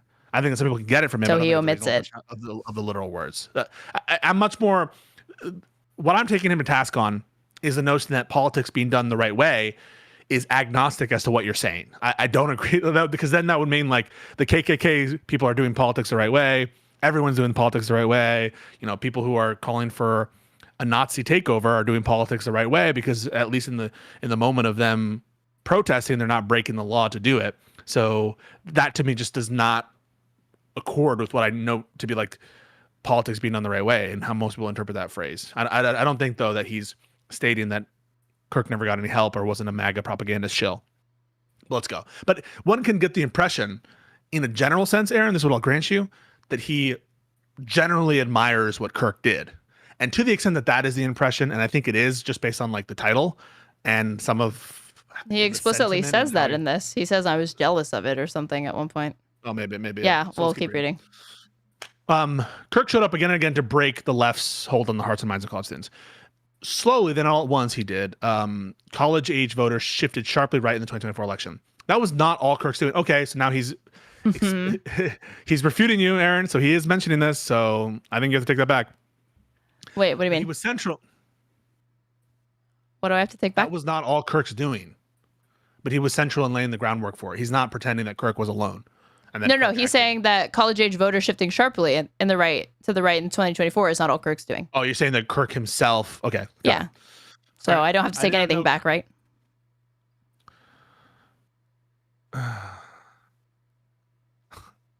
No, I guess not. I did not know Kirk, and I'm not the right person to eulogize him, but I envied what he built. A taste for disagreement. Aha, there it is. I envy a dark money apparatus like Turning Point USA. Of course you do, Ezra. Is that so wild? No, he's a lib. And again, abundance is backed by a bunch of like Silicon, like kind of liberal Silicon Valley entrepreneurs, philanthropists. Can you just deal with the actual ideas instead of attacking them? It's very, very telling that you find. It's very, very telling that you find it to be the disclosure of the moneyed interests that like the abundance agenda to be an attack on his character or something. But deal with the idea. Deal with the idea. That is part of dealing with the idea is also bringing in relevant financial disclosures, in my opinion, or relevant other motives. That is me being objective. Don't you agree? To be objective, you should bring in potential biases, and I think depends what you're talking about. I think you have to deal with an argument agnostic to who's saying it. So like, imagine this was a fucking. I think also, in addition, yes, in order to be totally like understanding of the context of an argument, not neutral, objective. But I'm asking you to take the argument on its own terms, to take it at face value, not to look behind it. I'm specifically asking you, is it so wrong, absent like the financial motive and why he might be saying it, to envy what Kirk built? In many ways, Democrats were trying to emulate and be like, we need to be more in touch with college kids, and we need to have movements across campuses in a way that Kirk did. I don't think that's so bad to envy. Okay. And I don't think I think it's wrong to bring in that. I'm not surprised at all that Ezra Klein likes this, and given what I know about him and who backs the it is to me. It's not relevant. And it's also my podcast, so I'd like to bring it up without you having a fucking bitch fit over it and like crying and melting down, right? Well, you brought it up. Can you address what I said? Which you said, in a vacuum, the argument on its own, is it wrong to envy Turning Point USA, correct? That's what you're asking me? To have like a lib or left-wing version of Turning Point USA and to envy that we don't have it. No. Okay, cool. That's what I think he's saying. And you could be like, well, of course he would say that, but like, I think it's true though. Yeah, and I will. And I will. And you're going to fucking cry and melt down every time I bring that up because you love Ezra Klein. Where's this notion coming from? Where do you get this notion? I love Ezra Klein. So how do you feel about Ezra Klein then? Clarify. I like him. I think he's a good dude. So you don't love him. You just really, you like him. I like him. I think and this article, how'd you feel about it? I didn't like him in this article. Because otherwise you usually tend to like his stuff, right? I tend to be one of these resistance lib moms. Right. Who looks upon Ezra Klein. It's like, oh, look, honey, it's Ezra Klein. And he released a new video. And my mom will actually send me like, Ezra released something new today. I'm like, okay, mom. And you watch, right? And I watch. But not just for your mom, but also because you love Ezra Klein. I love Ezra. It's true, Squidward. I love Stop. Why deny it? Just say it with your chest, okay? I love Krabby Patties. But I will just say, you can be like, but Ezra's funded by big tech or whatever, and I don't think that it. No, I said that the abundance movement has a lot of big money backers and moneyed interests behind it. Okay. And Ezra Klein is the architect of the abundance movement. He's the architect. You ever heard of the abundance movement before Ezra Klein and Derek Thompson? Never. Okay, but there's multiple architect. You forgot the apostrophe S. Yeah, remember Derek Thompson, like, the architect. Yeah. Sorry, he's a co-architect. Yes, co-architect. Yeah. Can't get anything. I don't want to get anything related to your boy wrong. Okay, so he's my boy. If I get he's your boy. So if I make another slip up like that, please don't hesitate to correct me. I know that goes without saying, but I just want to really emphasize that. Do you think he likes me? I'm sure he loves you, Pisco. He loves a lib lawyer. Yeah, exactly. Yeah. Okay. A taste for disagreement is a virtue in democracy. I agree. Liberalism could use more of his moxie and fear. I hate that. Fearlessness. Fearlessness is like what? Trying to overturn an election? Wait, what did you just pretend to throw up on because you read Moxie? Yeah. What's wrong with Moxie? He's saying this Charlie Kirk kid, the kid's got Moxie. It's not a term. I think it's like some like old timey like fucking like 1940s like a circus barker who's like introducing Charlie Kirk or something. It's a term of endearment. I don't think it's appropriate for Kirk that he's got. I mean, he tried over an election. Wait, I have somebody asking, does Pisco like abundance? 70%. I have a lot of significant criticisms, but in general, I think we should build more. So build more, create more, and help turn our cities into places, engines of creativity and engines of upper class mobility. Okay. From here, keep reading. Okay. In the inaugural episode of his podcast, and what's his podcast called, Aaron? Do you know? Fuck, I already forgot it. Newsom's Hour, or it should be. This is Gavin Newsom. And there you go. This is Charlie Kirk. Newsom hosted Kirk, admitting that his son was a huge fan. What a testament to Kirk's project. Just the language here, man. Yeah, disgusting, on social right? media, disgusting to whitewash this fucking person. Disgusting. Yeah, it is disgusting. Ghoulish even. On social media, I've seen mostly decent reactions to Kirk's murder. There's grief and shock from both the left and the right, but I've seen two forms of reaction that are misguided, however comprehensible, the rage or horror that provoked them. One is a move on the left to wrap Kirk's death around his views.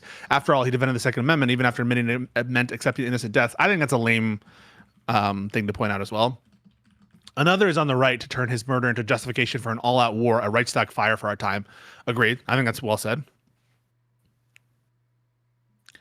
But as the list above reveals, there's no world in which political violence escalates but is contained to just your foes.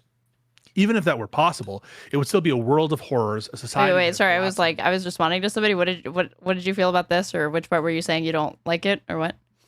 When people are like, he said Second Amendment means necessarily there'll be death.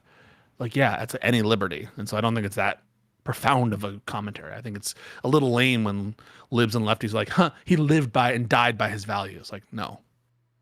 I don't agree with that. I think it's a lame. I mean, it's a lame gotcha because it's like in general, I find democratic messaging surrounding the Second Amendment and gun control to be horrible, and I usually don't even agree with a lot of it. You like guns? You love guns? I do, but I also think that there should be. Should we do like a shooting thing? I've never done it before. But sure, if we ever got the chance to, that would be fun. Yeah. Okay. Well, But, shoot like, some guns. Have you ever done it? Okay, we're gonna get killed. I've shot guns. Yeah. By who? By who? Yeah. You just said we're going to get killed. Who? Or by what? By all the crazies. All the people who are saying, do you want to do some of my replies right now? They're like, you're next. Okay, your Pisco sounded like Wick right now. I didn't realize I was talking to Wick TV. Here's Charlie Kirk getting killed. We talk about, a lib and a leftist walk into a bar, grab that rifle off the wall, go shooting, and apparently we're gonna be next. I said that Destiny has free speech rights, and it's gone viral, and people are saying you're next. Oh my god, good times, great times. I will say, Wick TV, he stole Joanna's name and put it as part of his catchphrase, from the silly to the serious, and no one talks about this shit. You're reusing a joke that you did on Live and Learn. Pisco Sour, you are a joke repeater. How do you respond to this charge? Guilty. Guilty as charged. Wait, where are we? As the list above reveals, there's no. Oh wait, you said it was cringe. You said it was cringe. I know. It's very frustrating that not everything can always be done on your terms on our podcast, but I mean, I think to me, make everything meta. Why can't you just have it? Why can't we just read the article? The sharper the sharper gotcha to me is not the Second Amendment thing. It's the fact that he spent his life fear-mongering about every single fucking minority on the planet. Trans people, gay people, black people, Muslim people, Islamists, and who is his undoing? Who ultimately killed the trigger that killed him? It was a white man. A trans person? It was a white man. Biological ticking time. His undoing was at the hands of a white man, the end of a gun. The danger ironic. that he downplayed. That's not that ironic, because he would just say it's lefty violence. This is lame. Why are we trying to find? No, because the man irony. Made everything about race. Made so many things about race. Yeah. Race. Oh, sorry, just 99%. Just highly, This is what you have when you have leftists gone. I mean, they'll just turn anything into race. Yeah, when on the subject of Charlie Kirk, I'm so crazy to fucking point out that, Charlie Kirk liked to make things about race needlessly because he was a fucking bigot. You're willing to say that Charlie Kirk was a bigot? Yes. So brave, I know. I just think it's a little bit... Not only a bigot, I think he was a white nationalist, a white supremacist. He was the negotiator. He was the debater, and you killed him. And now, you're next. That's what people were telling me. They're like, we don't debate liberals anymore. You killed our debater. Who's we? That's what they're telling me. Who's like, we? It was like left-wingers showing up to debate him and libs, no? Yeah, I wanted to debate him. And these are, the same fucking people who, again, they're talking about, not the right? But they were a few days ago about he believed in open debate, and it's like, yeah, well, where was the debate when it came to Mahmoud Khalil and Ms. Ozturk? Okay, because as far as I can tell, there was no conversation to be had about that, and I'm sure if I looked into it, Charlie Kirk 100% supported the violation of their due process rights to have them deported without and no ifs, ands, or buts. So, yeah, he was an Israel guy. So again, this entire narrative is completely false from start to finish. Mr. Politics the right way, yeah, for him. Charlie Kirk used free speech. He didn't believe in free speech. Yeah, but he just means that he didn't do anything illegal that we know of. That definitely belongs in the op-ed page of the New York fucking Times, that Charlie Kirk didn't do anything illegal, a thing that we all knew was trivially obvious. He was not a criminal, which no one ever claimed he was. I'm just saying. How is this not a waste of ink from start to finish? I agree. Wait, I agree that that's lame and stupid to make the central thesis of your article, but what can I say? Not just the central thesis, to even the idea undergirding it is incorrect entirely. He did not believe in open debate. What do you mean he didn't believe in open debate? I just told you that he probably supported the fucking deportations of Mahmoud Khalil and Ozturk. You're just saying you disagree with this politics. That's just saying you disagree. That is not saying that he's not in favor of open debate. Just because you disagree on whether someone should be deported doesn't mean that you're not in favor of open debate. You agree on open debate about the thing. Unless you're saying, oh no, if you take a certain position on deportations, you're not in favor of open debate. That seems silly. I think that if you believe people should be deported with have their due process rights violated because you criticized Israel, according to Marco Rubio, then you are not somebody who could be said to care about free speech or open debate in any meaningful sense. Do you disagree?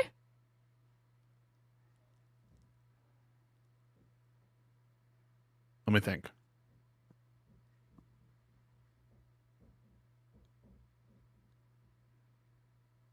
So if we have a disagreement about the First Amendment, is anybody who has a more expansive view of the First Amendment, can they accuse me of being against open debate? So their positions are that non-citizens don't get First Amendment rights. I disagree with that strongly, but does that mean that they don't agree with open debate if they just think the First Amendment doesn't cover like immigrants? You know what I'm saying? Yeah, you're not.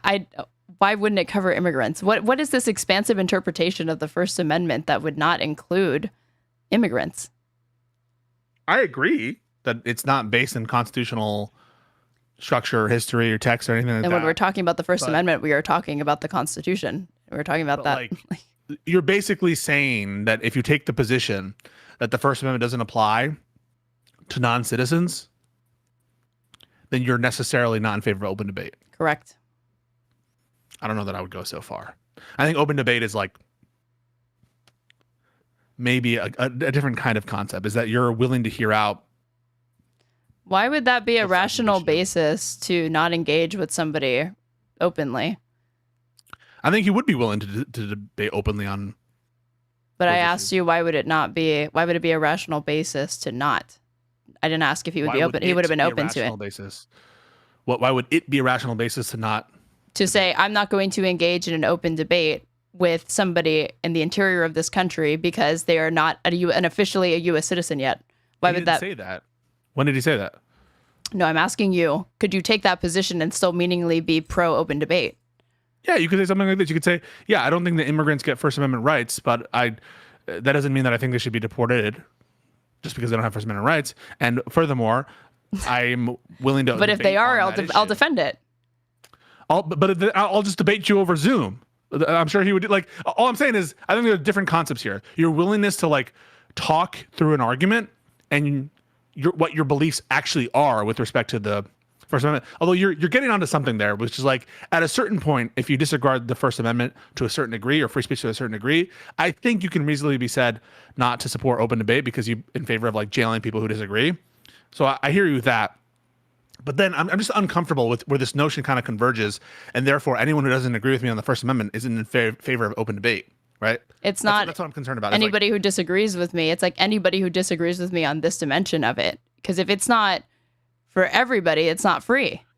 Here's my concern, Aaron. I'm just to make sure I'm being heard. I don't want the conversation about who's in favor of open debate to merge into a conversation about my version of the First Amendment and be like, okay, so if you disagree with me on the First Amendment, therefore you don't agree with open debate. I think I'm not sure if I have the right concept of it right now. I view them as separate concepts.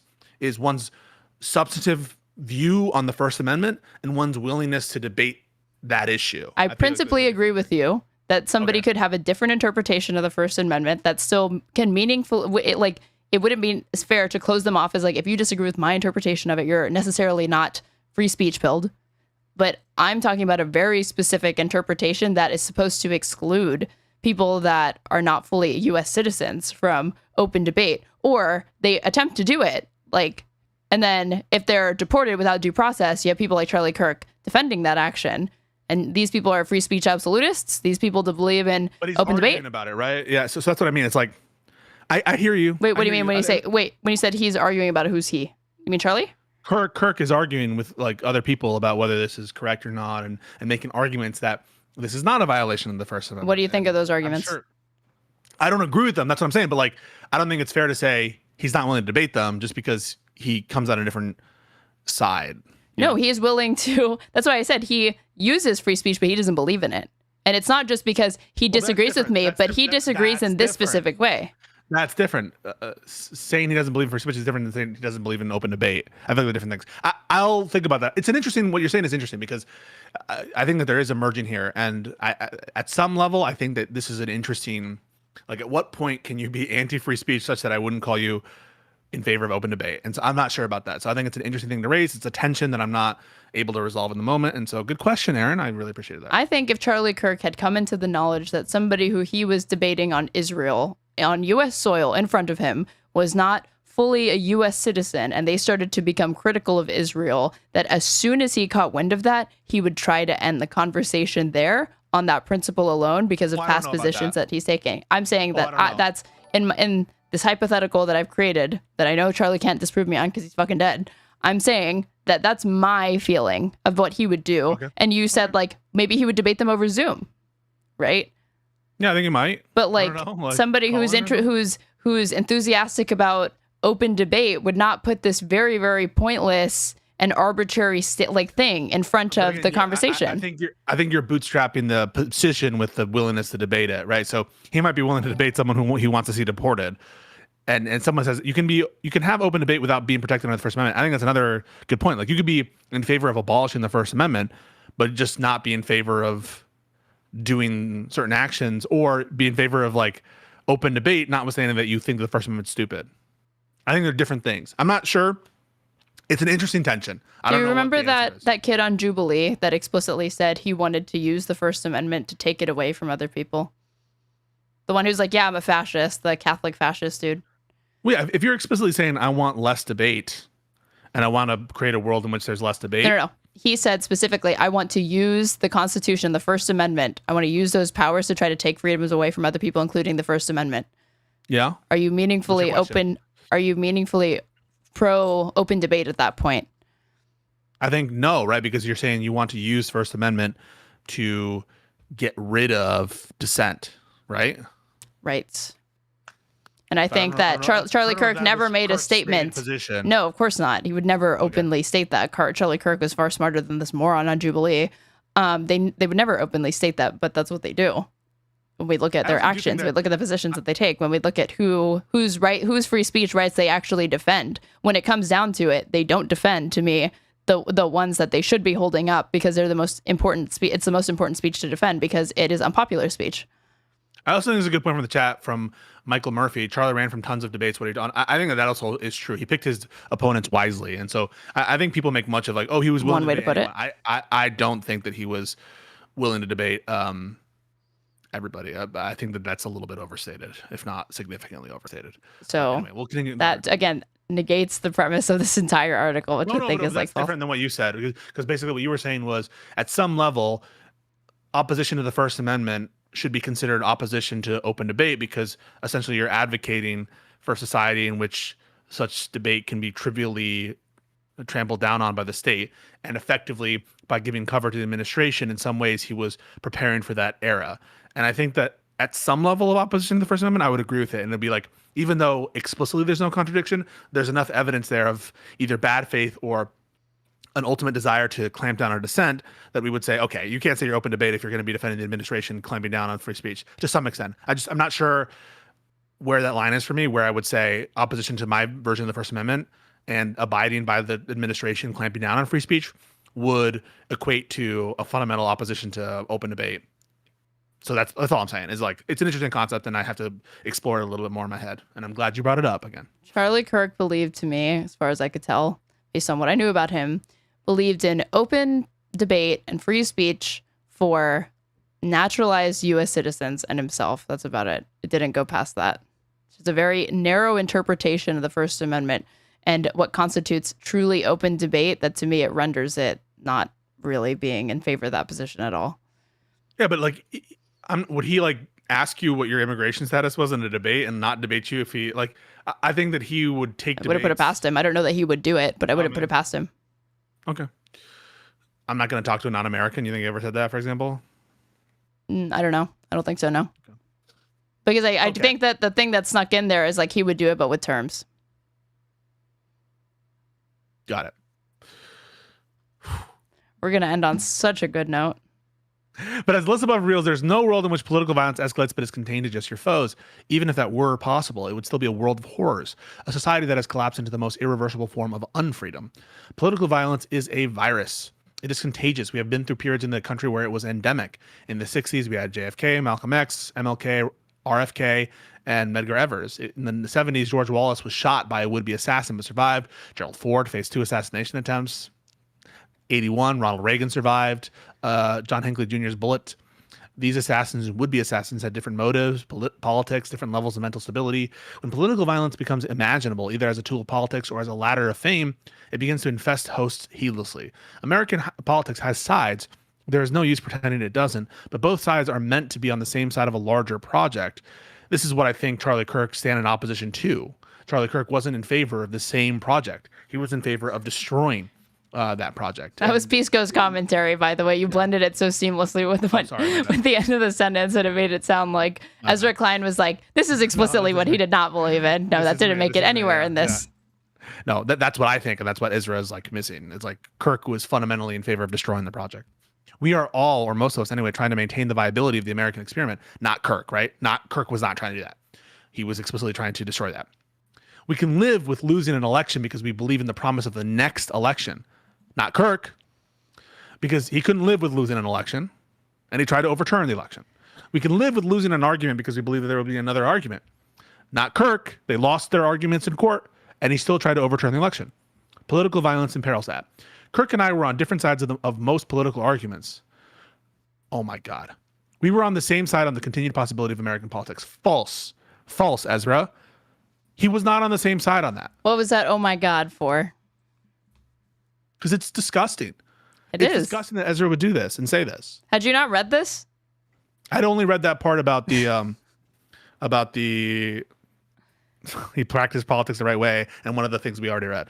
Thank you. I've been waiting for that fucking reaction this entire time. It's been like, well, you don't know where he's going, and like it just keeps getting worse and worse and worse. I thought you had already read it. And it's supposed to be an argument, not a war. It's supposed to be one with words, not ended with bullets or with insurrections. I wanted Kirk to be safe for his sake. I agree with that, but I also wanted him to be safe for mine and for the sake of our larger shared project. I agree with that. But again, don't say that he was on our side we weren't on the same side in that regard. The same is true for Shapiro, for Hoffman, for Hortman, for Thomas, for Trump, for Pelosi, for Whitmer. We are all safe or none of us are. Jesus Christ. I think that if Ezra Klein had been around when George Wallace had been shot, George Wallace was doing politics the right way. Yeah, okay, dude. Yeah.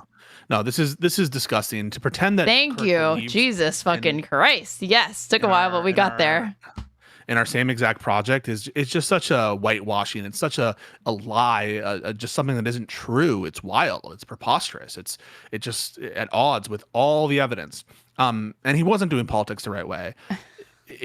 Except in the narrow sense that no one actually means, which is he wasn't, as far as we know, doing any crimes or anything illegal. I guess in that sense he was doing it the right way, but that's the only sense in which he was doing politics the right way. So no, I don't think that this is a good article. I think it's fucking stupid, and I think this point about sharing the same project is wrong. I think Ezra Klein is correct that when he says we, if he just mean like, it's like you're like, well, what you mean, white man? What do you mean by we? Like, no, but Ezra Klein.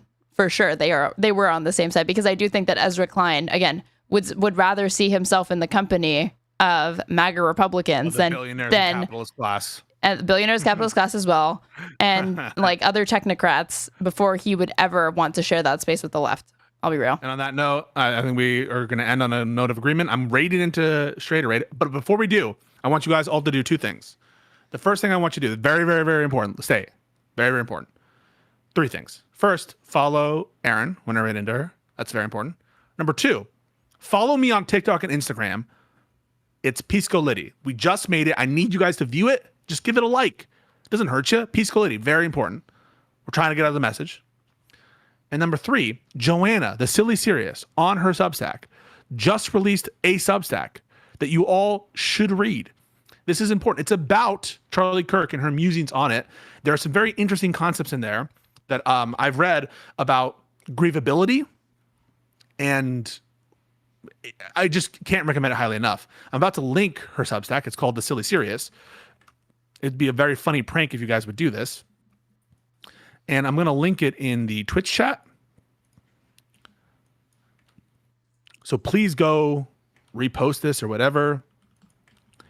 I'm going to link it also in the YouTube chat. This is very important that you do this. This is a funny prank on me. And just go give it a read, give it a like, and this will really help me. It'll make me feel better. It'll make you feel better. It'll make all of us feel better. And honestly, isn't that what this is all about? If you want to see more content out of me, because I'm not going to stream again until you go to the Substack and until you actually like this, there will not be another stream. There will not be any bit of content. I will never do a debate again until you go and sub to her Substack, give it a like. I'm about to post it in the YouTube chat. I'm just stalling. All I'm doing is stalling. Almost there. The computer's a little slow. I don't know why it's slow, but you know, this is just, you get to enjoy me talking. And here's a link on YouTube. I really appreciate everyone. And a special shout out to the haters this week. Special shout out to the haters. I appreciate you guys, mega guys. We're trying to convince you. We're trying to win the argument. And to the extent that that was Charlie Kirk's hope and vision, we stand by debates. You know, you can dispute that, you can argue that, but we do want to convince you. I'm raiding into Aaron. This is going to be the end of me, but you should definitely follow Aaron with an underscore. Straighterade with an underscore. Sorry, Straighterade with an underscore, and Straighterade without an underscore on YouTube. Yeah, Aaron, what do you think? Fun stream, hey? It was fun watching you white knight for Ezra Klein until you absolutely could not do it anymore because he fucking fucked you over by the end. He did by the end. By the end, he did. By the end, he fucked us all over, and Ezra's going to do that with abundance as well, isn't he? Say it. Yep. Okay. Bundocrats. Thank you guys. Gonna destroy everything. Much love. Glory to the communist overlords. Stay cool. Okay. Stop the virtual camera. Closing this. And in the call. Bye, Aaron. Bye. All right. How we doing? Liberal lockdown is in effect. This is a safe space for liberals now? Yeah. Yeah, exactly. How are we doing, you guys? How we doing, Raiders? Color me surprised that Klein, Mr. Neoliberal Abundance, is playing cover for Kirk. I feel like, how can you... One, I thought it was hilarious that Pisco hadn't actually read it. Like, he hadn't really read it if he didn't realize that that's what Ezra Klein goes on to argue in this, because I meant to read it on stream, but I read it off stream and I just was disgusted by what I saw, but unsurprised because I don't really like Ezra Klein and I knew that this would be the take that he fucking has. I'm now anti-violence. Thank God that guy's gone. Thank God that guy's gone. Am I right? Ogre Boy, you are a Pisco enjoyer. Don't pretend otherwise. Ezra sounds like a classical liberal. Ezra Klein sounds like a fucking classical spineless moron. Got him. I was banned for saying Dems should be fighting more the day before Pisco said the same thing. Those are literally fighting words. Don't you get that? But anyway, now that I have everybody's attention, if you're watching on Twitch and you aren't following me yet, what are you doing? You should be following me. And subscribe to me or gift a sub to others throughout the chat. You will be sharing cute emotes and an ad-free experience. If you're watching on YouTube, you should go ahead and hit subscribe.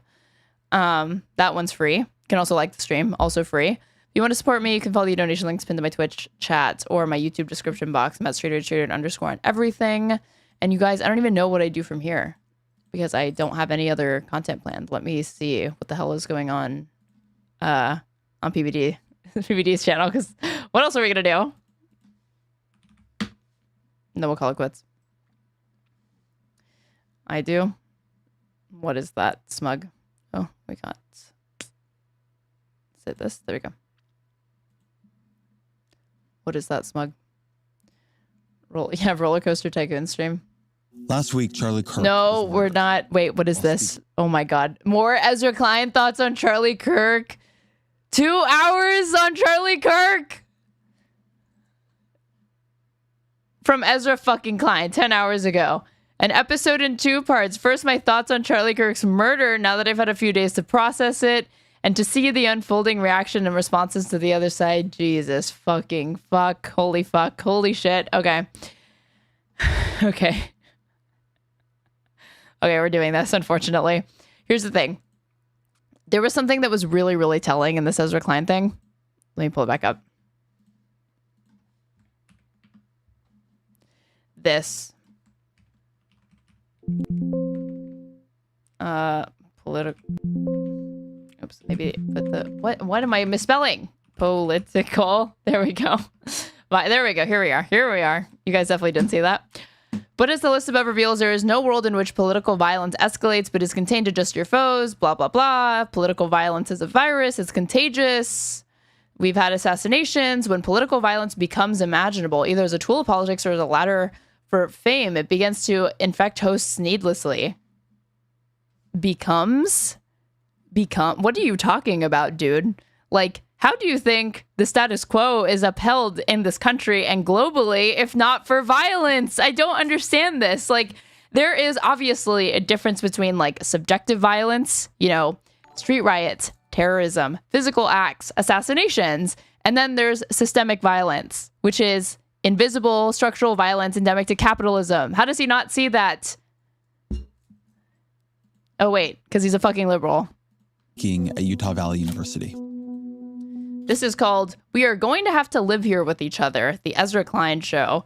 Okay, political violence only really started like this last week, you guys. And then like before that, there was like MLK was assassinated and also like someone tried to do it to Trump. And before that, like, you know, Malcolm X or something. But other than that, no political violence here in the United States, really. His murder has shaken me pretty deeply. In the days after his assassination, when I would close my eyes, I just kept imagining. These are like the whitest takes imaginable. Pretty crazy. Bullet going through a neck. But it disturbed me in a different way when I would open my eyes and look online to see some of Kirk's allies declaring war, insisting that normal politics. Yeah, Smug, get in here. You guys are gonna have to put up with Smug. I'm changing to the pond.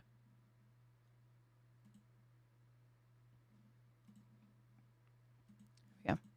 Had failed. That the time to cleanse this country of the radical left, whatever that means, had come. When I'd see some of Kirk's critics mocking or reveling in his murder, sharing clips of his worst moments, suggesting in one way or another that he deserved this, that we were better off. Possibility of violence is implicit in all of politics. Yes, even for lefty navel gazers like Aaron, Jimberly. Hi, IQ, comment and contribution from YouTube chat. Love to see you here as always. Do you think that that was the only point that I was making? Hi, Smug. Hi, I'm here to crash out. Have you? I'm here to crash out on Ezra Klein. Right? Have you heard this? I've not seen this. No, I saw that it existed, and that was enough to nearly make me take up arms, like Tyler Robinson in a video game, obviously. Holy shit, it's so rough. But to finish, really quick, to finish addressing Jimberly and YouTube chat, it's not the possibility of violence. How do you think the status quo is maintained, my dude? Only through violence. But continue, Smug. True, base, true. That was my This was not. Oh wait, I gotta share my screen, right? So you can hear. Yeah, that'd be great. That would be great. Awesome. There you go. You see? That'd be so sick. Yeah. All right. All right, let's have a look. Everybody, it was not most of us. It never is. But the nature of online algorithms means that it makes for a lot of what the most politically engaged. Do you find his speaking voice to be like soothing and satisfying, or just annoying and very? It gives me like the psychopath, like flight or fight. Like honestly, it's that like liberal soothing. It's the same as fucking Pod Save America or like Radiolab. Radiolab is the one that's the most terrifying and disgusting. I just feel like the voice is like programming me. I feel like I'm in a Clockwork Orange. It's horrifying. I think that he like. Have you ever heard of like the Christian Fundy voice from women? Okay, you're right. He has like a liberal Fundy voice to me. Where he intentionally cultivates this kind of fake iambic pentameter, like to it's like Sorkin shit, okay? It's like a Sorkin a Sorkin-esque type accent that he like pops on, and he's supposed to sound like very like a compelling orator, but he just sounds like a fucking asshole. See of each other. You could feel the temperature rising. These people need to be defeated, not reasoned with. You have the crazies on the far left who are saying, oh, Stephen Miller and J.D. Vance, they're going to go after constitutionally protected speech. No, we're going to go after the NGO network that foments, facilitates, and engages in violence. In my life, I don't think we have ever felt as close as we do now to some kind of violent national rupture.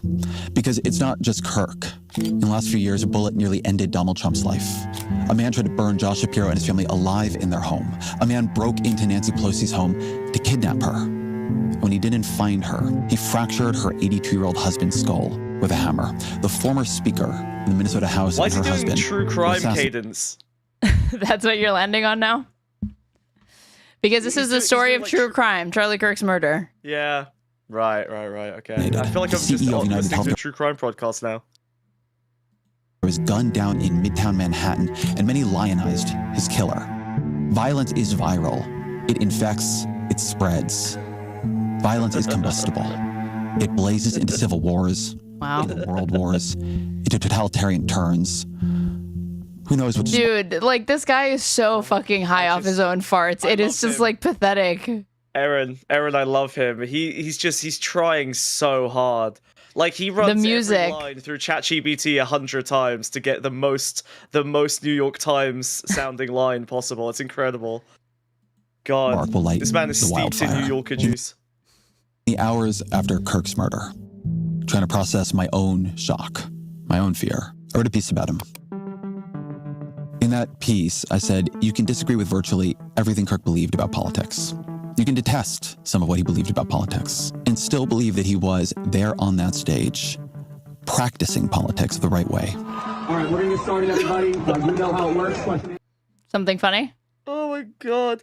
Sorry, it's just like, I mean, but yeah, because he's the exact same. Ezra Klein is exactly the same as Charlie Kirk in every way. They are stand-in shills who aren't that talented, but are just talented enough to receive a big pile of money from corporate interests to represent their interests. That's it. That's all they've ever been. They're just like generally fairly mediocre guys. Ezra Klein is more talented than Charlie Kirk, but not by a whole lot. They just happen to be in the right place at the right time to receive hundreds of thousands of dollars to shill for deregulation or abortion or whatever their fucking moneyed interests want them to shill for. Yeah, they were capitalist boot. I mean, Ezra Klein, capitalist bootlicker, and then Charlie Kirk previously. But both of them are just bug men with different flavors of bugs that they enjoy. That's pretty much the only difference between them. Yeah. Yeah. Showing up to college campuses and trying to persuade people who disagreed with him.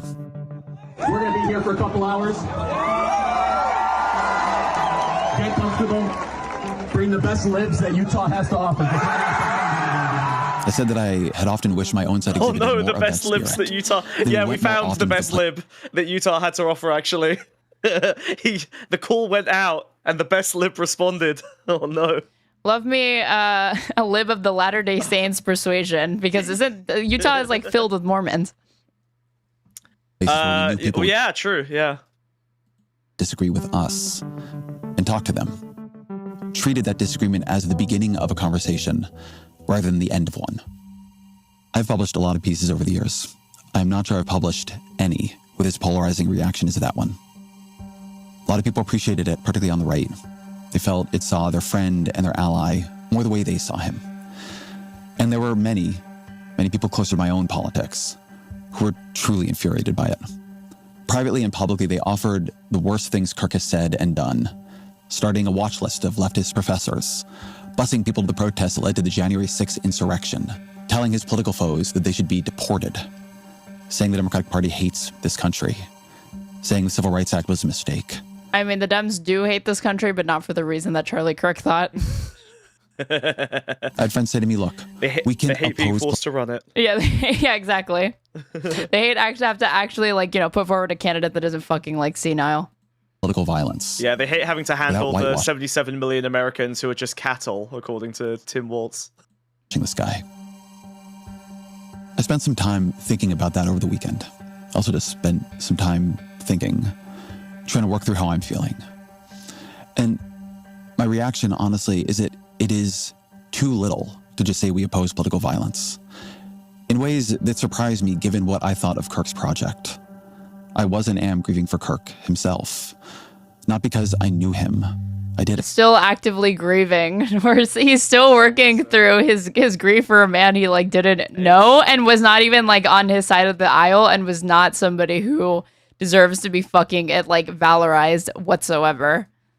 But I think that's super, like, I think I've seen this from across the spectrum, even from people like Hasan, and I really do think that the reason they're grieving is because they realize that they are not immortal anymore. Like, all of these people have been able to say whatever the fuck they want behind cameras, behind podiums, and basically there's absolutely no consequences.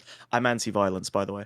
But, they, I think, are all grieving the loss of that immunity. They now realize that there are potential violent consequences as a result of the country that they've all kind of manifested. Yeah, for once violence is being, and again, I'm not fucking condoning this shit, obviously, it's about it, but it's like, it's being directed against like elites and people that are not typically the targets of this, are usually, they pay lip service to, like, they dog whistle about being okay with it, they, inflame tensions or whatever, but usually it's like poor people, immigrants, homeless people, queer people, etc., that are on the receiving end of violence, not people like Charlie Kirk. That is why it is notable. Yeah, and I think that's genuinely the real grieving that's happening. They all claim they're grieving for Charlie Kirk, but I think they're grieving for themselves. Like, they're grieving for a loss of immunity. They've all just kind of lost their anti-violence tenure, Like, it's kind of open season now. Didn't. Not because he was a saint. He wasn't. Not because I agreed with him. No. Most of what he poured himself into trying to achieve, I pour myself into trying to prevent. But I find myself grieving for him because I recognize some commonality with him.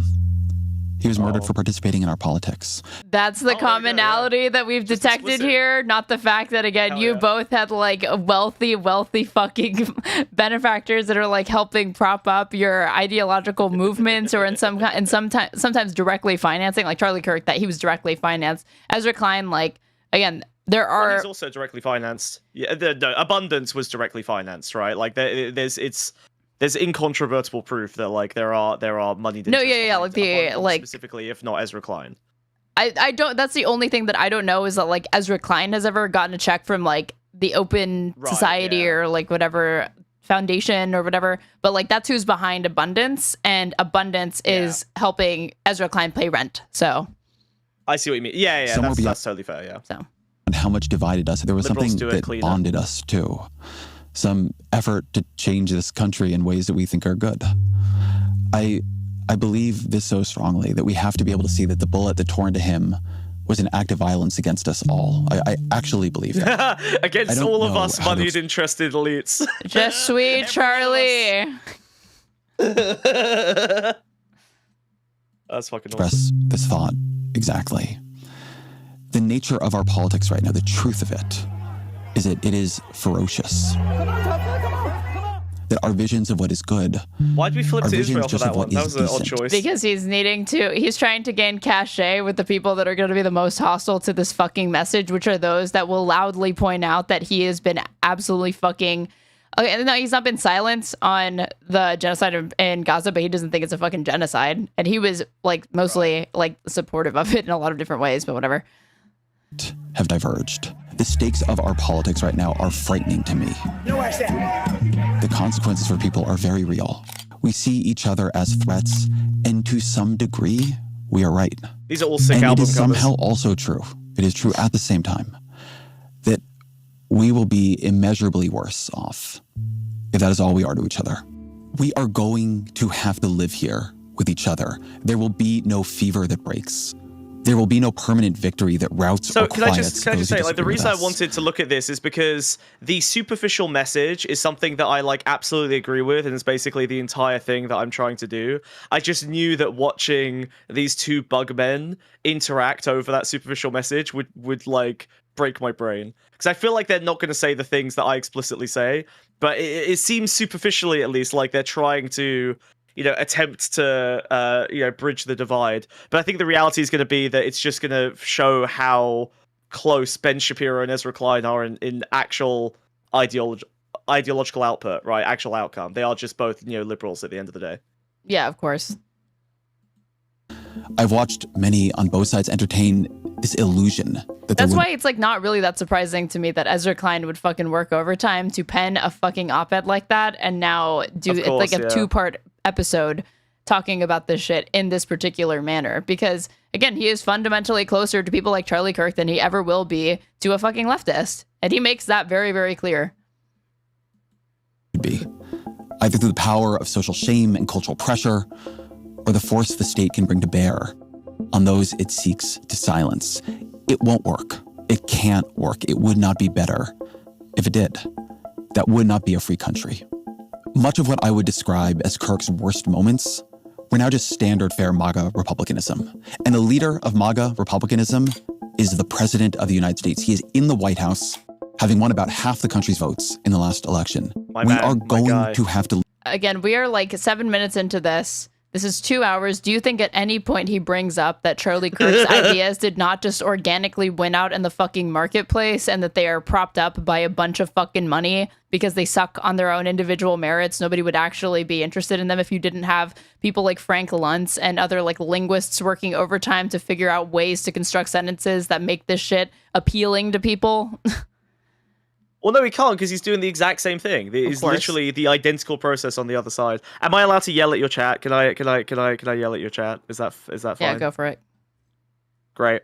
All of these people literally saw one of the most famous right-wing mouthpieces get his neck ripped out in a video that was disseminated to hundreds of millions, and Smug thinks streamers are shook because they now have to come to grips with their mortality. It might be just because they watched the death of a wildly famous guy near live. Yeah, like, why All did they of them not? immediately Why were thought they of not shook for themselves. Pelosi? Yeah, exactly. Why were they not shook for any of the other assassination attempts? Or like, no one gave a fuck when Trump was assassinated in this manner. People weren't, you know, I guess he didn't die, but like Pelosi's husband got fucking brain damage. People got fucking firebombed. People got fucking killed. Yeah, you know, they're like, but I'm not a politician. Nobody will come for me. Exactly. So the only like kind of difference really is that Charlie Kirk is one of them. He's one of the like media propagandist class. Live here with each other, believing what we believe, disagreeing in the ways we disagree.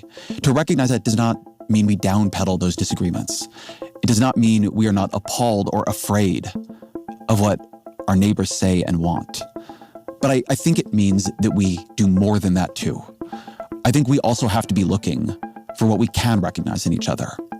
And yeah, in some moments, I think that might mean overlooking what we can't recognize in each other. I worry about how hard social media makes that now. It's not just that it flattens us down to single moments, but that it parcels out different flattened moments to different audiences. We are shattered inside the algorithm, and the shards of us sent flying out into the world. Instead of being complex to each other, we become incomprehensible, almost unimaginable to each other. But it is our choice to see each other through these algorithms darkly.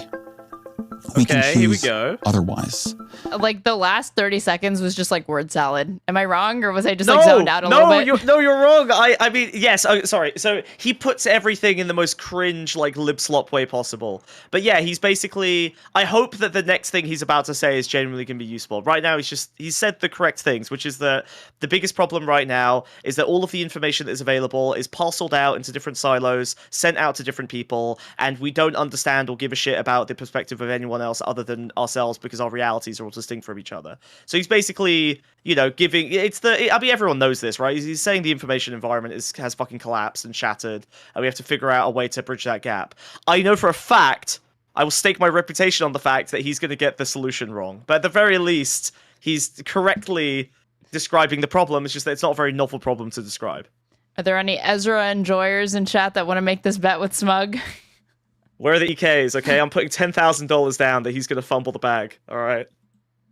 I've thought Spencer Cox, the Republican governor of Utah, has been a remarkable leader over the last week. And what he said here has resonated with me. We can always point the finger at the other side. And at some point, we have to find an off-ramp, or it's going to get much, much worse. But see, these are choices that we can make. History will dictate if this is a turning point for our country. Turning Point, get it? Sick Turning Point USA reference. Wow, what? But every single one of us gets to choose right now if this is a turning point for us. We get to make decisions. We have putting fucking piano music to try to elevate this moronic right-wing Republican governor's words to being any like in any way profound is just disgusting, man. Agency. That does not just go for those of us on the left. I've heard from many on the right struggling with the idea that Kirk's assassination somehow reveals the impossibility, the futility of normal politics. He tried to do it by dialogue, they say, and look what happened to him. What marks those who choose political violence is not their politics. It's their decision to choose violence. That they make that decision, for whatever reason, does not The phrase like choose violence has been ruined for me because of social media. Now it's just like a meme phrase that he unironically just used in this kind of like fucking soliloquy that he's doing. justify you making that decision or me making that decision for any reason. We cannot give the lost or the mad. I can't even imagine Ezra Klein acting like a fucking Karen at a restaurant, let alone like choosing violence or whatever. A veto. Like he's the type to literally like be served the wrong thing that no one at the table ordered and be like, it's fine, I'll just eat it. It's fine. Don't say anything. I feel like he's got that dog in him. One day, I feel like he's got that dog in him. Okay, it's gonna come out. No, he's the type to tip the horrible fucking waiter because, oh, you know how little they make and they live off tips. It's probably a hard day for that. That's Ezra Klein, okay? Over the agreements and conduct that safeguard our society. That gives...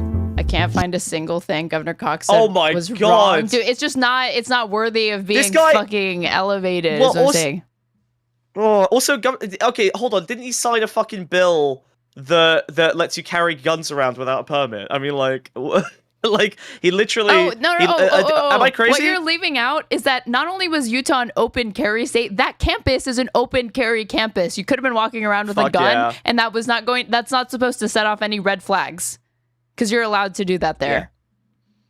So I think it's unreasonable to think that just because he said the right thing in the right moment, that's very, very easy, but that's not consistent with any of the actual policy prescriptions that he's on board with. He was also one of the fluoride freaks, I think, as well, trying to get fluoride out of the fucking drinking water. Like, should we look up his positions? I think he's deranged. Oh, this is what I was. No, don't do the bit. Don't do the bit. I'm doing. It's literally no. It's so small. Then. Hell yeah. Let's go. Okay. Oh, yeah. Governor Cox, political. Just his Wikipedia will probably. Okay. I think I forgot. Wikipedia will usually include like their political positions. It usually has all their worst positions. Wikipedia is great. It just has all political of their worst positions. Okay, here we go. Considered a moderate Republican. Endorsed Rubio in the 2016 Republican primary, the current Secretary of State. After he withdrew, he endorsed Zodiac killer Ted Cruz. Cox said of Donald Trump's campaign, we care a lot about decorum. We care, again, literally, he thinks that's a good thing to say. Yeah. We care about appearances. This is why I cannot be, seen to be endorsing Donald Trump. Yeah. We care about our neighbors. We are good, kind people. He does not represent neither goodness nor kindness. He said he would not support Trump if he won the Republican nomination. I think he's disingenuous. I think he's dangerous. I think he represents the worst of what our great country stands for. I won't vote for Hillary, but I won't vote for Trump either. Nice. The flip! 2020 supports Trump. Let's fucking eventually change course and said 2020 supports Trump, although he claims not to have voted for Trump in the 2016 or 2020 election. Fuck yes. Fake fan. After the 2021 Capitol riot, so January 6th, Cox said that Trump was responsible for inciting the violence and called on him to resign. So he's a less establishment political operator than Hasan, who did in fact vote for Harris. There you go. And then on July 14th, 2024, Cox released a letter endorsing Trump, and he wrote about the failed assassination thing. So this dude's anti-choice, no shit, expressed support for overturning Roe v. Wade. Based. For environment, I was waiting for like climate change denial, but it just says he opposes the use of the Antiquities Act to create national monuments, saying he believes monument designations hurt the landscape they are meant to protect. Okay, moving on. Oh, here we go. Guns. He signed a constitutional carry bill to allow individuals to carry a firearm in public without a permit, making Utah the 17th state to do so. Eagle Screech. At a June 2022 press conference, Cox said he was open to discussing with the legislature a red flag law to permit a state court order to temporarily seize the temporary seizure of firearms from any person believed to presents danger. Okay, so there was one caveat to this. He tried to stop the mentally ill trans people from having guns. Oh, look, you were right about the fluoride shit. On March 28th of this year. Yeah, he was one of the fluoride guys. Signed into law a bill introduced by Republican state lawmaker Stephanie Gricius, banning from Utah's public water any addition of fluoride, a mineral added to public water usage since 45 to prevent cavities. The law is to take effect on May 7th, making Utah the first U.S. state to ban water fluoridation. In her introduction, this GOP person claimed that research shows fluoride could have possible cognitive effects in children. It's not even negative, just effects. Just effects. Yeah, their brains aren't rotted out by fucking tooth decay. Effect, yeah. RFK Jr. has repeatedly raised concerns about fluoride's health risks. Fluoride interferes with God. Oh my God. Every major medical association, public health group supports water fluoridation, and they don't explicitly say opposes shit like this, but okay. Wait, he was woke. Aaron, look, he was woke. Yeah, he did speak at a vigil honoring gay people that were literally killed. That's when he finally spoke up. He's like, all right, this too far, I think. Very consistently doesn't like it when you kill people. Wait, this is amazing. Yeah. He aimed part of his speech at the straight community. How did you feel when you heard that 49 people had been gunned down by a self-proclaimed terrorist? That's the easy answer. Here's the hard one. Did that feeling change when you found out the shooting was at a gay bar at 2 a.m. in the morning? If that feeling changed, then we are doing something wrong. Holy shit, this guy's based. Epic. Holy fuck, that's awesome. So he banned conversion therapy. In a 2021 town hall, Cox announced his pronouns as he, him, and his. Nah, sorry, Aaron, I'm flipped. This is my guy. I'm totally flipped now. This fucking crank, man. This Aaron, I'm gonna... no, Aaron, he's based. Aaron, I'm sorry. We completely lost. I didn't realize that Governor Cox is like a third positionist. He has pronouns. I wasn't familiar with your game, Governor Cox. Oh my god. Vetoed HB 11. Wait, this might be our guy. Huh? This might be our guy. This is really the most pawn scum, crank candidate. This is really the only candidate you could throw your weight behind. This is our Democrat. This is our Democratic candidate for 2020, whatever the fuck. 26. This is it. This is the guy. So he banned transgender youth from participating in high school sports, noting that only 4 trans kids were playing high school sports in the state at the time. No, he vetoed it. He vetoed the ban. Oh, he vetoed it. Okay, he vetoed it. Okay, cool. These kids, they're just trying to stay alive. He said, referring to studies showing 56% of trans youth have attempted suicide. Okay, base, here we go for it. Okay. On June 1st, 2022, Cox became the first Utah governor to recognize June as LGBTQ plus Pride Month when he issued an official proclamation and encouraged Utahns to be more welcoming and accepting of the queer community. On January 28, 2023, Cox signed Senate Bill 16, which bans gender-affirming surgery for patients under 18. On March 22nd, 2023, Cox signed HB 228, codifying Utah's existing conversion therapy ban, previously approved through a 2022 administrative rule. It was the first conversion therapy ban in the country to pass the state legislature. Sorry, someone just said so he's only sort of retarded. Got it. Oh my god. Let's see how this ends. On August 5th, 2024, Cox and other state leaders shared misinformation about the female Olympic boxer Iman Khalif.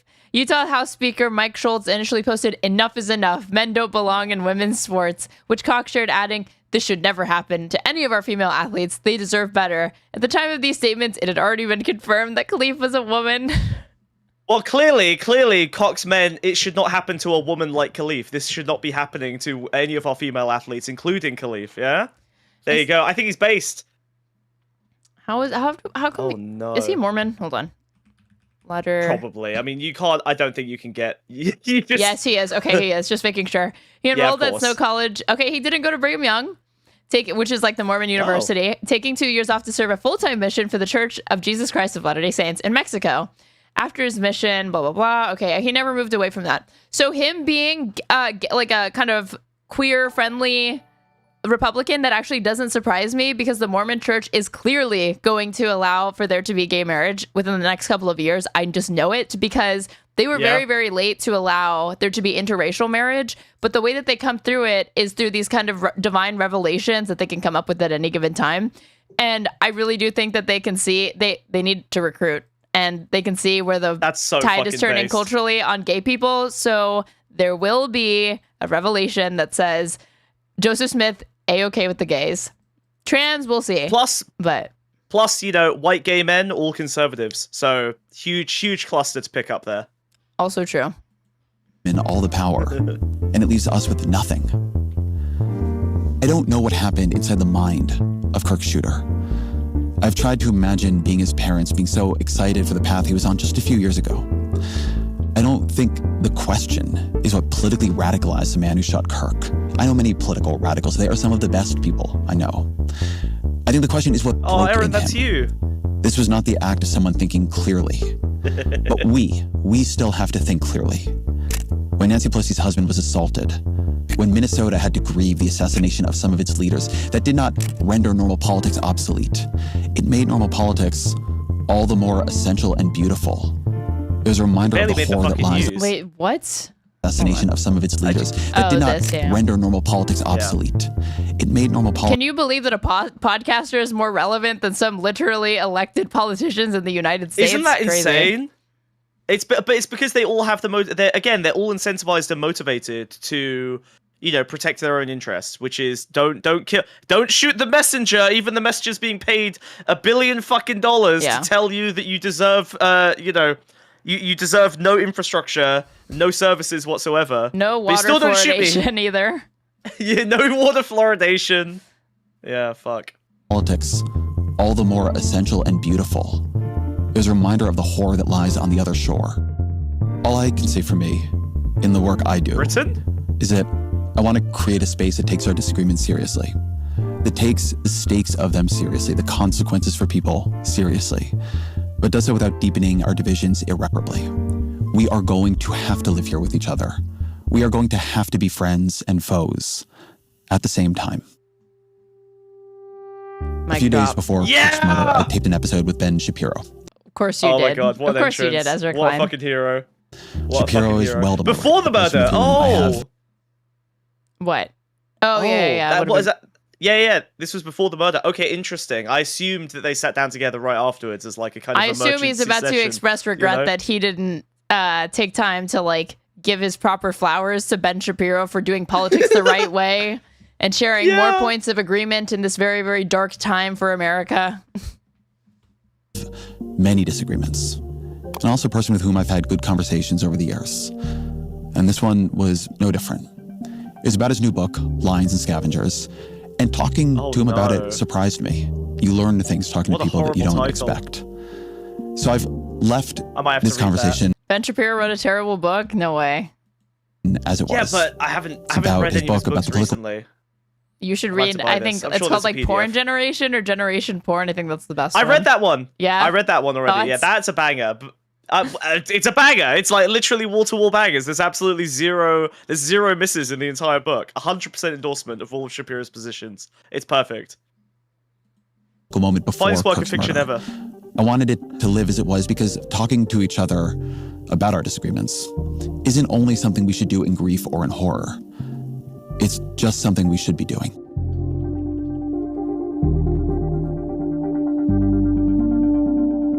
Ben Shapiro, welcome to the show. Hey, thanks for having me. I appreciate it. So was this literally just a back way, like a back alley, like fucking way to get people to listen to him talk to Ben Shapiro? It's awesome. How long does he talk to Ben Shapiro in this? Oh my god, a non-insignificant portion of this is him talking to Ben Shapiro. Listen, I'm a fan of clickbait, okay? I think that this is totally valid. I respect Ezra Klein's game. This bait and switch, dude. It's this a is literally 2-hour just him Ben talking Shapiro. to fucking Ben Shapiro. He managed to. Well, the Ben Shapiro conversation would have done well either way, I think. It would. So why did he need to do this? Yeah, to be honest, he probably should have put Ben Shapiro in the title of the fucking video. And he would have done better. Put him in the thumbnail. He put him in the thumbnail. I didn't realize that. Okay. Yeah, Back alley Ben Shapiro. I mean, you know what I mean. Back alley Ben. You have a theory of two groups here: lions and scavengers. What's a lion? What's a scavenger? The basic idea is that there are parts of us, or you can say cultures, groups, depending on how you're characterizing it, who are more apt to build, who believe that there is an active duty in the world to make the world better, to build social fabric, to defend a civilization that is worthwhile, to innovate, to protect things that are good. And then there are people who are basically rooted in envy and are seeking to tear down all of those things. And it's not necessarily that they have a good replacement for those things. It's that they have identified a grievance, and then that grievance is directed externally at structures that need to be torn down. Ezra Klein looks short even in his own like framing on this. Why is like half of like a good chunk of the screen? Ben Shapiro's contract has a booster seat included, right? So it's not Ezra's fault. Based on groups, sort of, but I do make the argument that it's actually quite personal. There's an instinct within all of us that is the instinct of a lion and the instinct of a scavenger as well. And the reason that I say that it's sort of internal is one of the things I actually really try hard to do in the book is not use the terms right and left. I really try to avoid that binary because I really do think that this is something that every single individual has to deal with. The idea that you get up in the morning and you decide whether the problems in your life are chiefly solvable by you. I'm more interested in like watching Ben's face move and wondering how much filler this dude has gotten because on Botox, because holy shit, parts of his face look frozen. Look at this. I really try to avoid that binary because I really do think that this is something that every single individual has to deal you're right. with. The idea It's that like you get he's up in the wearing a morning and mask. It's like literally only like kind of goddamn. like the bottom of his mouth can move, but no other part of his face looks like it's moving. Yeah, the cheeks as well. Yeah, that's crazy. decide whether Maybe it's the just problems locked in your in. life are That's just what locked in looks like, Aaron. chiefly solvable by you or require action by you, or whether you're going to direct your ire and anger and feelings of unfairness at the society around you and the structures of the society around you. And this isn't to make the claim that all structures are fair or that all institutions are worthy of upholding, but the question of whether you're building or whether you're tearing down is really, I think, the basic question. So I didn't take the book so much as about the fight inside the individual. Maybe it's there. I didn't read it as much. What I did take it, though, is as trying to create a new cleavage. Because as you say, you don't really use the terms left and right. And actually, throughout the book, you're not that clear on who it is you're talking about. So tell me about creating the new cleavage, right? This isn't just left and right. You're not talking about rich and poor. You're not talking about successful, unsuccessful. What's the framework doing for you? I mean, what the framework is doing for me is trying to suss out why it seems that there is a coalition of people who are so angry at the institutions of Western civilization that they are agglomerating and putting together sort of a coalition that has a bunch of mutually exclusive goals and yet will march together with the same banners. And what really let off the book is what happens in the introduction. Right after October 7th, I was slated to debate at the University of Oxford, and I went into London. My security team told me it was actually too dangerous for me to be in London proper. I had to stay about an hour and a half outside of London. And the lion ran away from the scavengers. Yeah, Ben? The scavengers scared you off, really? Well, it was hyenas. Really, it was his security detail that unfortunately was the one that made the of course, they were the cowards. Yeah. What's so funny is like his security detail, imagining them being like, there's this horde of Muslims that we can't protect you from in London, and he's like trying to act like, oh, this is about like just a general security concern and not this like racist That's so shit. Awesome. Is now turned into a hotel for safety reasons, and it was that weekend that there was a gigantic protest, what I would characterize controversially as a pro-Hamas protest in the middle of London. And the groups that were protesting were people who ranged from very far left on social issues, who would certainly not agree on social issues, with people who were standing for Hamas, people who were fans of Hamas, people who were just opponents of capitalism. And it occurred to me, why are all these people marching together? I thought that he thought that the like far left loves Hamas. So why he made this kind of distinction between like the far left and then those that support Hamas. I'm actually surprised for Ben Shapiro. I don't know if that was like an oversight or what. What do they have in common? I think he's actually so I think from the, because within the right, there's a group of people who sort of, I mean, basically, essentially the Fuentes guys basically support, the Palestinians to the extent that they'll happily back any violence by Hamas as well, because it's, anti-Semitic. And I wonder if he's literally in group signaling to the right wing, that group of right wingers that we disavow, right? The sort of the groypers, the people who are so far right that they basically were happy to just be in favor of destroying Israel under any circumstances. That was for Ezra's benefit. Yeah, so Ezra doesn't stop him and be like, can you agree that not everybody that supports Palestine is like a fucking Hamas stan? I guess that's why he made that delineation. Well, just to try and dodge any potential, maybe, yeah. Yeah, to like not have to have any as like if Ezra Klein was gonna be the one to fucking actually on Palestine. Give me a break. I think he meant to amalgamate. No, agglomerate is a word. I just don't like it. There are writers who have termed this the Omni Clause, but I kind of wanted to get to the root of why all of these people who, if you got them in a room and had them argue about gay marriage, would not agree, or if you got them in a room and had them argue about markets, would have a wide variety of opinions. But what is getting them all together? What is the thing they're all opposing? And you see that sort of conglomeration forming on college campuses, and I think there are deep roots what are they opposing? To it. And the sort of rage that was so clearly effervescent in the streets, I think that does have deep roots. So you described that as very personal. One of the things I thought was interesting about the book, what they're reacting to? It seems to me to be tracking. No, why would he? Amazing. Not necessary. In what's the common link, gang? Past decade. I don't think the argument we're having anymore is the argument we were having when it was Barack Obama and Paul Ryan. Ben Shapiro, I don't think we're arguing at all. Actually, you're my ideological compatriot. What arguments is there? Which is more an argument about healthcare and taxes. And, I remember how many years I spent debating the Grover Norquist anti-tax pledge. I wonder, like, again, an additional layer to this is that they probably thought it was like some far left, like Antifa super soldier that fucking shot Kirk or whatever. And so Ezra Klein and Ben Shapiro come together to like celebrate the fact that like they're capitalists and against the fucking left. So that's really what's happening, in my opinion.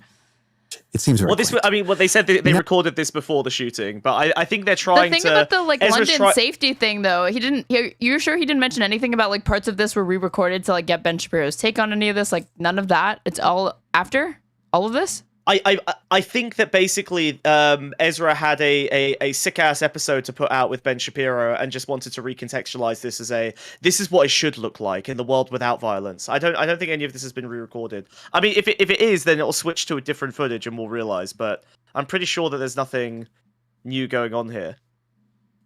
Yeah, it says, look, then a conversation with Ben Shapiro, one that was recorded shortly before Kirk's assassination, but now it has different significance. So what was the safety concerns for Ben Shapiro in London? What? He said, I had to cancel an event in London because of safety concerns. So what the fuck safety concerns? Just regular pro-Palestine protests in London. That's all it was. I thought it was like, I was like, no, it was literally... Maybe part of this was like, post-Kirk or something, he had him like come back in. No, okay, no, bizarre. No, it's just the regular like pro-Palestine demonstrations were enough to make him run. He said this happened right after October 7th.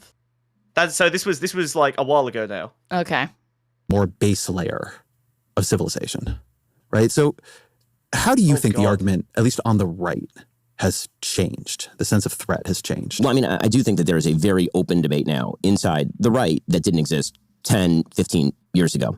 And historically, conservatism was kind of rooted in the G.K. Chesterton fence principle, right? The idea that the difference between a conservative and a non-conservative is that a non-conservative walks across a field, sees a fence, doesn't know why the fence is there, immediately uproots the fence. The conservative sees the fence and says, I don't know why that fence is there. I'm going to go figure out why the fence was put there in the first place before I uproot the fence. In other words, before you tear down an institution, before you rip away something that has a historic basis, try to figure out why it's there, because it might be there for a pretty good reason.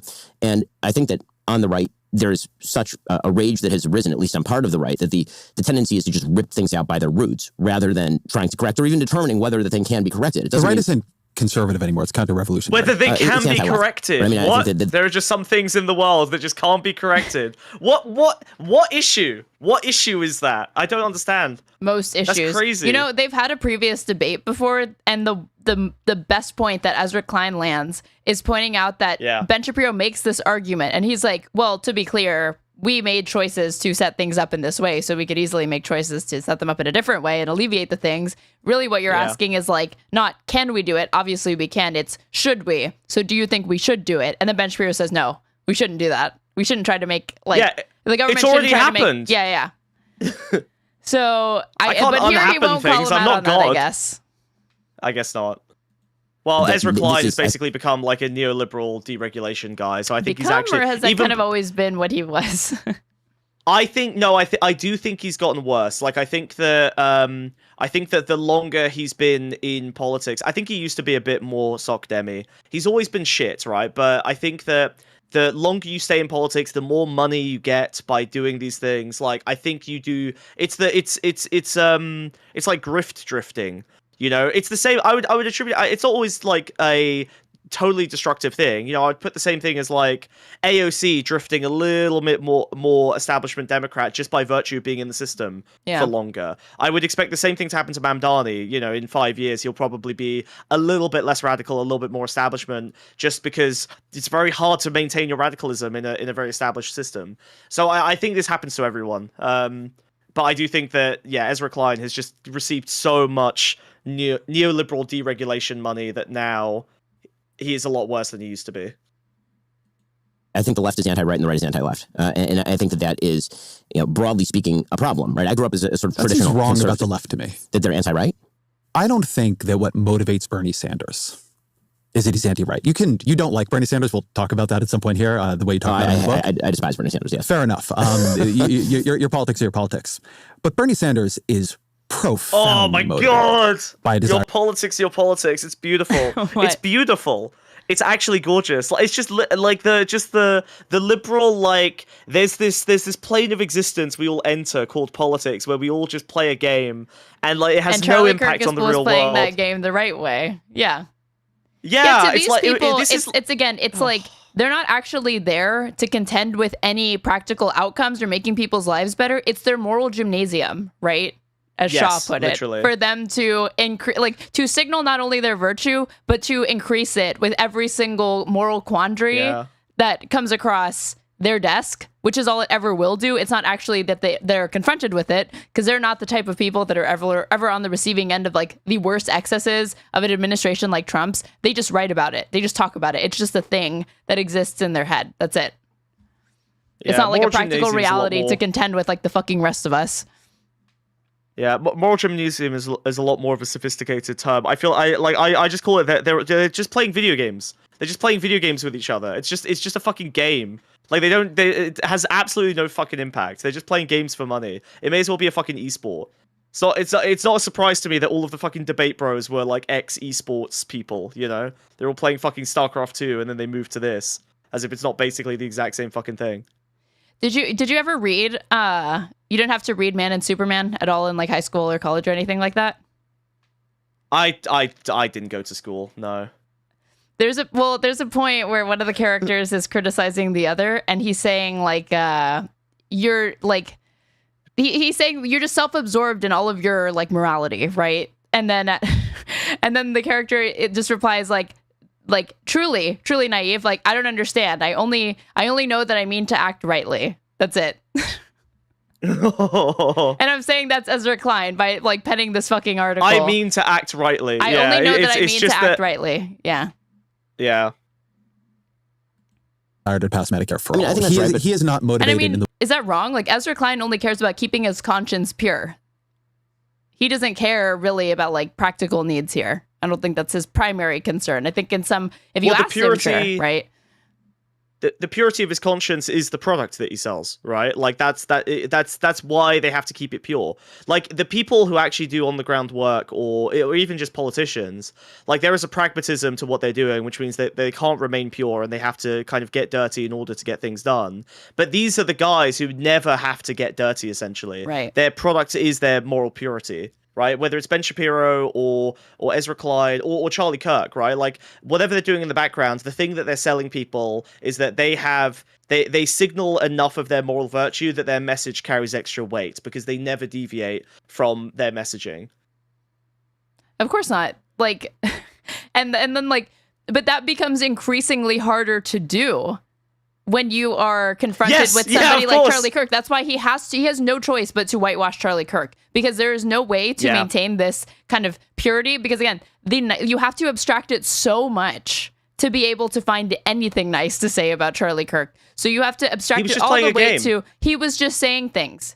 He was killed for saying words. We're not going to interrogate or talk about what those words are. Yeah, we're going to leave out that he was funded by like right-wing billionaires. We're going to leave all of that out. He was saying words and he was killed for them. Also, he had a family, a thing that definitely only Charlie Kirk had and not everybody else on the fucking planet has.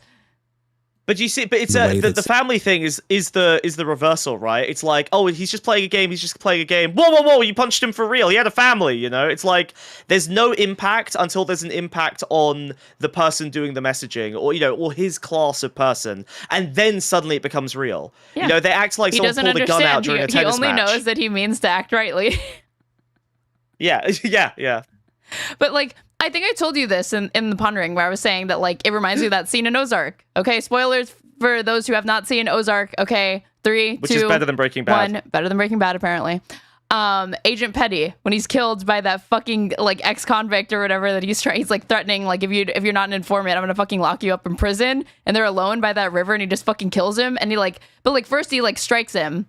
And then Petty looks at him like, hey, you can't do that, even though literally no one's around. So of course he can fucking do it. And he's like, okay, I gotta go fucking bald because I can't just, punch an FBI agent. You have to just kill the FBI agent. So he kills him. Yeah. But the entire time he's like looking at him like, hey, you can't do that. You're not supposed to. You're not allowed to do this. I'm immune. I'm supposed. Yeah, That's it. That's basically that's the real complaint of Ezra Klein, is that like the bulletproof glass has been shattered.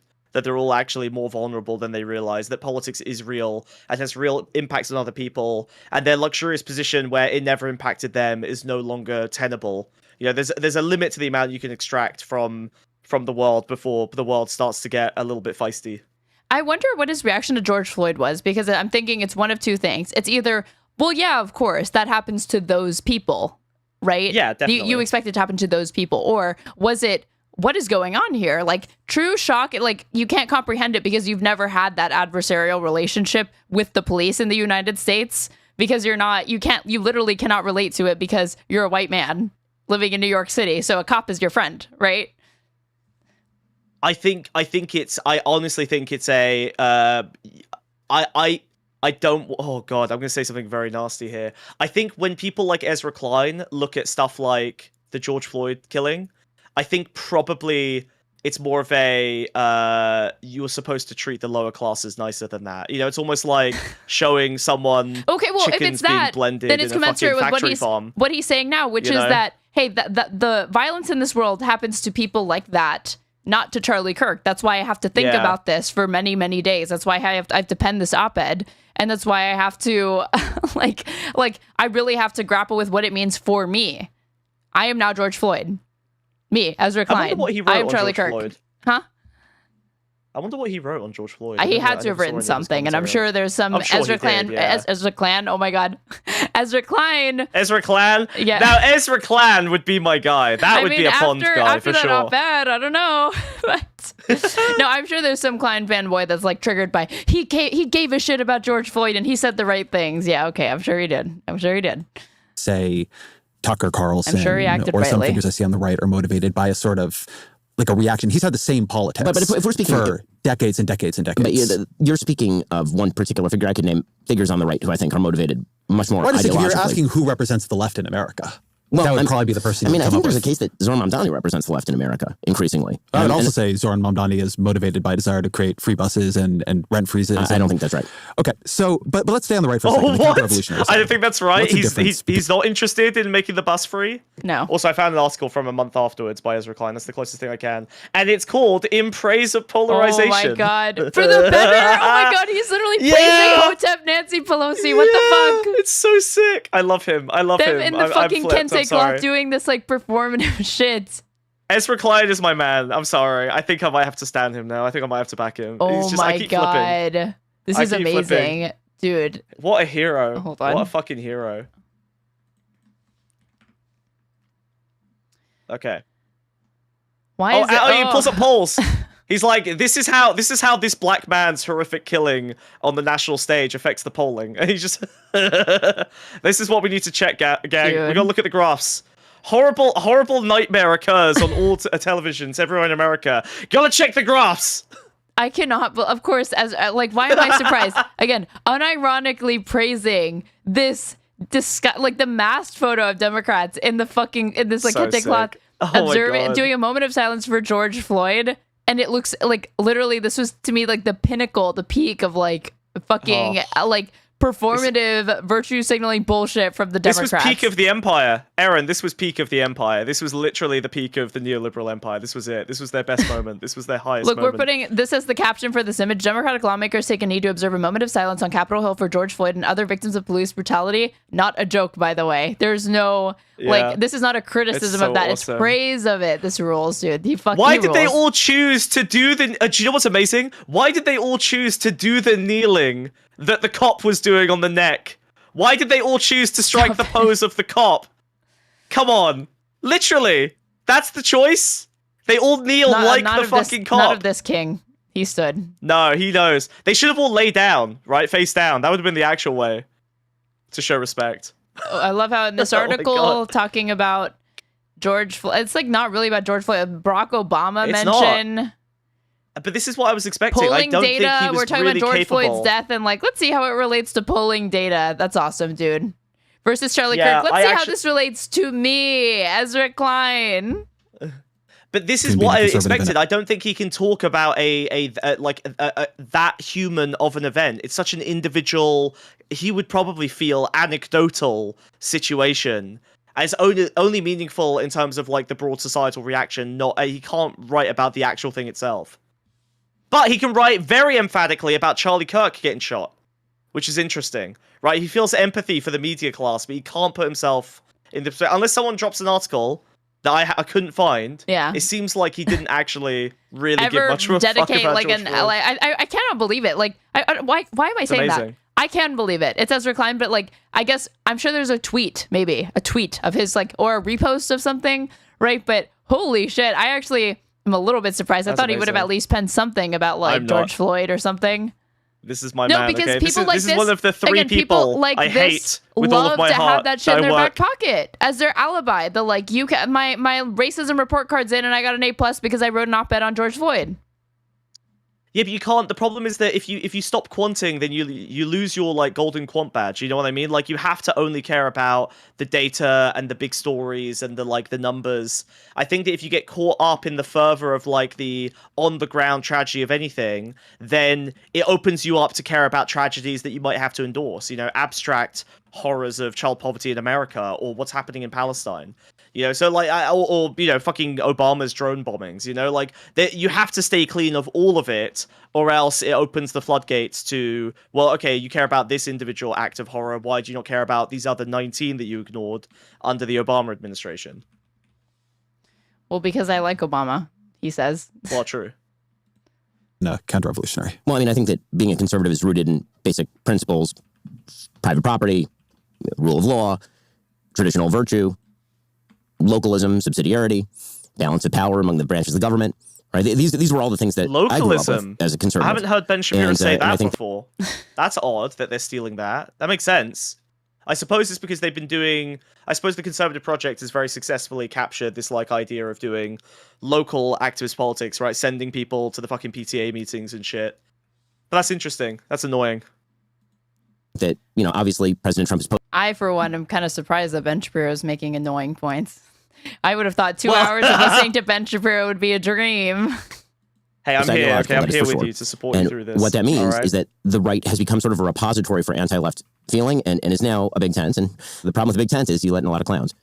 And so, Got 'em. yeah, obviously there are tendencies on the right. I don't think it's the overwhelming majority of the right, but I think it is a growing tendency on the right to sort of react to. That's Ben Shapiro's the world version of a Kleinism. with a That's what the right. That's what the right wants from a Kleinism. You What know? do you mean?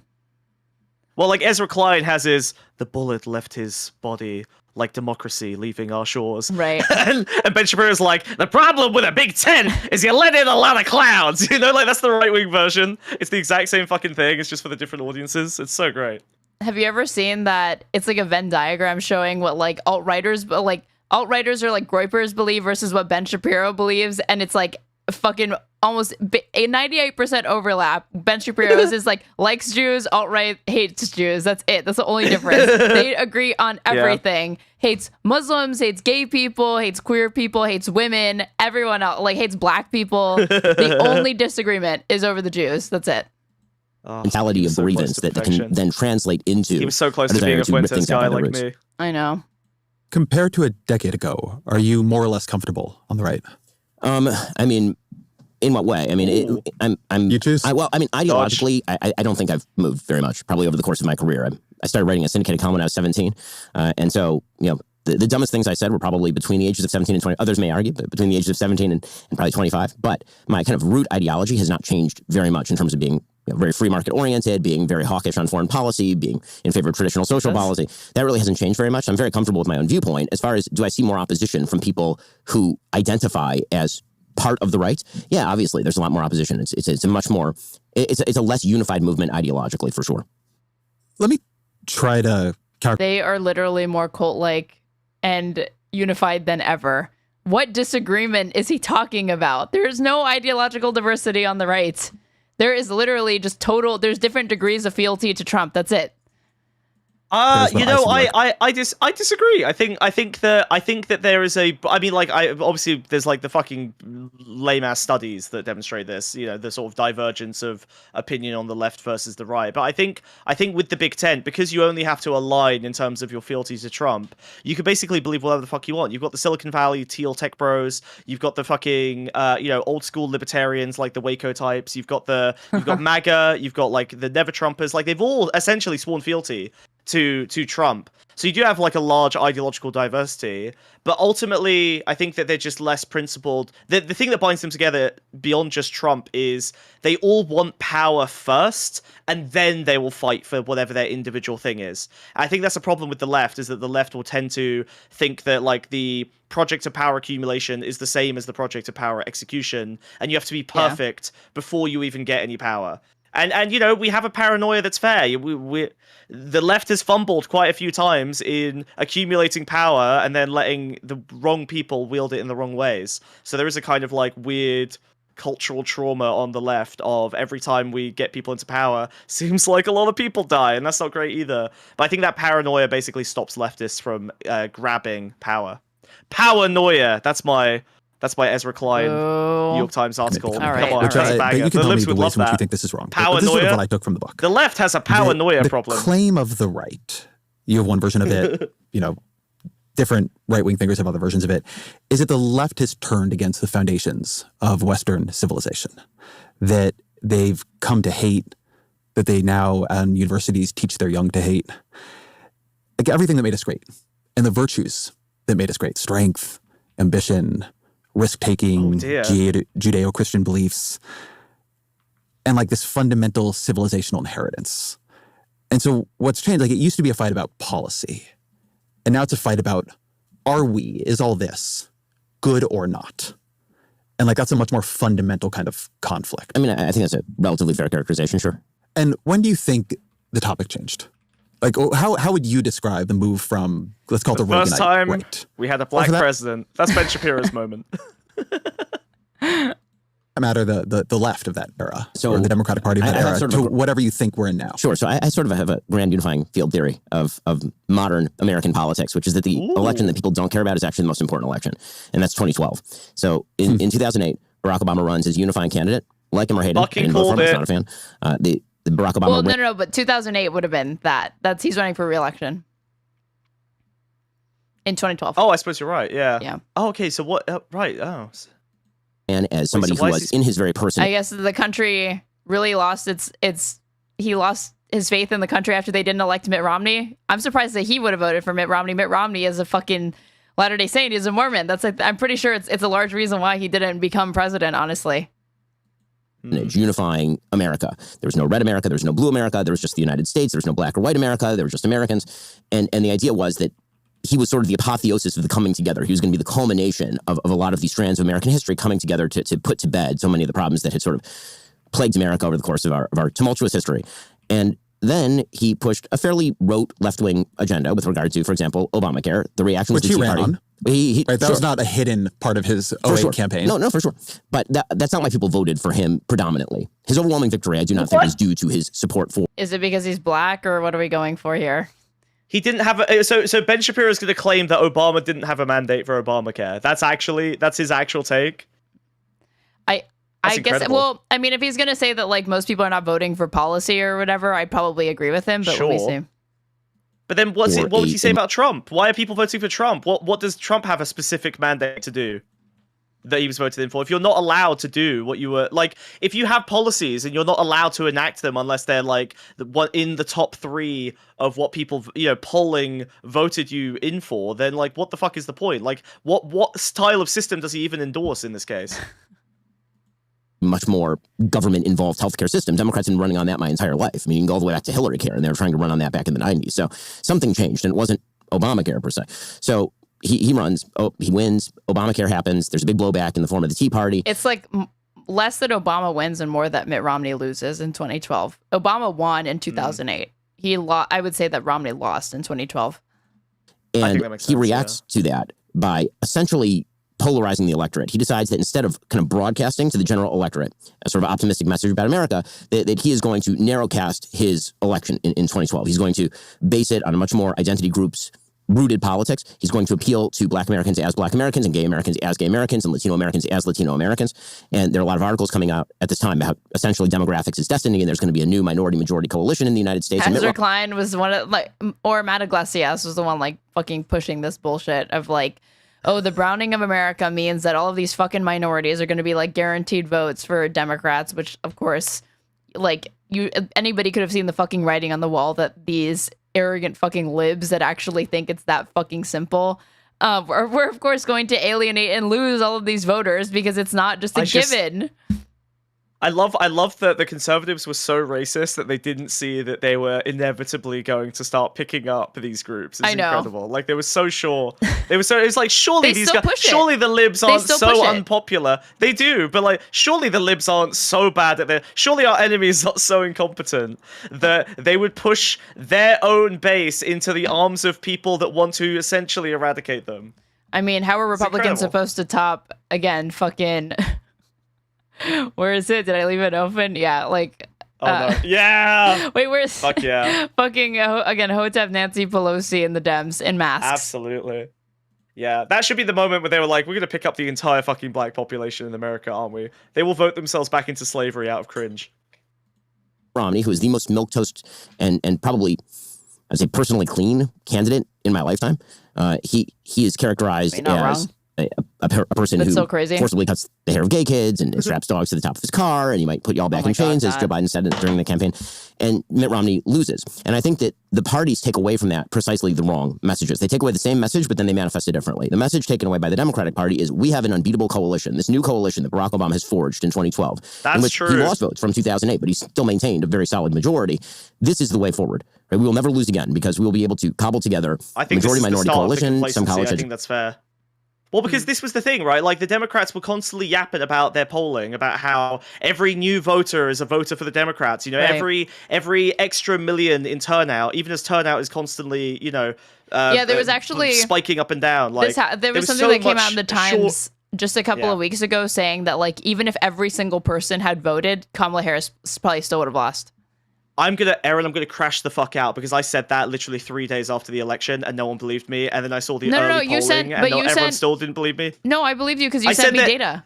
You sent me like preliminary data or something like that. Maybe that was after that. Okay, all right, fine. Sorry, not you anyway. I'm just mad because every single liberal, Loaderbox, Pisco, everyone have been fucking coping on this topic for ages. Like, I've had fights with fucking everyone about this. And now, finally, the Democratic establishment's like, oh, if we had more turnout, we would have lost harder. And they're, like, suddenly surprised, as if that wasn't super apparent, even intuitively, without the fucking data. Educated white people, particularly female. And we're not all 350 million, yes. Exactly the same. No, I don't know. I don't know that it was like all 350 million. It was like if every single registered voter had like come out. Yes, yeah. Which was no matter how milquetoast we run, no matter how clean the candidate, we're going to get ripped up and down, and we're going to lose. We're just demographically losing the argument. And so what Republicans came away with was we're just going to throw whatever against the wall. He looks mad. Demographically losing the argument is fucking diabolical work. That's great. Demographically losing the argument. He can't. The argument is there to like stop Ezra Klein jumping on it.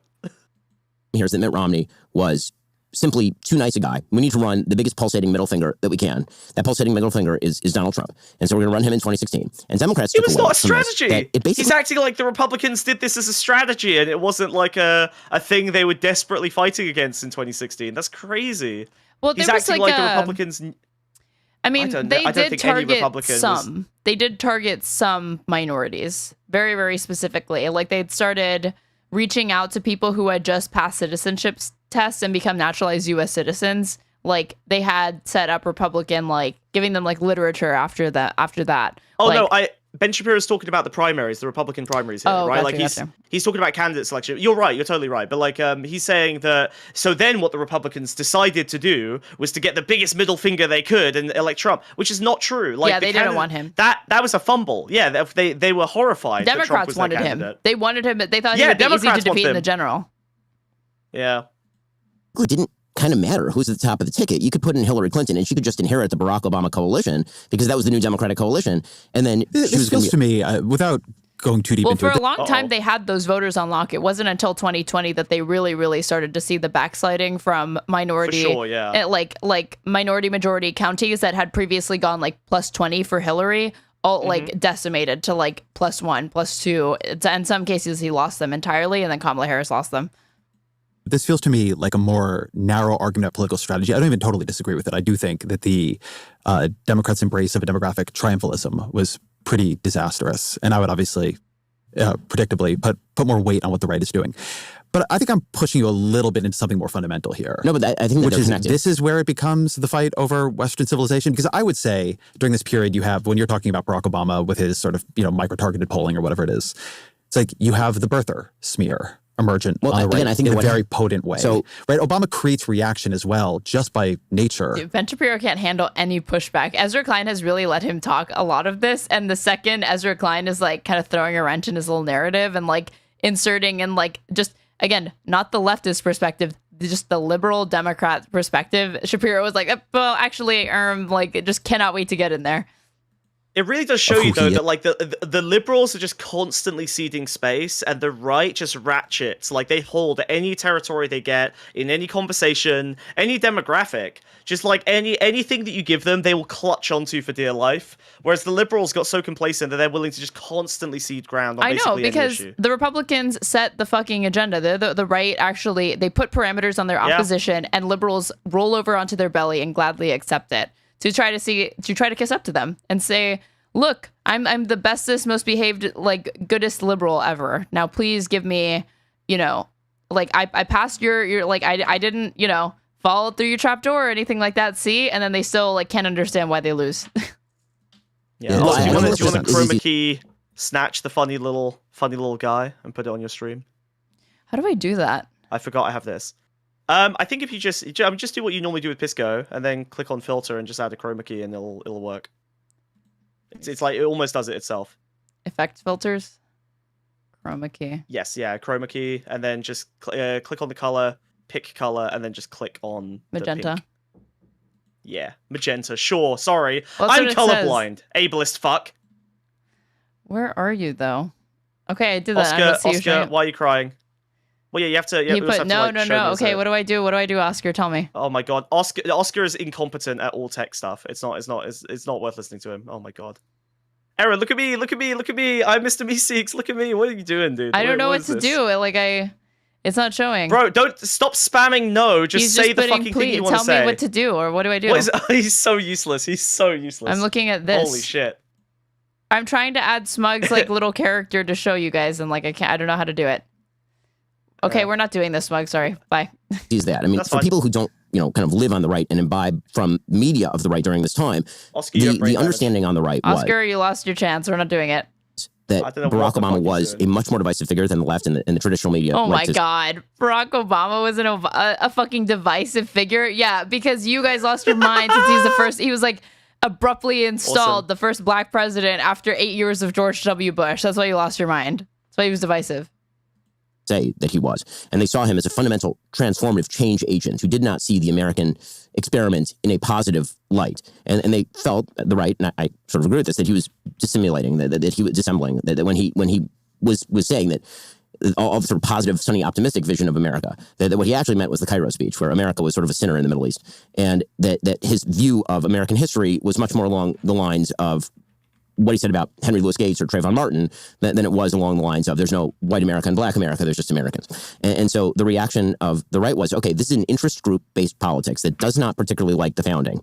And we are going to react to that with Trumpism. So if you understand Obama and Biden more from the left, what are the moments in those presidencies that the people on the right are radicalizing, right? That sort of differ from how differently you see them from maybe how I do? Well, I think that for President Obama, I think the left perceives the Obamacare moment as the moment that the right sort of radicalized. And I don't think that's actually right. I think the bitter clingers comments were a big one. That was in the 2008 election. I think the Henry Louis Gates statements. Recently, Professor Henry Louis Gates Jr. was arrested at his home in Cambridge. Dude, I just brought this up saying that Obama fucking piece of shit for hosting this dude at what was dubbed the beer summit. This cop that arrested a fucking Harvard professor, and that Zohran Mamdani apologizing to the NYPD for a tweet that he made in 2020 was reminding me of this shit. Apologizing to this piece of shit cop that arrested a Cambridge professor outside of his fucking house in a suburban neighborhood. That incident say to you, and what does it say about race relations in America? In which he suggested that the officer had acted stupidly and then sort of linked that with racial discrimination in the past. I think it's fair to say, number one, any of us would be pretty angry. What's the other option? Number two, that the Cambridge police acted stupidly in arresting somebody when they... Again, I cannot believe Obama did this shit. Actually, why they stupidly arrested this upper middle class black guy. Gee, I wonder what could have been the reason for that. There was already proof that they were in their own home. And number three, what I think we know separate and apart from this incident is that there is a long history in this country of African Americans and Latinos being stopped by law enforcement disproportionately. And that's just a fact. The Trayvon Martin situation was quite polarizing, for sure. But my main message is to the parents of Trayvon Martin. If I had a son, he'd look like Trayvon. The Ferguson riots, those I think would be sort of the biggest examples of Barack Obama kind of setting off the right, so to speak. It's interesting you choose those. I mean, those are...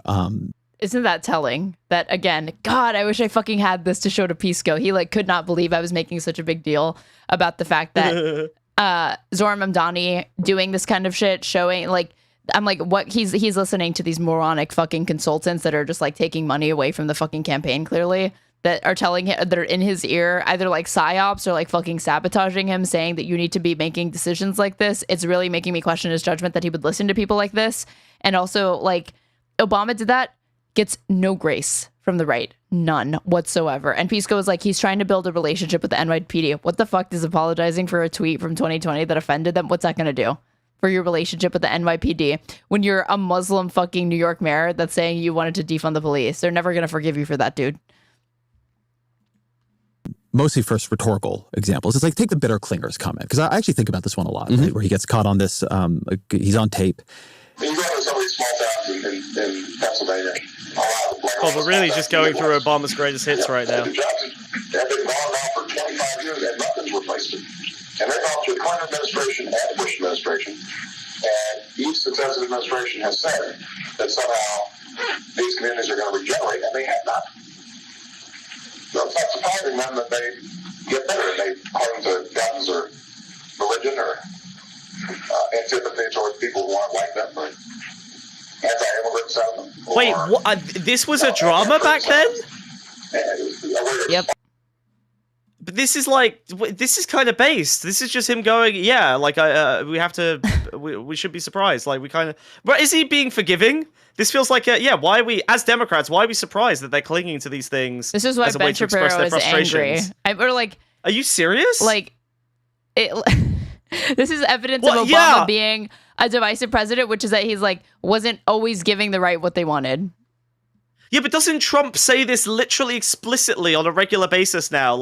Is he literally saying, what do you expect? Isn't the right constantly saying, what do you expect? You pushed us to this. This is Obama saying, we as Democrats are pushing them to do this. The right agrees. How could Ben Shapiro be mad about this? This is deranged. Their frustrations. It's to me, if you compare that to things that get said, even say to Hillary Clinton's deplorables comment, right?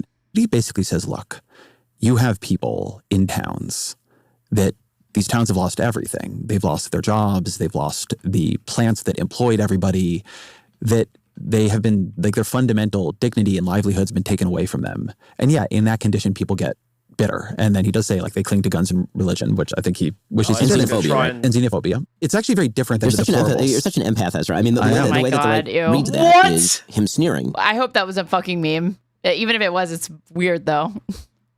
No, I think he was trying to libtar him, with the empathetic liberal brush. I think that was actually a good move from Ben. I think he was doing that intentionally. Right, say the only way you could have that opinion about the only way you could have this perspective is if you are just overwhelmed by liberal softness. At those people, meaning if they only weren't xenophobic and religious and hollowed out by life, then they would totally buy into what I'm selling them. And I think that this also meshes very well with... correct. That is a larger reason why they don't. With right sense of he's saying that we have failed them, right? That they wouldn't just buy into what he's selling them. He's saying that the left has abandoned these people. Right, but I will not fail these people. And if I were given the power, then I would fix all of their problems. And really, if they only understood how much I could fix their problems, and what's keeping them from doing that, the reason they won't embrace me, it's what I would say is this is the mirror image of how the left viewed what Mitt Romney was saying about the 47% of people who would never vote for.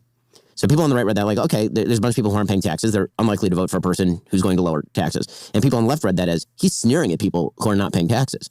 And so I think that there is that element here. It's also the other couple of examples you give are interesting for just being about race, right? And again, racial issue here, yes, Again, the polling data here is very, very clear. Pretty... Racial relations in this country got markedly worse in 2013, 2014, 2015. But is that because Barack Obama should have been more positive on what happened to Trayvon Martin or what happened in a very different way to Henry Louis Gates, or because it was hard for people to hear? Like, yeah, if you're a black man and you see these, your interpretation is, yeah, like, we get hassled by the cops often for no reason in a way that white people don't really understand. Or my son could have been Trayvon, right? You know, when Trayvon Martin was first shot, I said that this could have been my son. Another way of saying that is Trayvon Martin could have been me 35 years ago. Oh my God, Obama having to figure out how to explain just like elementary concepts for to like of like how racism exists and persists in the world in like the 21st century. Give you a break. And like again, Ben Shapiro was like, this man was just so divisive, and he's like literally explaining racism to Republicans like they're 5 years old. When you think about why, in the African American community at least, there's a lot of pain around what happened. I mean, this was the first time that racism had happened. I think it's important in America, to recognize that the African American community is looking at this issue through a set of experiences and a history that that doesn't go away. There are very few African American men in this country who haven't had the experience of a little bit chunky. Being followed when they were shopping in a department store. That includes me.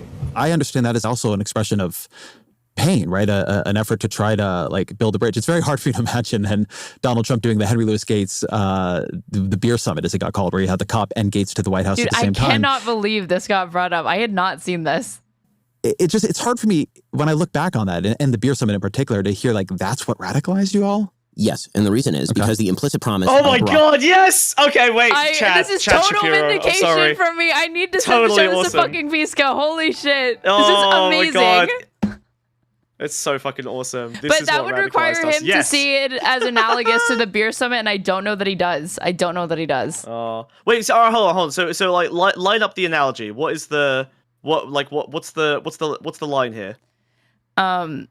The line is that somebody just tipped me $5. Jimberly, thank you so much. Ben makes a decent point similar to the one you made about Ezra. These comments dripping with detached and paternalistic diagnostics that only a Harvard law grad with cloaked in all of the approval of business and politics could peddle a point worth making. Thank you so much, Jimberly, for the $5. Appreciate the support here. But the point that I was making with earlier with the beer summit thing, Zohran Mamdani is going to be apologizing again to the fucking cops. Let me pull it up.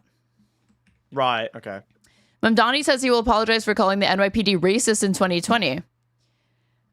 He's the Democratic nominee for mayor of New York City. Said on Thursday night he intended to apologize for comments he made in 2020, calling the NYPD racist, anti-queer, and a major threat to public safety. He said that the remarks, which he wrote in June 2020 in a social media post in support of the Defund the Police movement, were made after the police killing of George Floyd in Minneapolis a month earlier. The comments were made at the height of frustration, he said in an interview with the New York Times, and were not reflective of his current campaign or my view of public safety and the fact that police will be critical partners in delivering public safety. So the post is being recirculated by political opponents, of course, and the fucking Times capitalized upon this and were like, do you have a statement? And then he was convinced by a fucking consultant to apologize for it. And I just saw this as like similar to like if I search the New York, no, actually I'll search it on a different one so you can see the similarities. New York Times. If I put Obama beer summit. Now, he never apologized to this guy.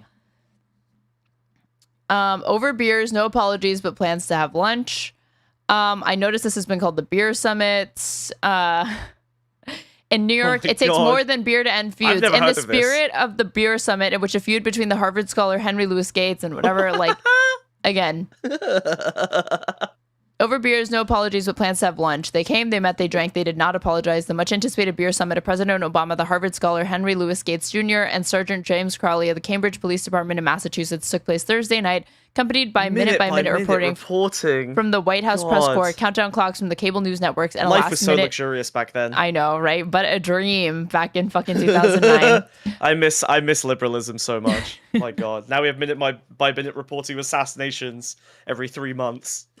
By the White House and the former Vice President Joseph R. Biden Jr. After 10 days of near nonstop news coverage of a case that prompted 1,000 news stories about race, the men sat down for less than an hour at a table across from the Oval Office under a magnolia tree. What you had today was two gentlemen who agreed to disagree on a particular issue. A poised and smooth Sergeant Crowley said in a 15-minute news conference after the session, "We didn't spend too much time dwelling on the past." Again, where like, I can't remember if it was him or one of like his fucking cops arrested this guy for no fucking reason. And we decided to look forward. Professor Gates said in an interview, "I don't think anybody but Barack Obama would have thought about bringing us together." That's a huge indictment of Obama. He doesn't realize how backhanded that is. Holy shit. Hell yeah, that's sick.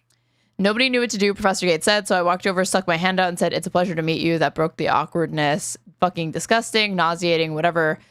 I think this is a follow-up because this was penned July 30th, and then the very next day, in New York, it takes more than beer to end feuds. It is easier, it seems, to get a Harvard professor and the police officer who arrested him, okay, so we did arrest him, to sit down for a beer at the White House than it is to get two New Yorkers to make peace at the corner bar.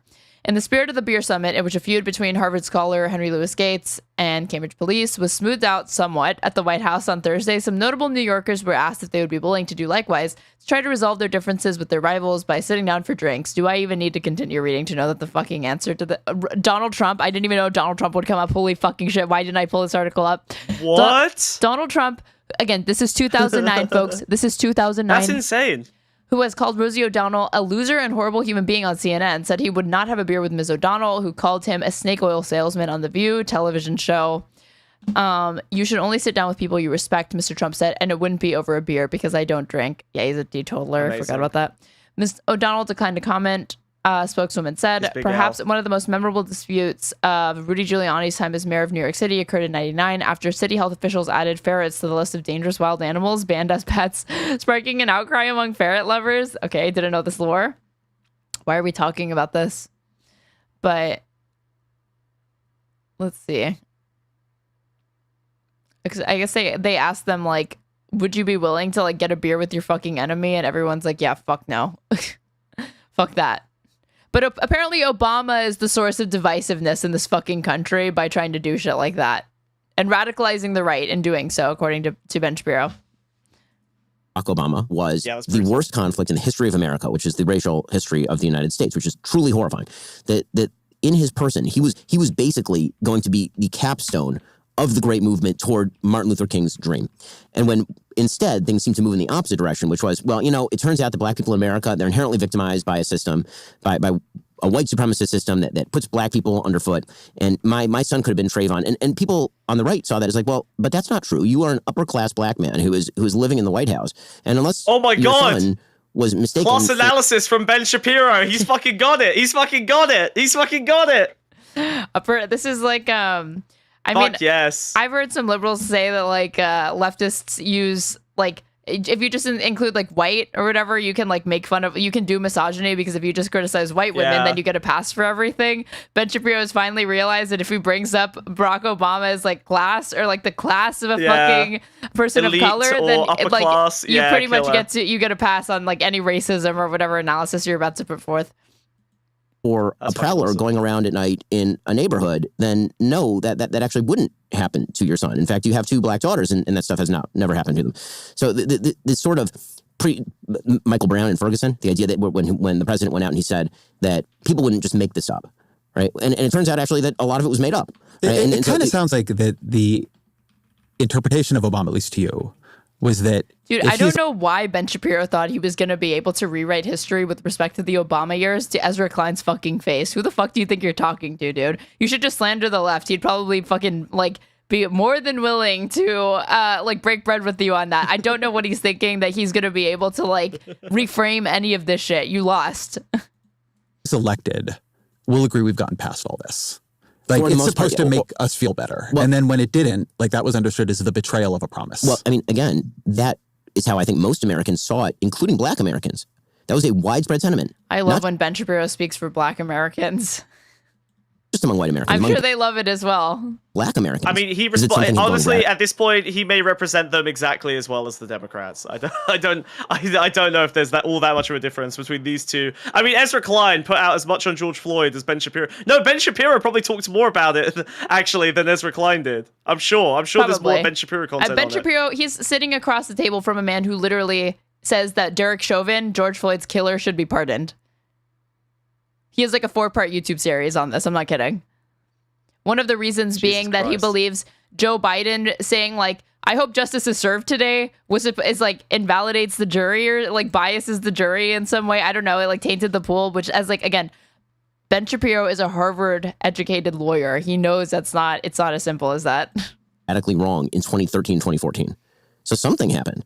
And this was an argument that was made by legacy media a lot, which was that the real reason people were so exercised about Obamacare wasn't because they really cared about Obamacare. Right? It was really because there were a lot of bitter clingers out there who, were clinging to their God and their guns and their xenophobia, and they didn't really like the black president. And if a white president pushed Obamacare, then probably they probably had some problems with it, but they wouldn't have gone crazy like this. I mean, these people. What about Obama's blackness made healthcare more palatable? What? Woke. Wait, huh? The early days of woke. Jesus, that's such a strange position. I mean, we brought up Henry Louis Gates for like no reason other than like Ben Shapiro getting fucking angry that like Obama showed like any solidarity with a black man, and like I guess he wants to frame it as like he was lecturing Americans on race relations when he was like, as you all know, I'm black, and so I kind of understand where this guy was coming from. That's what he means. There was a lot of polling on this, on how attitudes on race correlated with attitudes about Obamacare. I mean, that may be the case, but the point is that the perception by people who are not actually picking on Barack Obama because of his race, but we're picking on him because of his politics. Did you know nobody was ever racist to Obama, least of all Republicans, in his fucking 8-year tenure as president? Only Ben Shapiro could like make me want to like defend President Obama. Holy fuck. Was that suddenly everything was being refracted through a racial lens. And how do you understand the birther thing? So the way that I understand the birther thing is again, Obama is the one like everything's being understood through a racial lens. Yes, Ben, that's the point. That every single thing Barack Obama did, it was clearly just you guys freaking the fuck out that a black man was in charge of this country and making decisions. Yeah. In terms of public resonance of the birther thing on the right? I mean that you have a black president. Whoa! Did you see that? Whoa, hold on. That was a great dodge. What? How do you manage the birther thing, right? Obviously, Ezra Klein referring to the fact that the president of the United States backed and basically manifested the conspiracy. Yeah, that Barack Obama was like a birthplace. secret Kenyan or whatever, and was not actually a U.S. citizen. Ben Shapiro immediately goes, "Do you mean the public residence of it?" Immediately gets it away from Trump. He's so smooth. What a slick little guy. That's why he's the best. It's a behind the back pass. What a hero. Like a wildfire-like theory that he's actually born in Kenya. Dinesh D'Souza does a whole movie about this, or documentary, whatever it was. To be fair to Dinesh, he doesn't actually claim that Obama was born in Kenya in the documentary. Donald Trump. Okay. He doesn't actually literally claim that Obama was born. He just says he's not a U.S. citizen and it's ambiguous where he was born. Yeah. We think maybe Kenya. Like, awesome. There is a depiction in one of those documentaries from Dinesh D'Souza that he like, I think depicts or talks about like Barack Obama's dad, who had like come to his classroom or something to talk about what he did, and he may as well have like had Obama's father dressed in like a fucking like Flintstones outfit with a spear with a bone through his nose going ooga booga booga to like describe him. Is a prime pusher of this, right? That felt. That's a combination of two things. That's a combination of two things, I think. Really, if you're going to try to intellectualize it, and again, you're intellectualizing. Well, I'm not trying to intellectualize it. What I am saying is that like people were not saying that Bill Clinton was not born here. They need to show his birth certificate. They need to prove his Americanness. Well, so I will say that this is the easiest dub of Ezra Klein's life. Come on. Was the same instinct that led people to say that Donald Trump was a Russian agent, meaning I don't understand where this person is coming from. I don't understand what their philosophy is. I don't understand why he's thinking the way he's thinking. It must be that he's not from here. So I think that there was some of that. In the same way that the left did I don't understand who this Trump guy is. I don't understand why he's saying what he's saying. It must be that he's a paid Russian agent. So which similarly spread like wildfire, was not race-based, right? And then I do think that there was an element of, he has a very, eclectic background, right? When he was growing up, he grew up in Hawaii. He spent time in Pakistan. And he writes in Dreams from My Father about his feelings of kinship in Kenya. And then his first big sort of address as president of the United States. The right wing read his book. It read Obama's autobiography and was like, hang on. Eclecticism. This is like, yeah, this is unusual. Like, oh my God. Yeah, they thought that Barack Obama was just so fucking quirky. That's what this is all about. Really, I love that. By the way, that Donald Trump line is so fucking good. The fact that he's able to equate that to, well, it's just the public resonance of people wondering why this guy who's in power doesn't represent them. Who the fuck did this black man think he was running for president? Well, he's saying, who the fuck does this orange man think he is running for president? He must be a Russian shill. Like, he's actually found a fucking line. That's why he switched it to public resonance. You see, you let Ben get one extra word in, and you don't call him out on it, and suddenly he's able to completely flip the script. You gotta lock him down. He's a clever little guy. We've got Ben Shapiro frantically pointing out that he hates black people because they're poor, not because of any intrinsic attribute or anything like that. Yeah.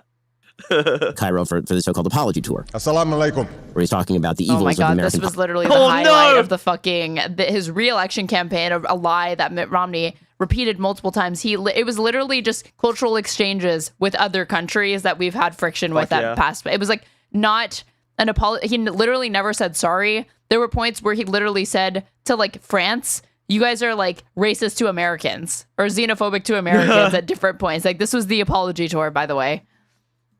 Policy in the Middle East. They make it sound like he like got on his knees and like told Shinzo Abe like America is so sorry for like the bomb. Like it was literally nothing like that.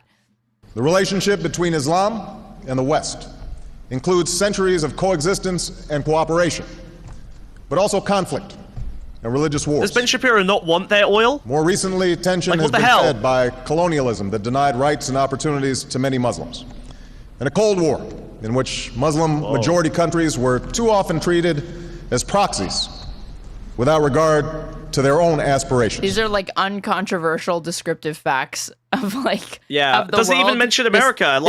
Proxies includes Russia. Like he's just talking about superpowers generally, clearly.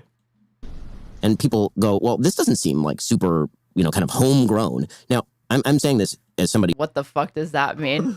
Holy shit. Well, I think he's trying so hard to equate it to the Donald Trump works for Russia I know, but like it's so funny. Ben's reaching really far inside to tap into that deep public resonance, right? Of awesome. Why is this like again this othering that we're doing as if it wasn't just like again, it was a thing that nobody actually saw any convincing evidence of. They were inclined to believe it because Obama, a black man, made people feel uncomfortable. And that conspiracy was like, oh, that's why I feel uncomfortable, right? He's probably not a fucking citizen. It's a post hoc rationalization. It was never anything that anybody actually based off of like solid evidence. Who never bought into the birther crap and thought that it was horseshit from the beginning. But if you're asking me like, where the sentiment comes from, I think it came much more from the ideology as opposed to the race. Now, again, is there a combo between background there? Oh, okay, they just hated Barack Obama because of his Black Panther ideology, right? That's it, yeah. It was the blackness of his politics, not the blackness of his skin. Correct. There was a racial component? Yeah, absolutely. Do I think that was... Making it... They make it seem like he was, like, inaugurated and then he fucking walked into the White House with, like, and put on a black beret and, like, fucking pumped a fist in the air or some shit. I don't think it's reason. Yeah, it's not like it's not like when he was in charge, the Democrat Party all started putting on kefirs, Oh, wait. That happened later. For the best, as Ezra Klein. What was it? Yeah, how identity and politics changed the Democratic Party for the better. For the better! For the better. For the win. Dominant thing that drove it? I actually don't. I think that there was a desperate hope, frankly, by a lot of Republicans that if you could find out that he didn't have a birth certificate, then you wouldn't have to run against him in 2012. And that would be real convenient, wouldn't it? If it turns out he's not an American citizen, then you don't have to worry about it. And there was even some of this by John McCain in 2008. He was born on a foreign military base. That means that he's not an American citizen. You're telling me that the Republican opponent was racist at different points to Barack Obama, even though he drew the line. Like, eventually he like drew the line and because somebody like came up and they were like, I heard he's a Muslim. This like woman that came up to him at a rally and he was like, no, he's an American. Unfortunately. Discussion about this. Unfortunately, unfortunately he is homegrown. I'm not it didn't take off with him in the way it did with Obama. Well, Obama was also the most singular political figure of any of our lifetimes by this point. In today's super competitive business environment, the fuck, dude. My God. Ads? Network based on analysis by Ookla Speed Test Intelligence 1H 2025. So a lot of the book is a defense of Western civilization from its enemies.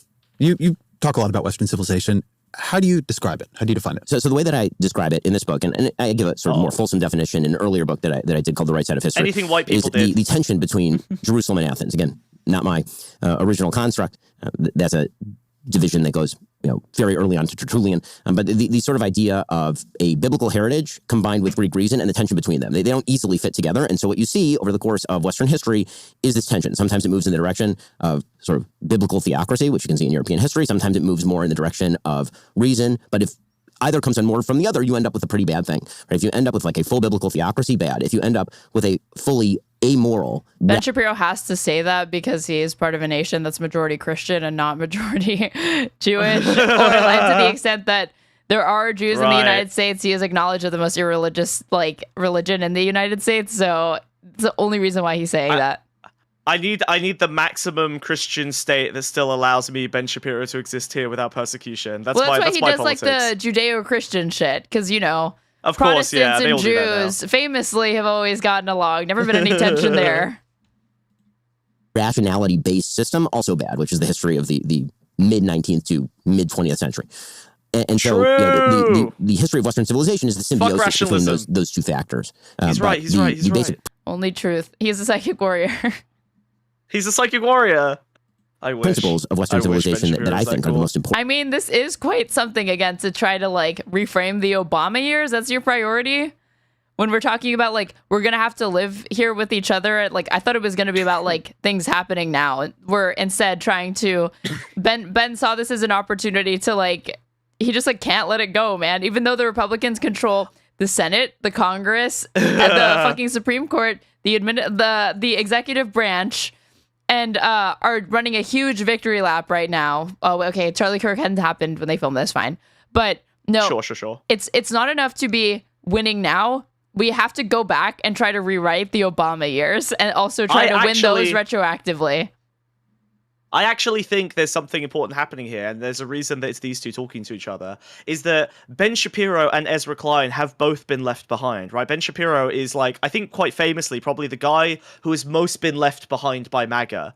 And so I think that they are both banking on the idea that after this last kind of, it's sort of the liberal vibe of everything's about to go back to normal. It's been multiple Black Swan events in a row, but now everything's about to go. Everyone's about to realize that Trump is fascist enough that we're going to swing back to Democrat power. And I think that Ben Shapiro and Ezra Klein are both banking on the fact that their particular form of politics and their kind of politicking is basically on its way back into relevance. Yeah. So I think that's why Ben Shapiro is still talking about Obama, is because he's only relevant really in that era. And I think that he's kind of maintaining those talking points so that he can continue that onto the incoming era, the next 10,000 years of neoliberalism after the last, 50, which will continue with a mild interruption from Trump. I can see that actually as a compelling narrative, like a compelling backstory. He yearns for the Obama year because he's it's a worthy adversary. It's literally the Joker being without Batman, crime has no punchline. Okay, well, without Obama, politics has no punchline. If I'm not without gonna have the black man, yeah, exactly. How am I gonna? Nancy Pelosi, Hillary Clinton, not quite as fun because they're so detestable that it kind of does the work for itself. Whereas Obama, since he's so charismatic. Come on. What do you mean? The yarmulke versus the black man. Come on. Okay. The yarmulke. Good one. Thank you. Important, at the very least, that I discuss in the book are things like I'm an entertainer. Equal rights before the law, private property, freedom of mind, freedom of thought. So religion. A bunch of the book is a defense of this.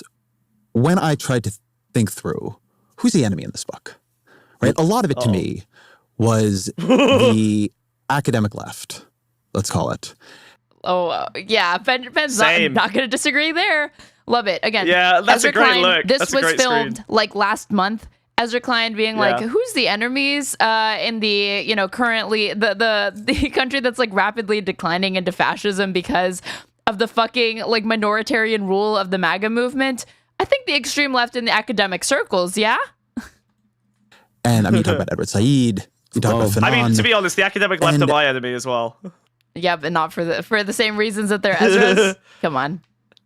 A sort of intellectual culture that understands Western civilization. I genuinely believe you and Ben Shapiro would have more in common with defeating the academic left than you and Ezra would. 100%. Yeah, but Ben Shapiro would be doing it in bad faith. And I'll work with him anyway. And more in terms of its sins than its successes. That is focused on the Nazis, focused on slavery in America, Jim Crow. That this sort of goes back to what I was saying earlier, that I think a lot of the debate, Trump is very much part of this. This is one in which he's not post-ideological. Yes. It's about, are we fundamentally good or are we fundamentally bad? Right. No, that's right. What is this stupid false dichotomy that we're presenting about fundamental goodness or badness? What? I think he's trying to. Okay, so I think all I can guess is that Ezra Klein tried to come into this conversation with a thing that he can agree with Ben Shapiro on, and what he wants is this grand theory of we used to care about doing things, but now we care about assessing whether we're good or bad. We should go back to doing things, right, Benny boy? I think that's what he was trying to do, and Ben Shapiro is so unwilling to concede even 1 inch of ground that Ezra Klein's taken nearly an hour to just try and get him past the first sentence. I mean, because if Ben Shapiro knows that if he just waits, Ezra Klein will capitulate, so he's not wrong to just wait it out and like absolutely hold the line on his position and not concede a fucking inch. Flawed or evil, but sometimes we do the right thing. I think that's right. I mean, in your schema of Western civilization, I think I just sort of understood it from what you said. But these are big things, right? The Nazis, a lot of 19th century and 20th century wars in Europe, slavery in America, Jim Crow. Where do they fit? Well, I mean, they fit. First of all, there's sort of two contexts. There's the global context of all of these events happening. Who were the lions and who were the scavengers in the American? Like under American slavery. Like, challenge Ben to name one issue the right has been on the quote unquote right side of history on, like in the last 100 years, and see what he comes up with. Israel. Fascism in the 19th. Israel and like gay marriage, I guess, but he knows that like the civil rights movement, all of that is going to be like. Not the right was not on the right side of history. Well, no, I mean it went too far, obviously. Well, it just didn't have the cultural resonance, you see. You would also have to include Eastern fascism because Japan was a fascist state that killed somewhere between 20 and 30 million people between lots the of fascism in the 1930s. Yes, exactly, and not unique to Western civilization. And slavery also. He like literally gets so triggered anytime. I mean, so well, awesome. actually, they love doing this, right? The whataboutism. Anytime you criticize Israel, well, what about oppression in Nepal, or how come you're not talking about Uyghurs in China? And similarly, when you're talking about America's like genocidal past or whatever, Ben Shapiro, well, also Japanese people were pretty fascist, so let's bring that into the conversation. I would fucking hang with Ben Shapiro because I do want people to bring up Japanese fascism way more often. Also not unique to Western civilization. But in that way, reason is not unique to Western civilization. I mean, there's a lot of, once you start doing that. I didn't say that reason is unique. I said that the tension between sort of biblical values and reason is unique to Western civilization and manifests in different historical ways. Oh my God, that's so weak. That I was about to say that even that is not an astute nor true observation. Yeah, but regardless, like the fact that it's, no, you're right, but like, yeah, the thing that's unique to Western civilization is the tension between the Bible and reason. The Bible is a thing that happened there, so like that doesn't mean anything. It's a fucking worthless statement. The thing that's unique about France is the tension between the Eiffel Tower and the people. Like, there's fucking nothing. Kind of a difficult argument. And you can make the argument Magna Carta could have happened anywhere, but it didn't happen just anywhere. It happened in a particular time, at a particular place, for a particular reason or set of reasons, and then it evolved in a particular direction. So, like it or not, that's how history happened. And so acknowledging that's how history happened, and so maybe that has something to do with, all the wonderful things that we see in our civilization today, I think would be a good move. That doesn't mean that we shouldn't acknowledge sins of the past by any stretch of the imagination. We absolutely should, and then we should work to... And then we should move on very, very quickly.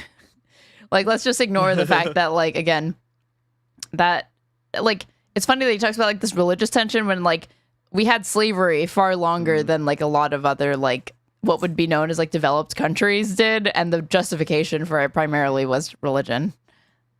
To fight the obliteration of attempts not to remember that sort of stuff. It's why you see, I think, a lot of, not to get into sort of contemporary politics, but you see... God forbid we get into something that's like topical and relevant to things happening now. And not recapitulate the Obama years for some reason.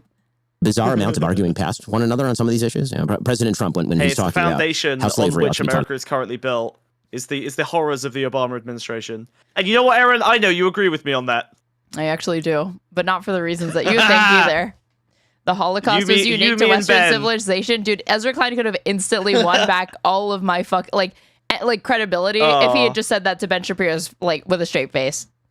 That would have been uncivil. Like Ben Shapiro again, like Jew versus Jew. Like he can't pull out like the like why would you say that or anything like that. Ezra Klein would be speaking from a place of authority, as it were.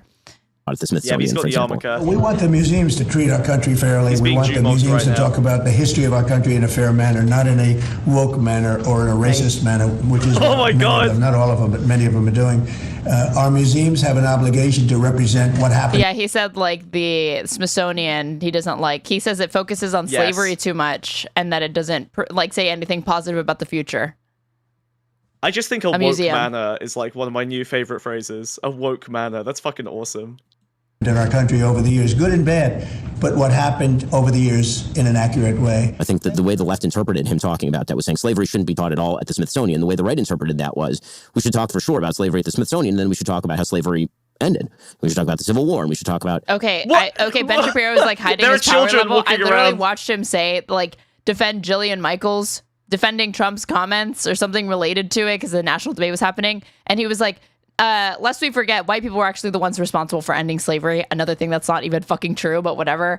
Like, he doesn't just think, like, oh, we moved past it. He, like, thinks white people should be credited with doing black people the favor of ending the slavery that they put them through, for one. And two, that's not even true. It was abolitionists and, like, black activists that primarily fought for it. This is literally, say what you want about Hitler, but he killed Hitler. This is literally that, unironically. Incredible. What was the rest of the globe doing about slavery at that time? You know, a little bit of comparison would be good, because to be grateful for the things you have, you also have to look at, you know... Again, if you get into the comparisons on slavery, on chattel slavery, we come out looking worse. You don't want to do comparisons on that. It's the only way you can actually... I don't think most Americans realize that even that, like, yeah, we had slavery far longer than other countries. They're going for everybody else at the time. You touched on this at the beginning. But what is a scavenger to you? Who are the... They don't teach how it ended. I have big brains in YouTube chat. Yeah, no one ever brings up how chattel slavery was ended, Clem. That's so true. What it was some kind of like American big fight, I think it was called. The big American fight. I think I've heard about this. Yeah. Yeah. Included the cancellation proclamation. Something like that. Where like I think Abraham and then there was like a bishop that was shot. South. Friends, am I thinking of something else? Oh, okay. You're thinking of the band. The Scavengers are... They did that song "Take Me Out." He got taken out, right? Yeah. Groups, ideologies, people who are fundamentally driven by envy, and therefore externalize all the problems in their life toward a system that they blame as oppressive, and then seek to tear down that system wholesale, without even necessarily a plan for replacing it. The thing that really matters is that the system be torn down. And in the book, I talk about sort of what personality types are most common, relying on... I can feel Ezra bubbling abundantly right now. Without a plan? Have you not read my book, Ben? Abundantly. Abundantly. Do you think it's like Ben Shapiro sounds like he's bringing up like Myers-Briggs in his fucking book? It's fucking awesome. That's personality great. types. It's like I talk about the leftist. It's the anti-authoritarian personality. Rise from upper middle class people, particularly in the West. The sort of groups that I break it down into are what I call barbarians, meaning sort of using the traditional barbarians at the gate euphemism. The idea.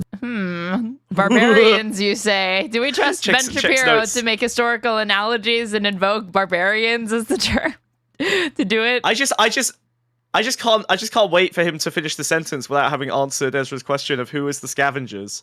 Name one group of people you would consider the scavengers. Is he really just going to vaguely gesture at the left? Civilization who believe that the United States or Western civilization or Europe is predominantly responsible for all the things wrong with their civilization, and that therefore the only way to regain your innate manhood, your innate nature, is to... I feel like that's like always the straw man criticism, when in reality it's just the real criticism is that the luxuries Americans enjoy is often at the expense of others and like other countries. That has not been something that we just like independently achieved with no cost to it. Destroy and to tear everything down. And here, obviously, you mentioned Fanon. I cite Fanon pretty richly here, but I also cite Sartre, who I think is significantly worse than Fanon. At least Fanon is justified in his opposition to colonialism in Algeria. Sartre is a true nihilist and says that essentially the West should import its own destruction. Wow, as a sort of way he backs Fanon, really? That's incredible. But not Sartre. Well, I mean, I'm just impressed that he would actually back Fanon in any way whatsoever. That is more radical, and I wouldn't have expected that. I wouldn't have expected that too. I'm genuinely surprised. For all of its sins. Then you have what I call the looters, people who believe that the systems of free market capitalism, private property, that these things are innately impoverishing and thus need to be abolished. And whatever it takes to abolish it, you should do. I mean, one of the characteristics of scavengers is the willingness to wink, nod, or participate in violence. The idea is that the systems are so oppressive that violence itself is justified. And this is truly a scary thing that's happening in American politics, is the widespread justification for actual acts of violence that have been happening. In the book, I use the case of Luigi Mangione as a sort of example par excellence of this. And then you have what I call the lechers, people who believe that not that people ought to be able to order their lives in a wide variety of ways in terms of their sexual behavior, but believe that traditional institutions like family and church are somehow a threat to them doing this, that there's a sort of indoctrinative element to traditional family, to church, and that those need to be abolished or fought or their influence minimized. Is there not? Wait, surely, how would you argue that sending a 4-year-old to church doesn't make them more likely to go to church for the rest of their life? How would you argue that growing up in a family doesn't mean that they acquire some family values? Like, what? How would you even argue that PBD there's has some argued kind this of as well, indoctrination? another visionary of our time, that he's like, you're not... Like, he still thinks it's like a choice to believe in the religion that you're effectively indoctrinated into from birth. That's so weird. It has to be exploded. And so that explains the sort of bizarre example that we've seen of Queers for Palestine. And so why Queers for Palestine? The answer is not because, lesbian, gay, bisexual, transgender identifying people are going to be treated particularly well in a future Hamas-ridden Gaza Strip. How do you want them treated in the United States, Ben? You just got through saying that they probably shouldn't even be equal citizens to straight people, no? I'll take care of you. Me, I'll don't worry. Stay under my bosom. All right, Hamas, they'll throw you off rooftops. Me, I'll just say that you have to be second-class citizens, but at least you'll be citizens. I think the idea is that the same civilization that is marginalizing you is marginalizing these people, and therefore you have to get together in a coalitional fashion in order to take down that civilization.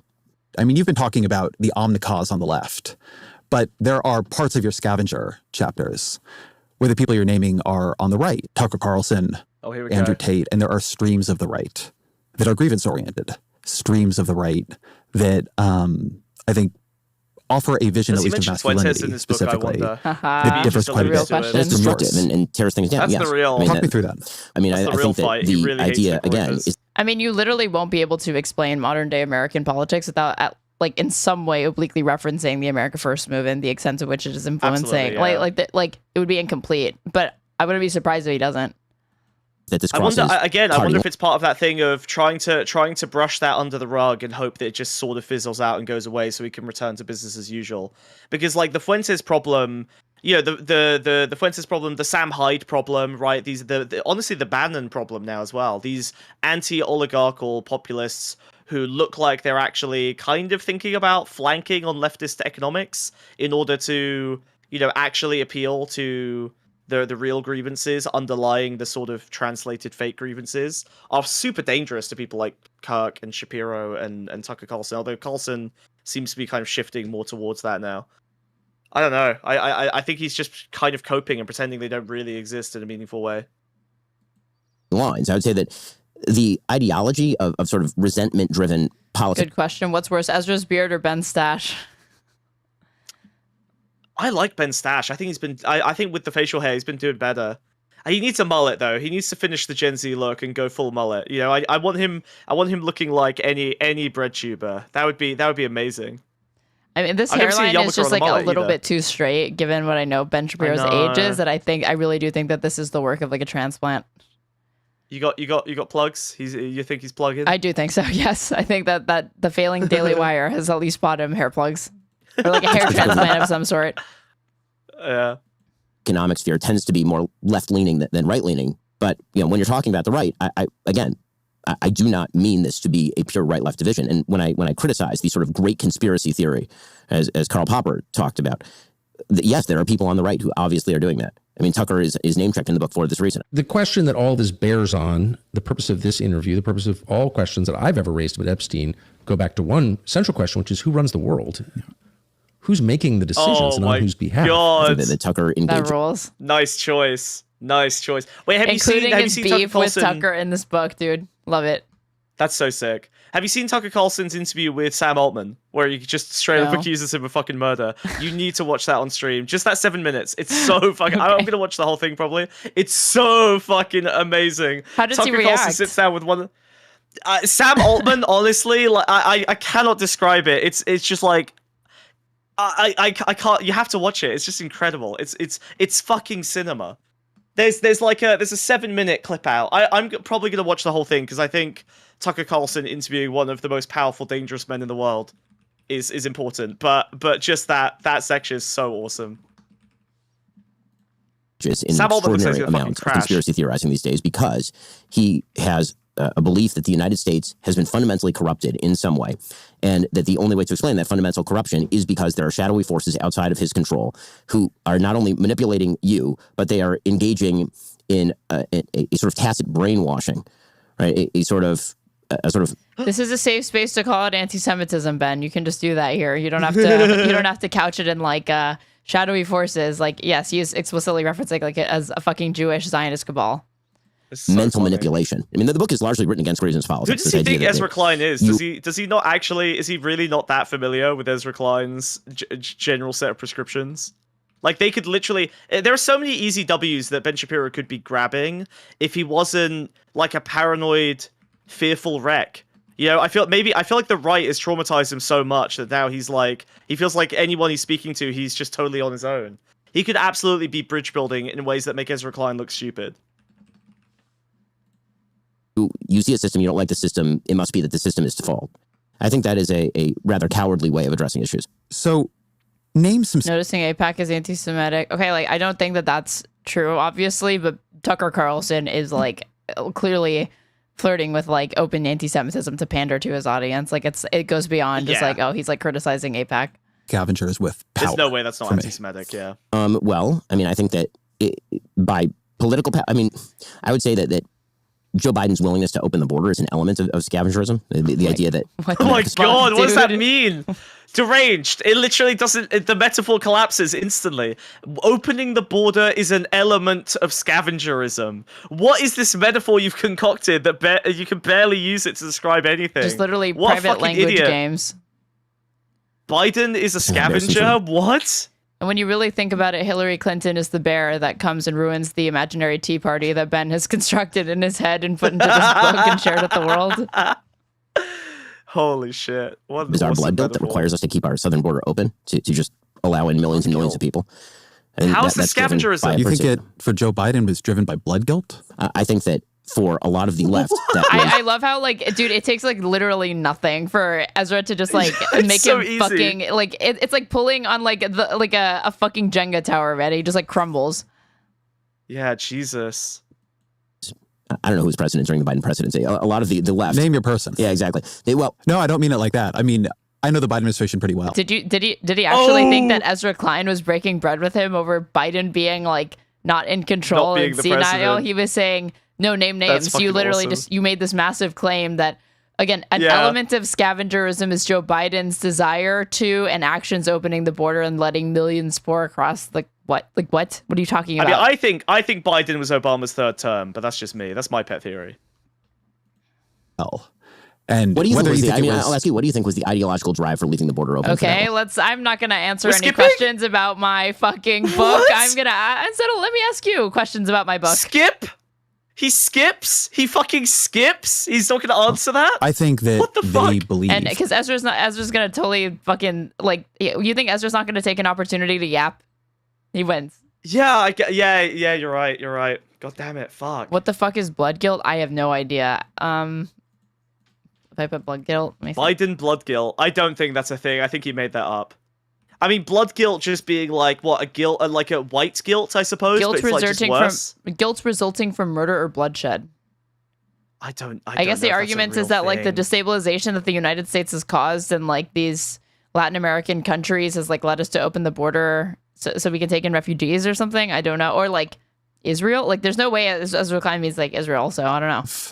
That we have an asylum process. That people were fleeing. Genuine. Yeah, they're feeling persecution and like things that we contributed to. I guess the argument. Poverty, persecution. Okay. All right. I think that they were in coalition and were appalled by the first Trump administration on immigration. And I think that they did not act fast enough when it became a crisis.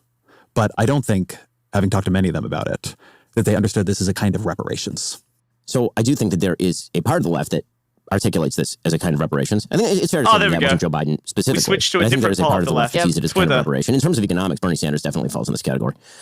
He believes that America is guilty globally. Dude, Bernie Sanders literally is not, is like, everybody always points out that Bernie is like criticized open borders. That Bernie has like always pointed out that like it hurts American workers. He's anti-globalism. He's more like trade protectionist when it comes to this shit. And he's literally making, like, he made an unbelievable claim that he couldn't substantiate with Joe Biden. And then he pivoted to probably the second next worst example to pull up, which is Bernie Sanders, who is not anywhere near Republicans on immigration, but is sympathetic to these sorts of like restrictive border policies under certain contexts. Well, Slippery Ben switched it to economic blood guilt. He's actually he switched it over. So totally different thing now. We're in a different conversation. You know what's funny? I've seen Bernie Sanders speak live after he like came to when I lived in Texas. And one of the things he spoke about was like the rising inflation, and saying, guess what? We live in a global economy, and America is actually recovering pretty well post-COVID relative to other like developed and European nations. So like, don't freak out. Like, we're not the only ones doing but like poorly. And if anything, like relative to other countries, we're doing well. Like, how does he? I don't understand how. I don't expect Ben Shapiro to like. That's my neoliberal Bernie. That's my neoliberal Bernie right there. But this whole like America's like uniquely responsible for like the economic crises. I've literally live before my own eyes watch Bernie Sanders not say things not like that negate that premise.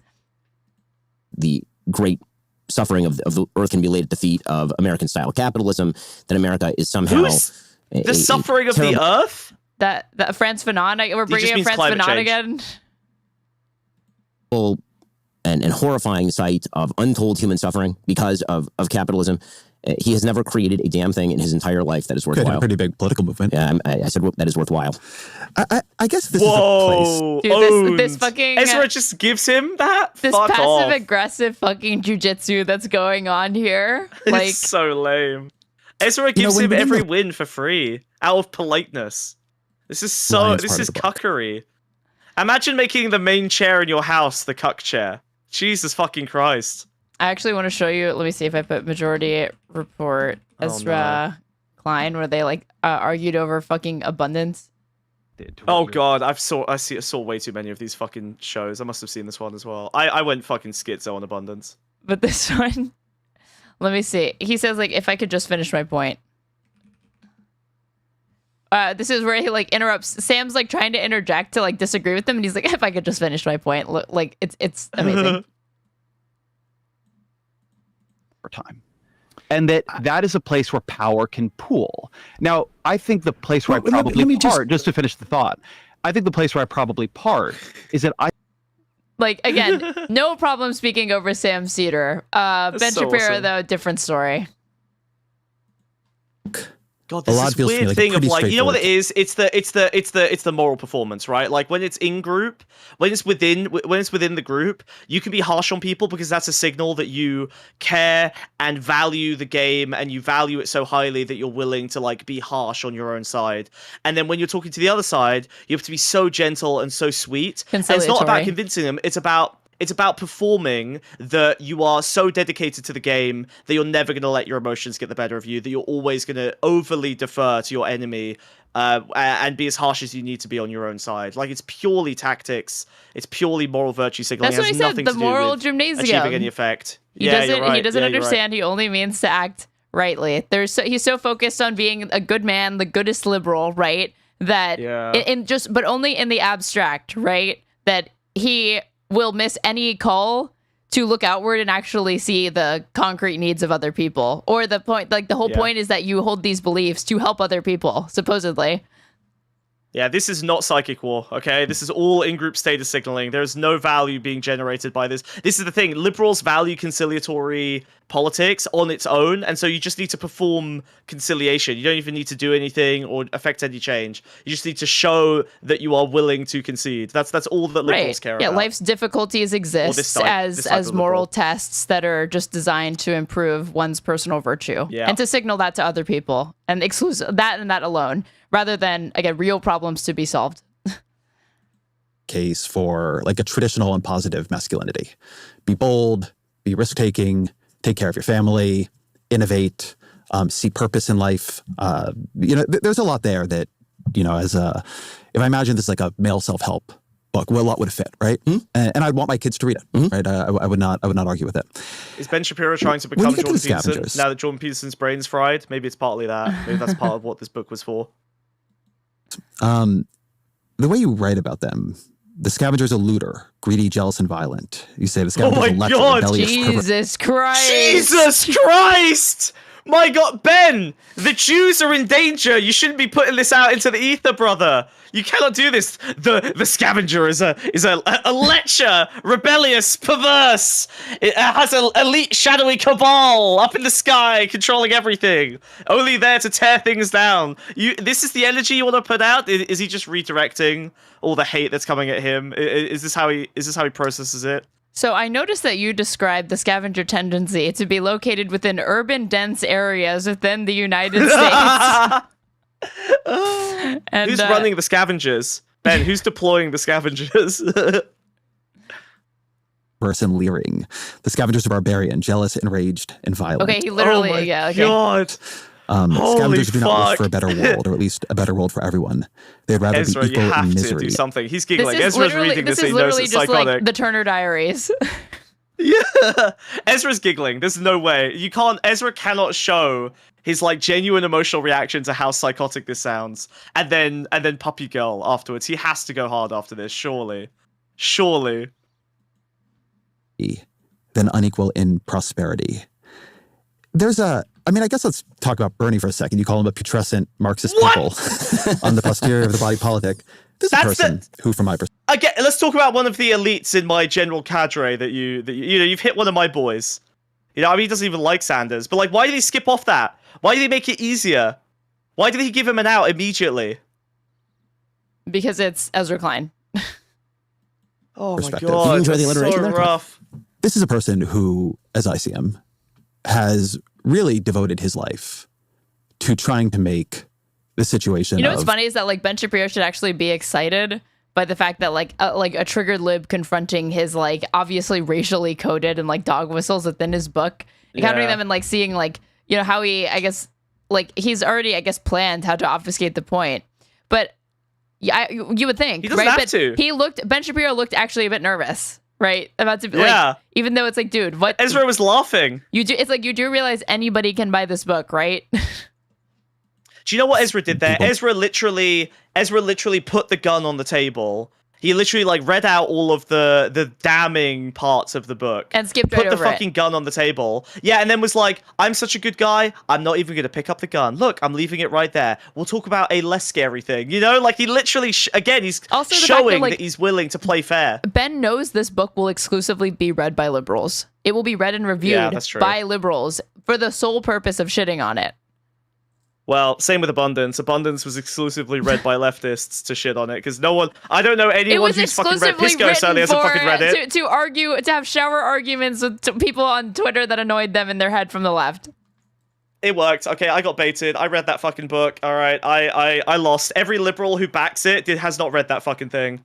It was pointless for me to even try. Pisco's read it. No, he hasn't. Twice. Yes, sorry. Yes, he was acting like he hasn't read it because he doesn't. Does he not realize the whole thing's just? That's with him knowing the book. I'm gonna fucking lose it. Pisco knows what's in the book, and he said all those things. Yes, he did. Yeah. I was just gently believing that he was ignorant. That's insane. Does he not know the whole book is fucking deregulation? It's reasonable for you to think that because he had clearly not bothered to read the Ezra Klein article yet, even though I have heard him on a previous live stream in the last couple of days defend Ezra Klein just a little bit on that article that he had not read yet. What the fuck? Okay, I'm sorry. I'm gonna have to. Oh my God! Someone have you fixed this man on Abundance? Someone needs to stop him. I'm supposed to go on Live and Learn at some point, and with the Silly Serious, who's also not Abundance building critical of it, but it just keeps getting pushed back. So, and I've only read half the book because I can't with that fucking book. I read that fucking thing cover to cover. I've had to reference it 9 times. I got oh God. Okay, Jesus Christ. Yeah, someone needs to stop that man. Holy crap, he's Abundance built. Holy fuck. Poverty better, right? He believes that The billionaires and the millionaires have too much. And well, not only the billionaires, right? Once you become a millionaire, that disappeared, but well, sure. And that people should have health care. That should be a right. Wow. That kids shouldn't be in poverty. That we can redistribute more. I can understand why you disagree with him. You're a more free market guy than Bernie is. But why are you giving him all of these outs, Ezra? What the fuck? Like, not making him justify his disagreements with Bernie Sanders. Just like, no, yeah, like you're just a free market guy, right? Cut you're making here. Is this just the Don't Shoot Me podcast? He realized after he had this recording sitting in the back room and he was like, wow, I really looked like a fucking cuck in front of Ben Shapiro. I don't know if I should release this. And then Charlie Kirk gets shot. He's like, perfect. I look like a cuck. I should release this so that no one shoots me. Look, I'm just a little guy. I never did anything wrong. I barely even argue with Ben Shapiro. Deep, right? Just people who are that just means he's exceptionally good at reaching across the aisle, right? Yeah, exactly. And want to destroy, want us all to live in hell. And it's like, well, this longtime Democratic, this longtime Democratic senator and former mayor who's pretty good at running, but like, I guess defend that for me. Okay, so I mean, Bernie Sanders has met very few dictators who are socialist in bent that he has not offered a defense of. Bernie Sanders has never produced anything outside of a grievance-based political movement that suggests that stay where I am on what Bernie every wants, politician right? has what to you're be a describing businessman. in terms of he's never produced anything outside. We were every literally politician has to be a businessman. Never produced anything. We were literally talking about this today. Oh, really? Yeah, because like Pisco, of course, Hitchens fan. So he sent me like this clip of Hitchens talking about Donald Trump and like this idea of like desiring a candidate that was openly saying and like promising to like run the country like a business. This was before like Trump had even signaled that he would like run. Hold on. It always makes me suspicious when, you have these apolitical businessmen saying, well, I just want to, put the country back on its feet and restore incentives and so forth. There's something, frankly, I think, sinister about it, unless the guy's prepared to say a great deal more about what his political opinions are. For example, has he ever voted before and for whom? I'd like to know, because it's much too easy to talk, if the country can be run like USA Inc., with a real can-do guy, there's a whiff of fascism to that, I think. Let me ask you, well, yeah, okay, yeah. I mean, yeah, like corporations are authoritarian structures. That's fair enough. Wait, but then why? So what? This? Well, wait, sorry. And Pisco showed you this clip. Yeah, on the podcast today to demonstrate what point? What that I unrelated to abundance? No, I think it was unrelated to it. But like, here, hold on. So not offered a defense of. Bernie Sanders has never produced anything outside of a grievance-based political movement that suggests that... Stay where I am on what Bernie wants, right? Because what you're describing in terms of he's never produced anything outside of politics, well, okay, politicians produce politics. That's the... Oh, wait, no. Backing up a little bit more about like this idea of like lauding a candidate for doing the whole like running the country like a business, even though like Pisco's point was like at one point, the definition of fascism was kind of like the consolidation of like the private market with the state, right? Or that was like a component of it. Mm-hmm. And so in this clip, Hitchens is like a bit prophetic in the sense that like obviously Donald Trump. I mean, maybe no, I think it's a very fair point. I think that very few people in America ever really bring up the idea that corporations are inherently authoritarian systems. They're like extremely hierarchical, like it, but essentially like micro-fascist states. Yeah. And so everyone who says run America like a business is implicitly signaling an authoritarian, with, all of the exactly, yeah, absolutely. Or desire so I think there for is that implicit authoritarianism. element. I just think it's deranged that Pisco would bring up that clip in the same show as he's endorsing Abundance. Being fucking a book that is just about essentially, like they never say it explicitly. They're a bit better at signaling about it, but essentially, yeah, get all of the democratic institutions and get the damn red tape out of the way. And if you just let BlackRock and Elon Musk do whatever they want, man, maybe the world will be a little bit better. God, yeah, if we just let Tesla keep making cars for subsidies, like, yeah, everything will go great. It's not like every car uses the fucking 60% of the emissions it would anyway in the production. Want to destroy, want us all to live in hell. And it's like, this longtime Democratic, this longtime Democratic senator and former mayor who's pretty good at running, but like, I guess defend that for me. Okay, so I mean, Bernie Sanders has met very few dictators who are socialist in bent that he has not offered a defense of. Bernie Sanders has never produced anything outside of a grievance-based political movement that suggests that... Stay where I am on what Bernie wants, right? Because what you're describing in terms of he's never produced anything outside of politics, well, okay, politicians produce politics. That's their job, right? Many politicians on the right have not started large businesses, so that doesn't cut enough people out. Job growth. There's some continental philosophers that would have loved that line. Politicians produce politics. That was deeply. That was a very profound statement. When he said that. That's a genuinely profound statement in a way that Ezra Klein himself does not understand. Politicians produce politics. There's some anti-Oedipus lines that go down that route. That's very nice. That's good. That's good shit. Maybe he's a schizoanalyst. Produced a more productive base of citizenry. He has not produced public policy that has resulted in anything of measure. He has not been a co-sponsor on a major bill his entire career. He has Who's sat done outside that? Has Trump made a productive base of citizenry? What does that mean? It's nonsense. Who's produced a productive base of citizenry? What politician in America? Economy on top of it. Literally like a service-based economy, like burger American, like his like bread and butter demographic are people that decided to have like anti-mask protests and fight lockdowns because they couldn't go to Fuddruckers and fucking Build-A-Bear. I like the closest thing I can think of is like Gavin Newsom because he works with the fucking San Francisco like corpo tech elite. Like that's the closest thing I can think of to like a productive citizenry production. What a weird fucking line. What does that mean?